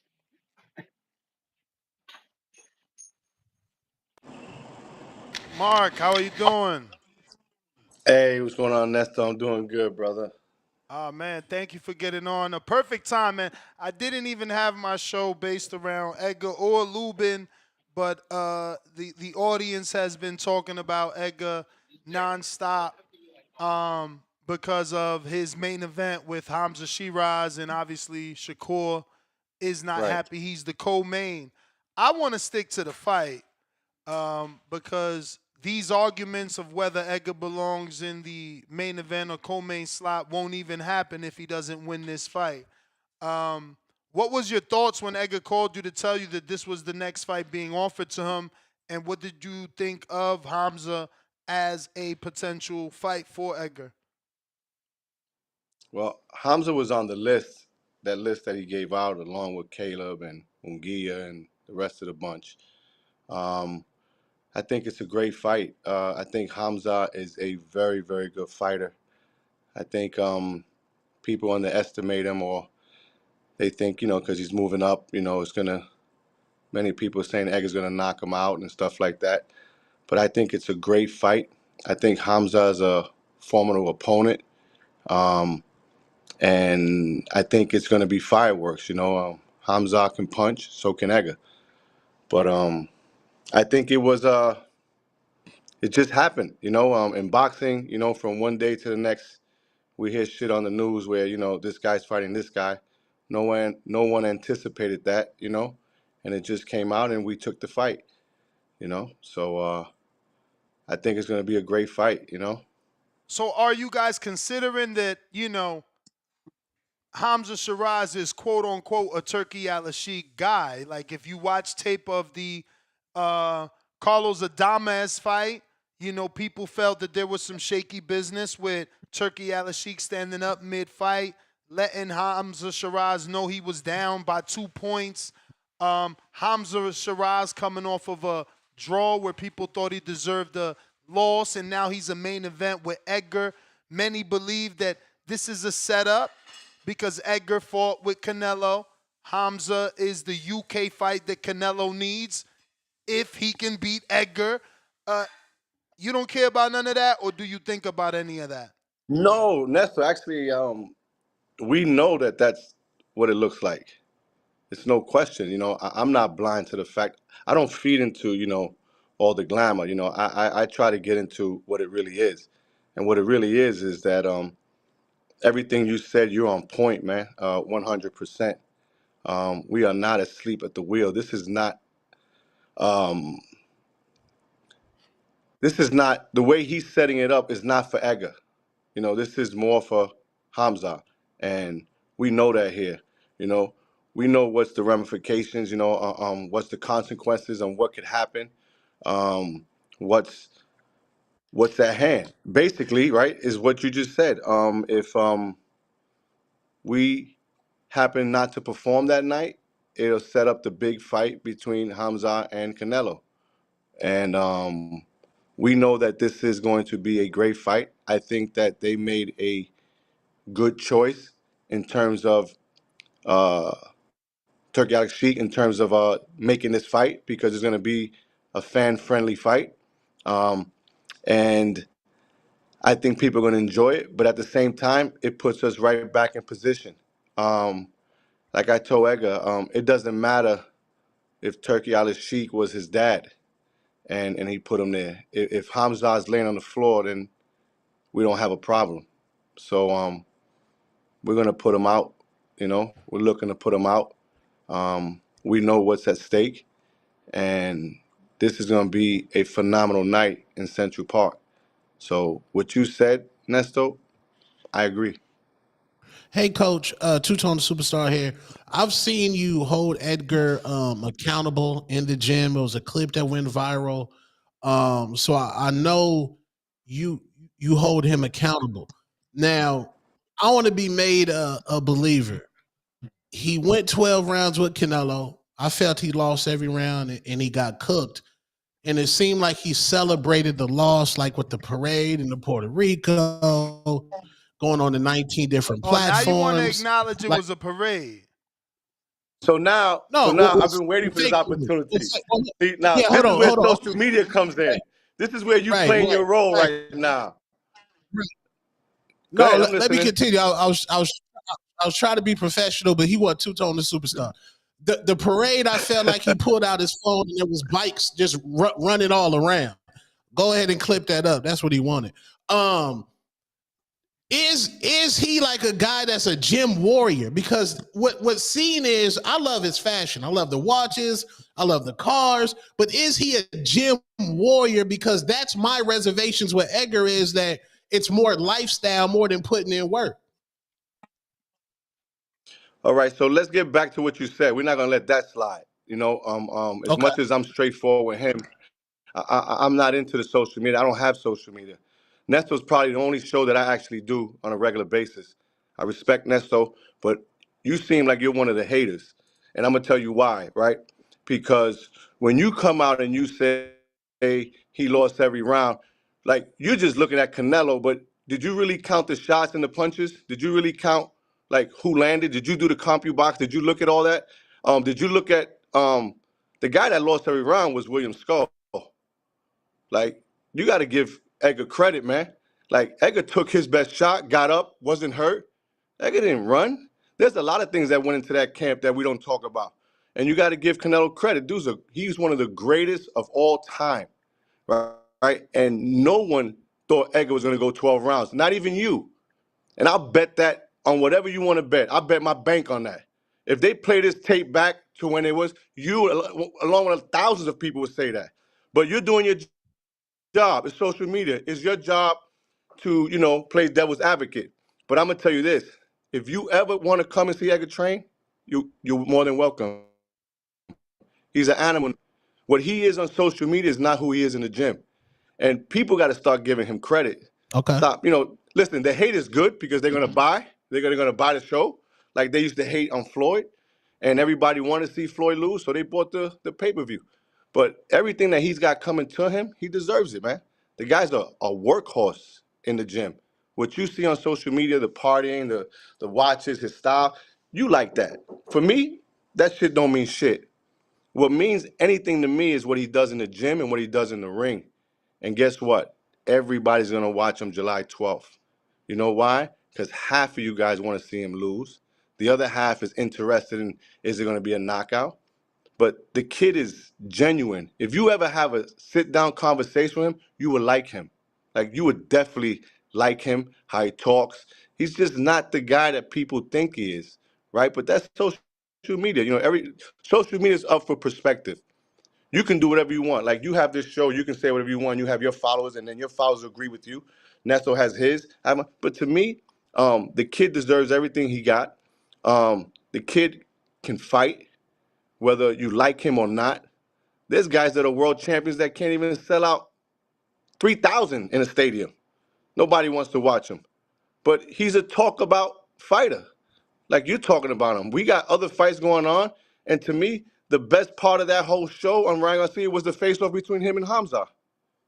Like, that was, they had cut it off. That's wild, Coach. You said Now, the face-off was the best part of that night? That's wild. Now, as far as Edgar, I don't know Edgar the person, so I can compartmentalize that. I don't know. I don't know his character. I don't know none of that, so I'm not even speaking on that. Yeah, but you're saying that he celebrated, he did this, he did. There's a lot of things that people can say because that's what you see, right? But that's what he's putting out there. So everybody has an opinion. I respect that. I'm not even naive to that. Like, I definitely understand what you're saying. But what I'm saying is that him against Skull didn't do nothing to Canelo at all. He didn't do nothing at all. So Edgar put up a better performance than Skull did. He put a better performance than an undisputed in Charlo. Well, he won 54, Coach. He won 54, Coach. Who fault is that? Are you serious? He won 54. You wasn't saying that when dude, if you're in the ring, if you're an undisputed world champion, you're an undisputed world champion. Canelo has more championship defenses than Edgar had fights. You didn't give Edgar a chance as well as many other, and I understand that. But now you're saying he's a 54? Nobody was saying that when he was in there. I've been waiting for Father Time to tap Canelo for a minute, and I think against Edgar, man, he's great, man. You can't, man. Those Mexicans, look at Chavez. Those Mexicans, man. Those guys, you got to give them guys credit, man. And Father Time only been kind to him. You know why? Because the guy's disciplined. The guy's responsible. Look at his label. No boxing, no life. So that guy, Father Time's not going to touch him. You know what's going to touch him? Until someone steps up and stands mano a mano and goes right in that ring and say, let's go. Right? Like, you're going to have to test him because Canelo's the type of guy that if you let him put pressure on you, you're on your back leg all day. And the fights are going to look just like they look with William Skull. I think Crawford's going to give a great fight. We're talking about one of the greatest of all time. But let's get back to Edgar. We're not even talking about Canelo. We know who he is, man. The dude's the face of boxing, man. The dude's the face of boxing. As far as Edgar's a workhorse, man. Edgar's a beast. You should come see him train. Maybe we out in Vegas. I invite you personally. I'll take that for sure. I'll be there for sure. And then I'll let you do some defensive sparring with him. I'll let you throw some shots at him. Hey, I'm down for that. And I'm down to record it. But you see what I just said? I'll let you throw some shots at him. I won't let him throw no shots back. Okay. I won't even let him use his lead hand. Okay. Okay. But this is the key, right? This is the key that you do what you do and you're great at what you do. And there are people that are going to have their opinion, right? But it doesn't change the fact on who you believe you are. And the minute you stop believe in who you are and you start listening to all the Riddick and all the craziness, then you become that person, and then you don't control your destiny. They control it. So with Edgar, I tell him all the time, yo, you the best. You the greatest. Don't let nobody bring you down, man. Don't let nobody, because the minute you allow that to happen, now you're living for someone else. You're not living your life. You're not living to your full destiny. And the kid is going to be a great fighter. I think the kid is a great fighter already, despite what people say. And now is our chance to show the world, right? We got a list. Hamza's the first one. I can't look past Hamza. Can't look past him. What does he Guy do can well, punch. The guy's Coach? tall. He's very disciplined, Nesto. He's very composed. He's very disciplined. Doesn't jump out of his shoes. Picks his shots very well. He's working with Andy Lee, which is even better for me because Andy Lee, like they went and got Andy Lee, and I find it so weird, right? That some people just move to other trainers and say, "Let me get this guy. This is the guy's going to change me. This guy's going to make me," right? But with me and Edgar, we kind of grew together. Like I know Edgar like the back of my hand. And what I want to say with that is that they bringing in Andy Lee, who's a great trainer, right? Who's built a great resume for himself, has helped a lot of fighters. But Andy Lee's going to come with the same style he did with Quigley. There's no difference. He's going to come and say, I got a bigger guy. Quigley wasn't that big. I got reach. I got length. Because if he stands there to fight Edgar, he's getting knocked out. So He's going you to get believe knocked in out. Edgar's power as much as he believes in his power? That's dope. I would invite you to the gym, and and I'm never the guy to talk about sparrings. You have to show respect to the other guy. But Edgar has knocked out so many people with names, and it's crazy because when people go in that ring, and Edgar didn't even land hard shots on Canelo. But if you was there ringside, they sounded hard as shit. And even to where Reynoso was saying in the corner, you got to be careful with his right hand. Dude, Edgar can punch. Edgar can punch for real, man. Listen, man, I don't care if you fought 17 bums in the street. You won't be able to knock out 17 bums in one round. I don't care if you fought. You got to have some pop, man. You got to have some pop. Edgar can punch. If Hamza is there, Edgar's going to put him out. What And do you feel whatever plan Hamza they... did wrong in that Carlos Adames fight?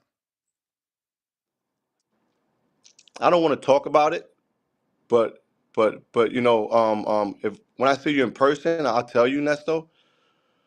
But he's very patient.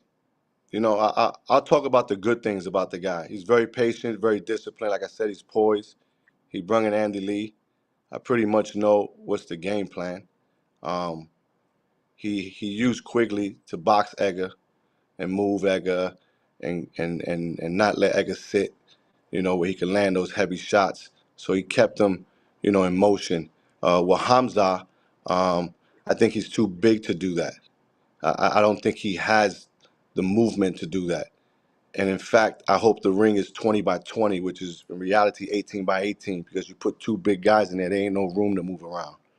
So Hamza will have to use his reach. He's used to that, man. This is 68, man. It doesn't matter, man. And I'm gonna say this: why it doesn't matter the size is because Canelo's 5'7", and that shit don't mean nothing. It's your skill set, it's your heart, it's your IQ that you bring into the ring. So to me, it don't matter if he has 5 Andy Lees. He could bring back, any great trainer. He still has to perform. The same thing with Edgar. No Now, to matter be what I fair, do in you the gym, guys didn't stop Quigley. right? But this is what I'm telling you. But he dropped him 4 times. Quigley never stood there to fight Edgar, and he still got dropped. And if you look at the last knockdown, Nestor, if you look at it really good, they should have stopped the fight. Quigley took a knee. Edgar didn't even hit him.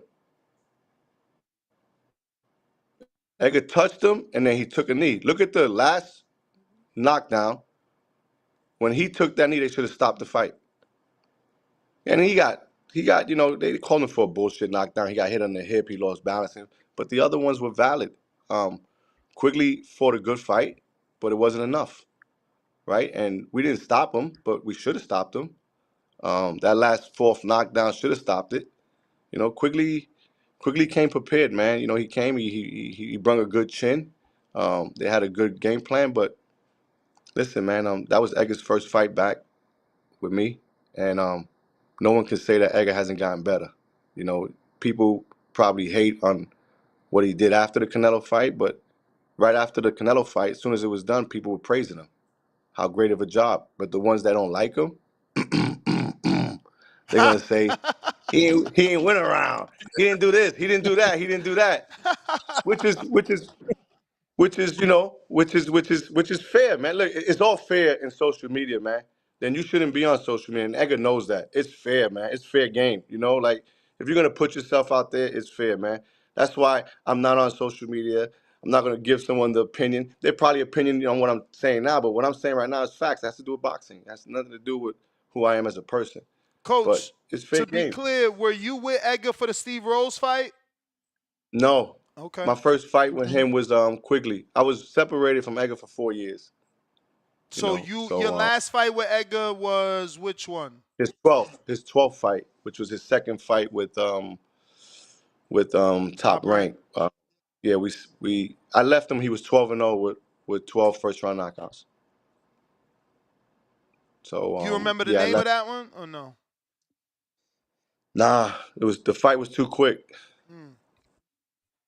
Those were just blurs, man. Those were just him coming up. So I don't necessarily, I don't really keep track of those guys. You know, I keep track of the guys that we're fighting now. That that these guys, that's coming up. You know what I mean? Like, Yeah. I don't remember even the first guy's name.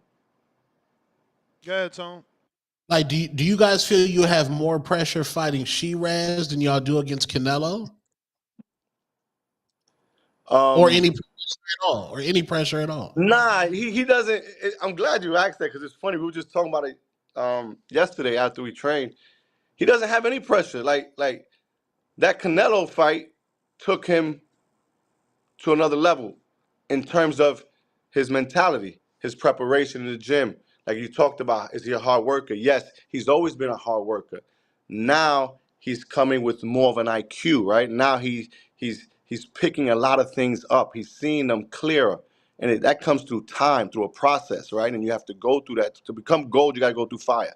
So he went through the fire with Canelo. He went through the fire. He's learned a lot. His last fight, listen, man, we don't even want to talk about that. But it was just like he knew he was going to knock him out in the first round. He was going to go right at him and do whatever. And we can say whatever we want about the fight, but that fight's over. But with Shiraz, there's no pressure. There's really no pressure. He knows what's at stake.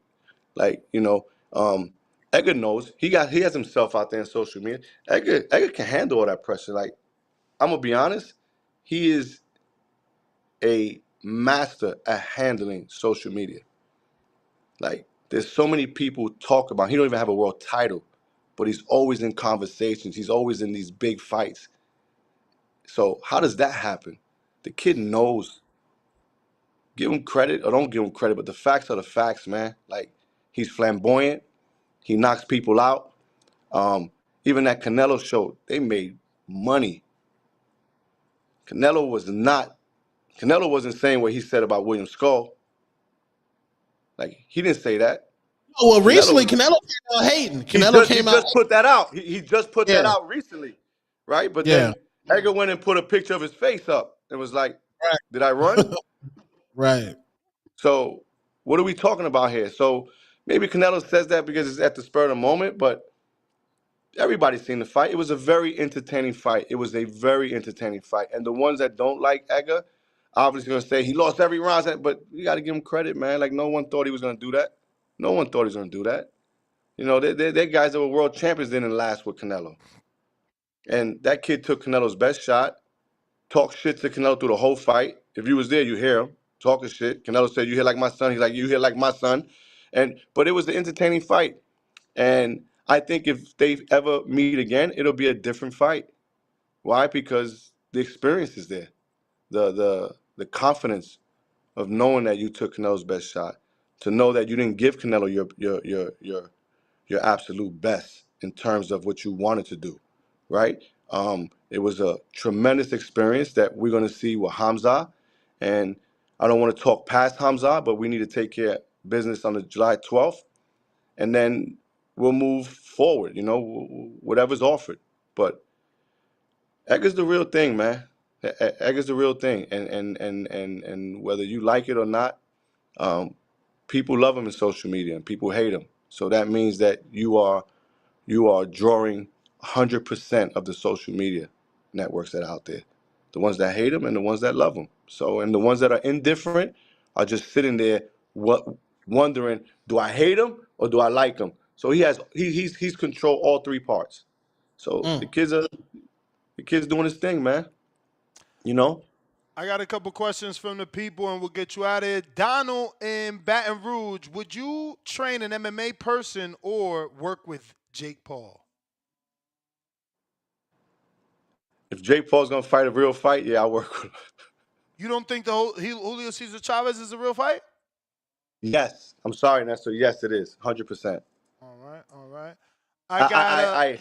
I hope Julio Cesar Chavez don't go in there, being a cuckoo and just, act like it's a sparring match. I hope he doesn't, get paid so much where it's like, I'll just jab here and right hand. That's another guy that fought Canelo that was a horrible fight, Tone. He got paid too. Who scored? Chavez Jr. Chavez Jr. Oh, Chavez Jr. Yeah. But yeah. Canelo That's a didn't even punching sit. bag. He was a punching bag. So we could go into that too, Tone. There's a lot of guys, man. Edgar wasn't one of them, man. Let me ask you this. I'm not supposed to be asking this because I just had a Chick-fil-A sandwich. I'm a big nigga, respectful.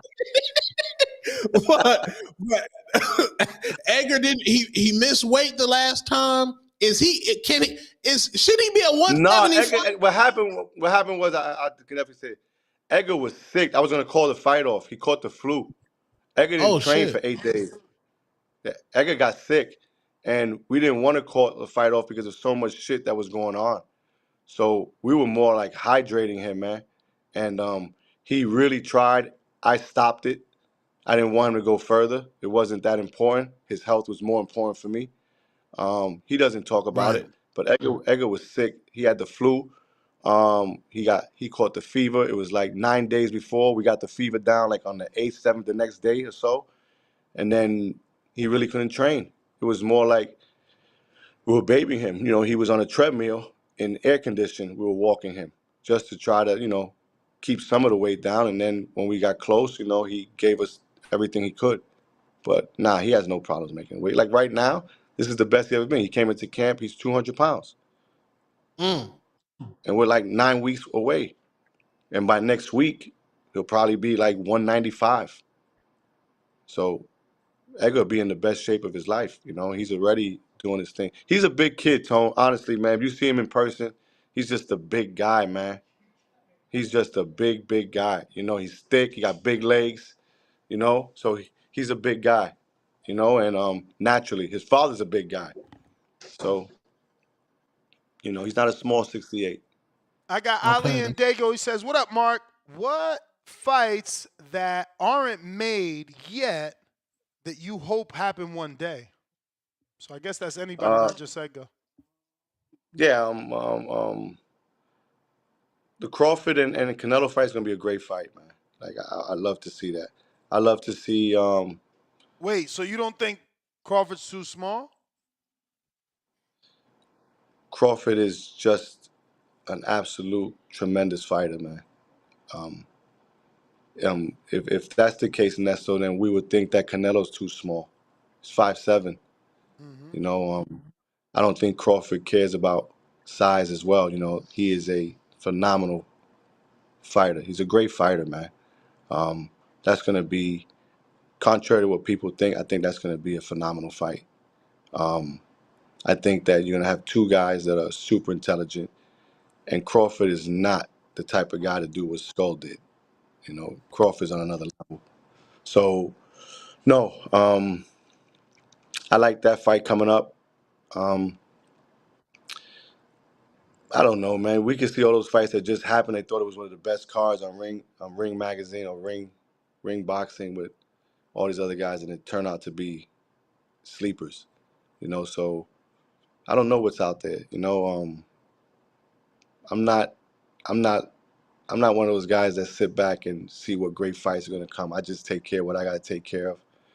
Like boxing doesn't take over my whole life. Um, I deal with who I have, and whatever fights are coming up, I enjoy it. I watch it.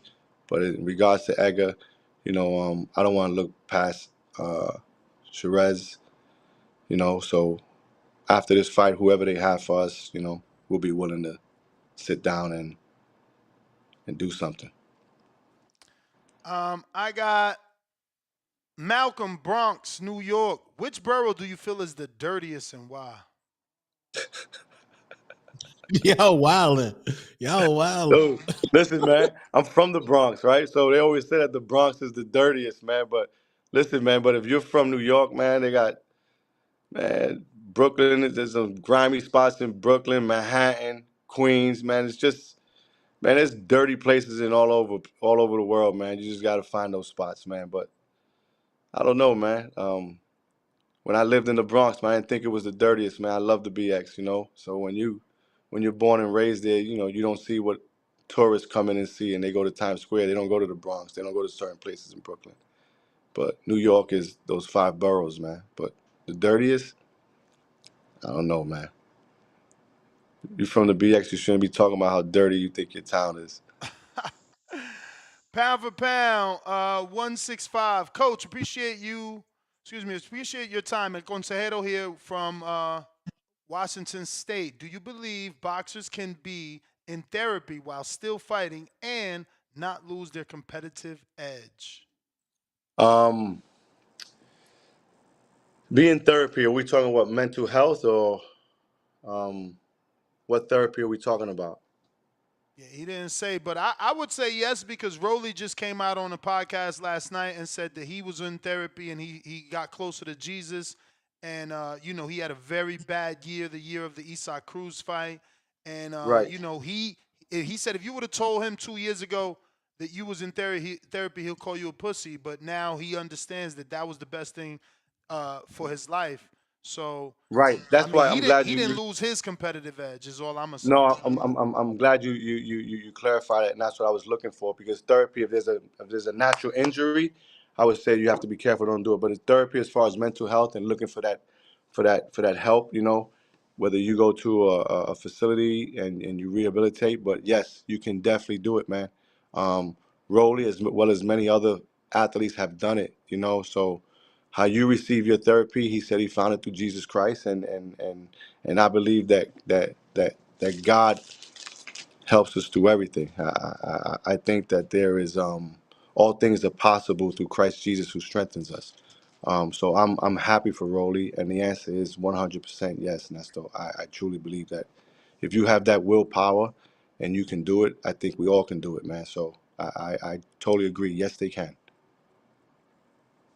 I guess after meeting you, he asked you all the boxing questions he could. So Jonathan Sims says, "What's your favorite homemade dish?" Pasta. Okay. Love pasta, man. I Johnny love from. pasta. Oops, sorry.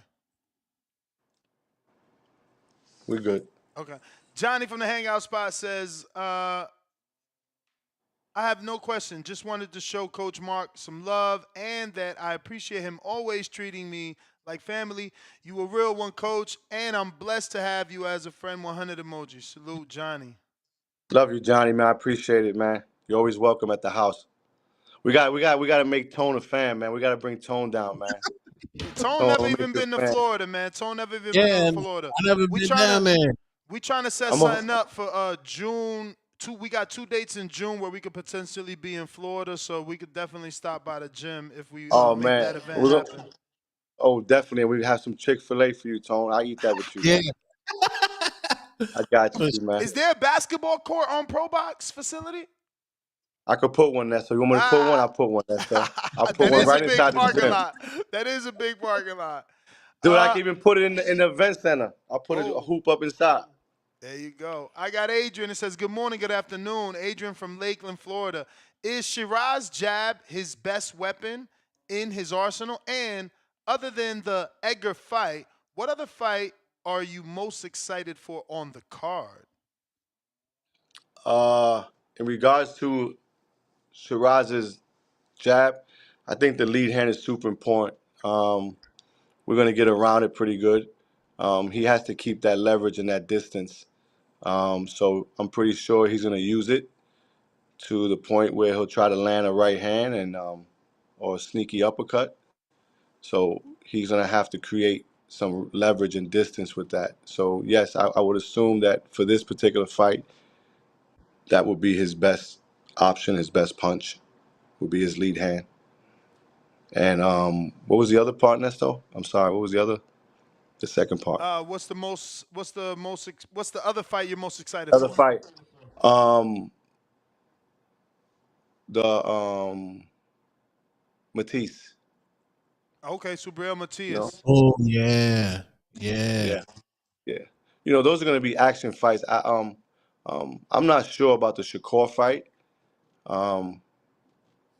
because I know Cepeda's going to come to fight, and at the end of the day, if you want to talk about the purists would appreciate like that type of style with Shakur.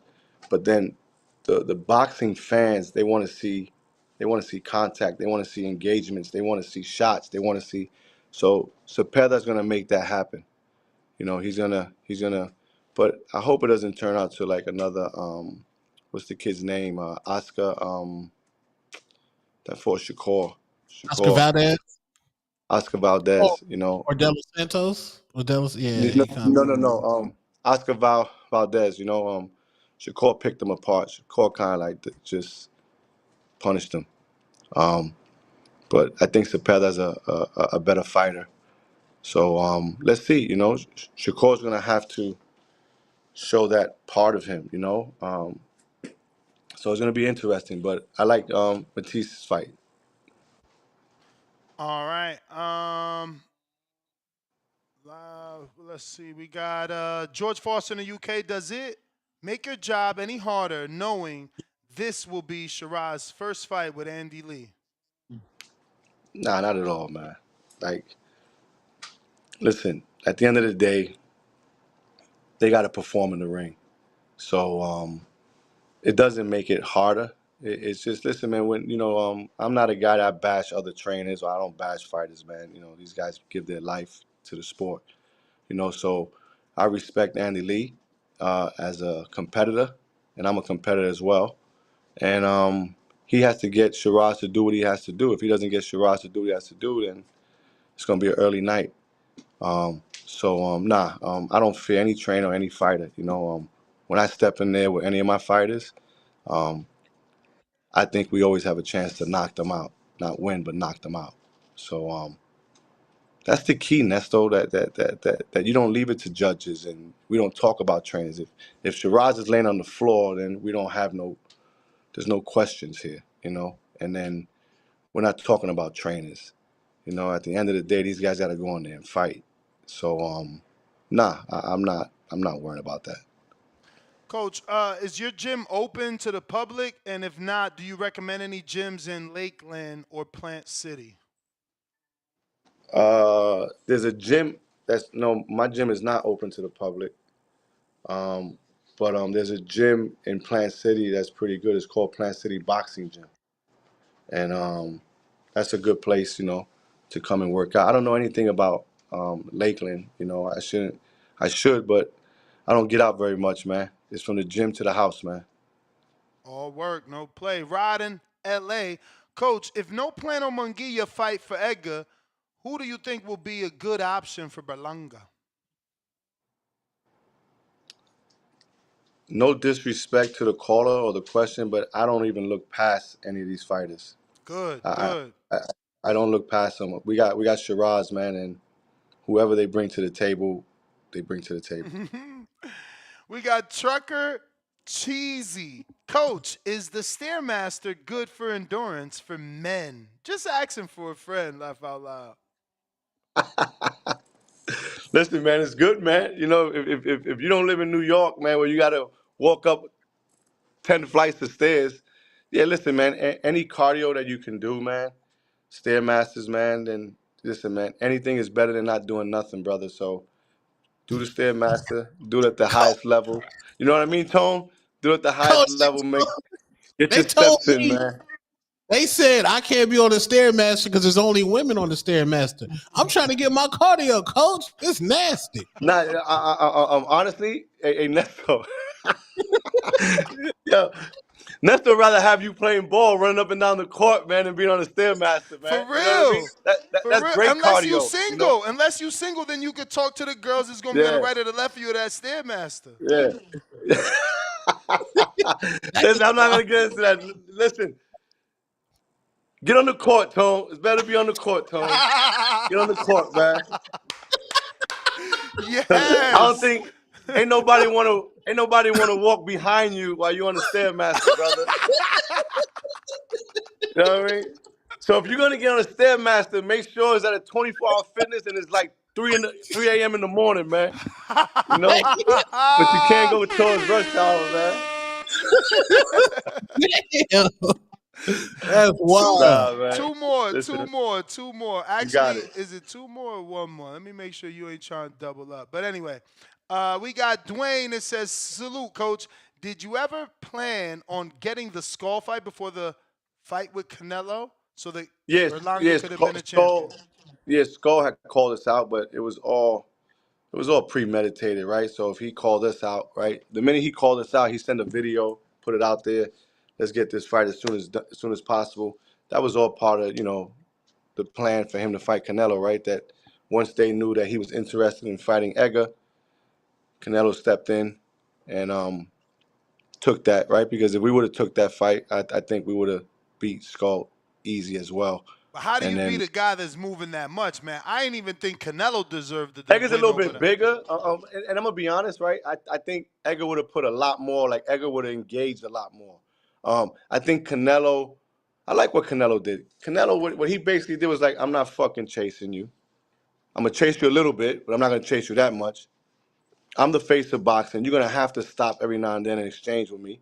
And Canelo did the right thing. Like Edgar would not be able to do what Canelo did and win, right? Because Skull would have thought that that's how he won, and they would have had controversy and people that hate Edgar. But I would have put a lot more pressure with Edgar. Edgar is a bigger fighter. I would have put a lot more pressure. I would have engaged more. But Canelo did what Canelo had to do, man. Like he's Canelo Alvarez, you know. And Skull, listen, I'm definitely gonna say this. Skull is gonna finish his career in Germany. He is not fighting here in the United States, man. There ain't nobody They in done the with him? top. What I'm saying is that who would want to fight him? The guy don't come to fight. And in his mind, Demetrius Andrade is in a position where he got to take a fight like that. What you think? yeah, but there you go. You just said it. He's in that position. But a Caleb won't take that fight. A Munguia won't take that fight. Like, who wants to fight a guy that's like, dude, it was like playing tag. Like, there was really nothing there, man. Like, it was, dude, if that would have been in the States and that would have been in the Barclays, or they would have been booing. They would have been booing, but it was 6 a.m. in Saudi, and they were half asleep, man. Like, they flew from New York to Saudi Arabia like the next day. So, nah, man, that was a waste, man. You know, and that's why they bundle it.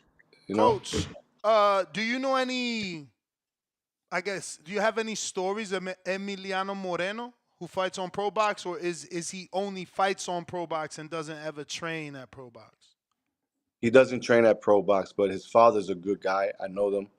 I know the dad. We're always kind to know one another.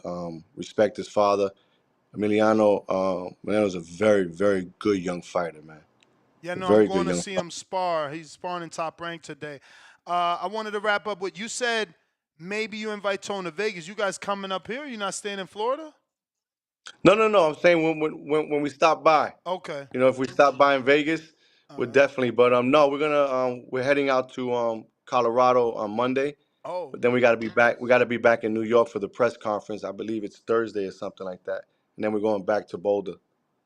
So we already started camp here at Pro Box at Plant City. So in We started June, a you're week ago. not going to be in Florida? We're not going to be in Florida. We leave this Monday, Tuesday. So I might postpone Colorado. We were supposed to leave. We just changed the ticket because I think we got to go to New York for the press conference on the 15th. and then we heading straight out to Colorado. So we'll be out in Colorado for the whole camp. Okay. Okay, get that high altitude. Yeah. Looks like the last one then is from. Make sure I didn't even double check. Is this two? Yeah, we already asked one for him. That's it, Coach. I appreciate you. If you have any, Got it. you don't have social media. You say that all the time. So I guess just thank you for coming on, and best of luck as always. Appreciate it, Nesto, man. Tone, it was a pleasure, man. All right, thank you. There you have it, ladies and gentlemen. Edgar Berlanga's trainer, Coach Mark Farrat. I think it's Farrat, but yeah, I'm gonna wrap it up because I want to go see the sparring, and Carmel gets to the gym around 2. I want to see if I could get in with him as well. Quest, I didn't refresh. You mean I didn't refresh? If I didn't ask yours, I didn't refresh, and that's not my fault. You know what I'm saying? This post been out. Y'all the one. This post been out for 2 weeks. Y'all the one want to get last minute questions. That's not how it works. Let me look. I don't even see a Quest question. What's this? What's up, Coach Blind? Oh. Ooh, and that say 16 minutes ago. Chill, champ. You trying to be slick. You guys got to take advantage of your membership and check the community page. Check the Patreon page. I can't be refreshing. We got to stay focused on the task at hand. You got to jump on that community page and do what you got to do. That's GTO, Instagram, and Twitter. I done charged up my mics. I got to go get some interviews. We got Juice, member for 7 months. Wait! That was a long time ago. Tip with the counter we got to. Bandalorian with the counter we got to.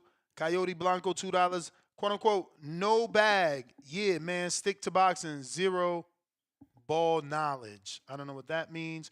Jerry Soriano, $2. Imagine Floyd TBC put on a performance like Canelo. Yeah, we'd be mad. Jaquan Grace, $2. Is Edgar bigger draw than Kerr? That interview is over. And real quick, I know I should have been did this, but don't want to have you guys forget that we are doing another PS5 raffle. This one is brand new, never before opened. And I think, I got to double check. It might even be a black one or something like that. I don't know. I got to check. But the point is, $25 gets you a virtual raffle ticket. You do have to be a member of the YouTube channel. Outside of that, we're going to be doing this all month long. If you want to buy a virtual raffle ticket, send $25 to the Zelle or the Cash App you see on screen. Pausing the screen, scanning with your camera is the best way not to get robbed by any fakes. Not my problem if you don't use these 2 QV codes. But the raffle is on. It will be on all month, and it will only cost you $25. It's going to cost me more to ship it. Now we actually have facts on that because we shipped the other one of Robert Cassidy. He happened to be closer, being in California, but it's very expensive. Plus, we put insurance on it because it's such an expensive item. So I spend more shipping it to you than you spend to buy a virtual raffle ticket. That being said, there was something else I wanted to bring up. What else did we want to bring up? All right, can't remember. So that's that for now. Peace.